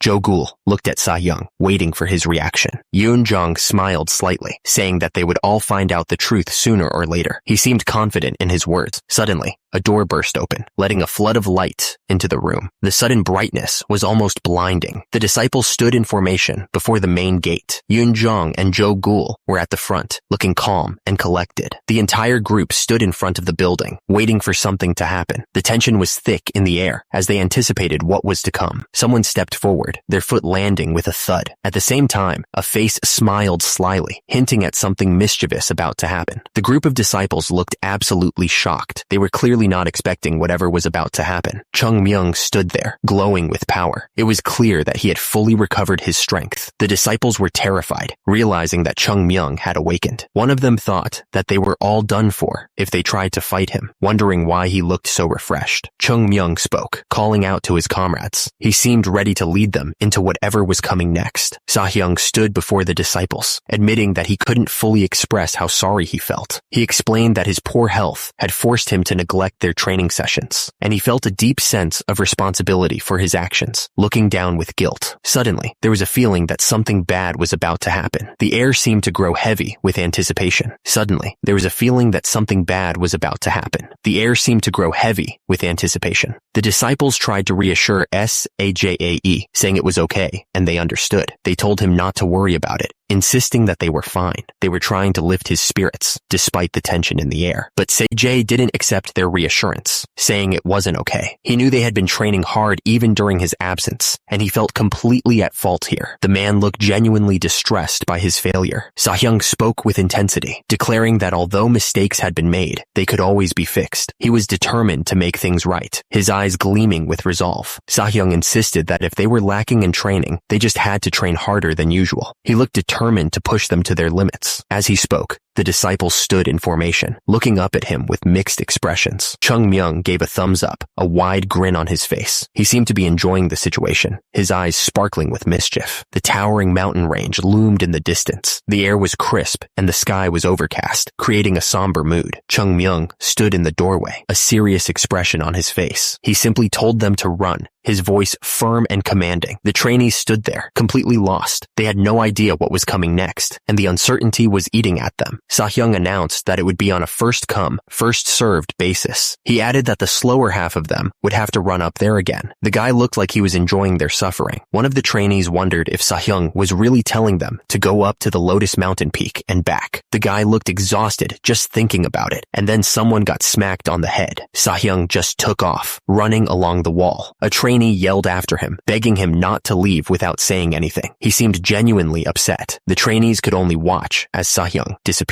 They called out his name, but it was no use. The guy was already gone. One of the trainees shouted that they should run too, and quickly. He looked really stressed about being late. The rest of the trainees looked panicked. They knew they'd have to run up there again if they didn't hurry. So, everyone started running as fast as they could. They didn't want to be left behind. Chung Myung watched them run, and he wondered if they dared to conspire against him. He thought it was cute. The young man admitted he liked their courage to even try something like that. He figured even the most obedient people have their limits. Chung Myung stared intensely, saying that if they didn't have the skills to back up their complaints, they were nothing but a disgrace. He looked like he meant every word. He continued, stating that to earn the right to speak their minds, the first and last thing they needed was skills. At the same time, the trainees were still running up the hill, trying to make it on time. Chung Myung looked at them with determination, adding that he'd gladly help them gain those skills. He seemed serious about it, but the training was still going to be brutal. The young man went on, saying that in the 1,000-year history of the martial arts world, there were countless individuals who rose to prominence all by themselves. He paused for a moment, gathering his thoughts. Chung Myung explained that a single person cannot increase an entire sect's stature. He wanted them to understand the importance of teamwork and working together. Basically, for the sect to be strong, everyone in it had to be strong. The disciples stood together, ready to face whatever came next. Chung Myung looked determined. He was ready to bring the sect back to its former glory. He vowed to restore Manhwa sect to its former glory, making it even stronger than before. The sect's buildings stood tall, waiting to be filled with life again. Chung Myung yelled that the last one to arrive wouldn't get breakfast. He called them a demon, trying to motivate them to hurry up. The sun rose over the mountains, casting a warm glow on the landscape. It was a beautiful sight, but the disciples were too busy running to notice. The training grounds were covered with bodies. The disciples lay sprawled on the ground, completely worn out from the intense training. At the same time, another disciple struggled to catch his breath. He was completely drained, his body aching from the relentless exercises. Below, another one lay face down, gasping for air. He looked like he was about to pass out from exhaustion. Another disciple struggled to his feet, looking down at his fallen comrade. He reached out a hand to help him up, a look of concern on his face. The disciple watched in disbelief. He thought to himself that it was unbelievable someone could still be standing after such a brutal training session. The disciple was starting to understand something. He realized that there was a reason Sahyung was called the Great Sahyung. The disciple looked up, thinking it wasn't just about skills. He seemed nervous, wondering what was coming next. Chung Myung stared ahead with a strong mentality. He looked like he was ready to push everyone even harder. The sandbag felt surprisingly light. The disciple wondered why it was so easy to lift all of a sudden. Chung Myung, carrying a bunch of heavy sandbags, demanded that those who finished training give him all their sandbags. He looked like he could carry even more without a problem. Chung Myung looked around at the disciples lying on the ground and asked why they were all just lying around. He seemed genuinely confused by their lack of energy. Chung Myung, carrying the heavy sandbags, couldn't believe how tired everyone was. He scoffed, saying they hadn't even done much and were already worn out. He called them monsters because of their poor endurance. Chung Myung kept going, complaining that kids these days didn't have any tenacity. He said things were different back in his day. He pointed out that they were the youngest ones there, so they should have more energy. Chung Myung told them they'd leave it at that for now. He instructed them to go eat and come back later for afternoon training. He seemed serious about them returning. Chung Myung warned them that if they skipped out, he'd make them train 10 times as much. He demanded to know if they understood. He looked like he meant business. The young master ordered them to clean up the training equipment properly. The trainees knew they better not leave a mess. The trainees continued their hard work. They were lifting weights and training with swords, all under Chung Myung's watchful eye. The scene was intense, showcasing their dedication. But the trainees were not happy with the training. The hard work was not easy, and they were cursing Chung Myung in their heads, calling him a jerk. Back at the dining hall, the trainees were eating. The sound of chopsticks hitting plates filled the room. Even though they were hungry, they still felt exhausted. Chung Myung noticed some of them weren't eating. He asked them why they weren't eating anything, looking annoyed. One of the trainees replied that he couldn't eat. He said that he felt like he would throw up if he ate anything. The poor guy looked pale and sick. One of the trainees spoke up, calling for the attention of Sahyung. He looked worried, glancing nervously to the side. Another trainee joined in, also calling for Sahyung. He looked just as concerned, his eyes wide with worry. Yoonjong finally spoke up, asking if the training sessions were too extreme. He looked exhausted, barely able to hold his chopsticks. Another trainee agreed, saying that they might die at this rate. He complained that he couldn't even eat his meal because his hands were shaking so bad. Another one begged Sahyung to do something about it, pleading for him to save them. The guy looked like he was about to pass out. Gul took a bite of food and then asked what everyone else was thinking. He looked serious, waiting for an answer. The other trainees were quietly eating, but you could tell they were thinking hard about it. The tension in the room was thick enough to cut with a knife. One of the guys pointed out that the training had gotten way more intense lately. He added that it had gotten to the point where their bodies just couldn't keep up anymore. Gul chimed in, saying that steel gets stronger when you hammer it, but that's not how humans work. He looked concerned, thinking about the implications. But then Gul paused, thinking that there's no way Chung Myung doesn't realize all this. He looked up, a bit surprised by his own realization. Meanwhile, Chung Myung was smirking like he knew exactly what was going on. Jo Gul thought it would be best if they just kept doing what they had been doing for now. He seemed determined to stick with the plan, and if nothing changed over time, then they would talk to him, Jo Gul added. Meanwhile, Yoon Jong was sitting at the table with the others. Someone agreed that he was right. All the trainees were eating together. Yoon Jong said that he understood. He declared that if the time came, he would be the first one to step up and do what was needed. Back in his own room, Chung Myung flopped down on the bed. He looked totally exhausted. Jo Gul was completely exhausted. He could barely breathe as he lay there, trying to recover. Jo Gul thought that he needed to train again after he woke up. He felt like his body was about to break from all the training. He was spread out on the bed. Jo Gul recalled thinking he could get through anything, no matter how harsh it was. The young man was starting to doubt himself. Jo Gul wondered if he could really keep up with such intense training. He looked worried. Jo Gul muttered Sayoung's name. He seemed to be relying on him. Someone was trying to wake Sayoung up. Sayoung's face filled the panel as they tried to wake him. Chung Myung told him to be quiet. Chung Myung confessed that it was hard to get one of these, but he was giving it to Sayoung because it was him. Sayoung asked what he was giving him. Sayoung looked confused. Sayoung's eyes widened, his face showing pure shock. He clearly wasn't expecting what was coming next. He stuttered, asking if it was a pill of life. He couldn't believe he was seeing such a precious item. At the same time, Chung Myung shushed him, reminding him to keep it down since they weren't alone. Chung Myung told him that he needed it. The young man looked calm and serious. Chung Myung told him to keep it a secret from everyone else. He smiled mysteriously. Below, Sayoung looked like he was about to burst with emotion. Chung Myung told Sayoung to eat it first, saying that he would help him. He looked at Sayoung with a reassuring smile. Sayoung closed his eyes, feeling a wave of shame. He thought to himself that he was ashamed for thinking of him as a demon. The man was clearly touched by the gesture. Someone placed a hand on another's shoulder, offering silent comfort. It seemed like a gesture of support and understanding. At the same time, unspoken words filled the air. The thirsty only know to be grateful when their thirst is quenched. An open wooden box sat there, waiting to be filled. The box was empty, but it had a purpose. Chung Myung had a sly smile on his face.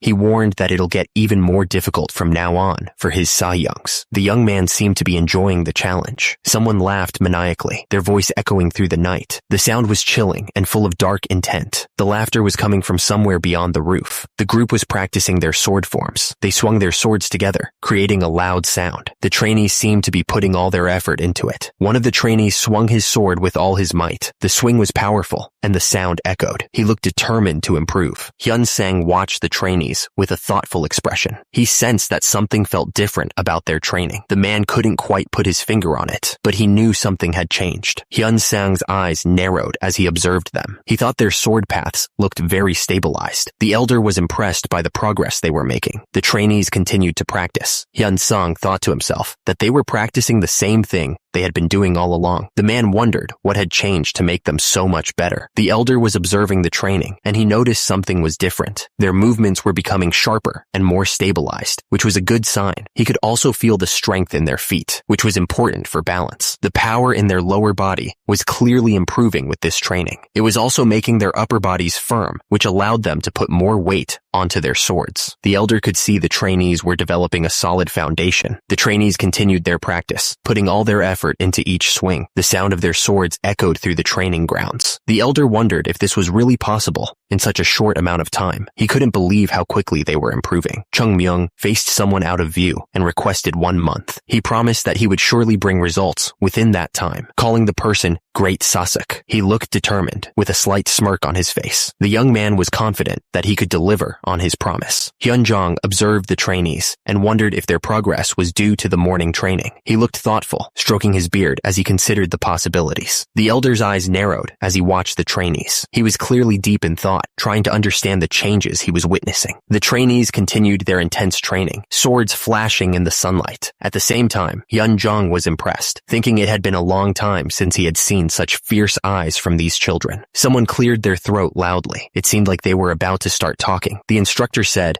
that the tips of their swords felt very lively. He seemed pleased with their progress. The speaker said that he was very satisfied to see all of them participating in training so eagerly. The students looked up at him, waiting for what he would say next. The man continued, saying that if they kept up their great work, he planned to skip all the remaining steps. He had a wide smile on his face. He then announced that he would teach them the Tai Yi flummox sword technique. The students were shocked and excited by the news. They started yelling. The disciples were chatting excitedly. They couldn't believe they were going to learn the Tai Yi flummox sword technique. They seemed extremely happy about it. One of them spoke up, saying that it must mean they had improved. He looked around at his friends, grinning from ear to ear. He was proud of their progress. The man declared that hard workers must be rewarded, and those who get rewarded will work even harder. He was confident that if such positive feedback continued, these children would grow to be the swordsmen who would represent the Manhwa Sect. He seemed proud of them. Suddenly, someone called out, "Woo Gum!" The sound echoed through the area. It was unclear who they were calling for. The students looked around, asking if Yuan Gum was there. They also asked if the sect leader was present. They wanted to see if the person who was called was around. 2 men stood outside a building, and the visitor asked what brought them all the way to the White Plum Blossom boarding house. He seemed curious about their sudden appearance. The man replied that he thought there was a problem. The other guy looked confused and asked him to repeat what he said. He seemed unsure of what was happening. The visitor held up a book, explaining that it was the Equilibrium Sword Technique book that Chung Myung had found in the chest. He held it out, showing it to the other man. The man with the beard told him to turn to the last page. As the other man flipped to the back, his eyes widened in shock. The man stammered, calling out for the sect leader. He was at a loss for words, unable to believe what he was seeing.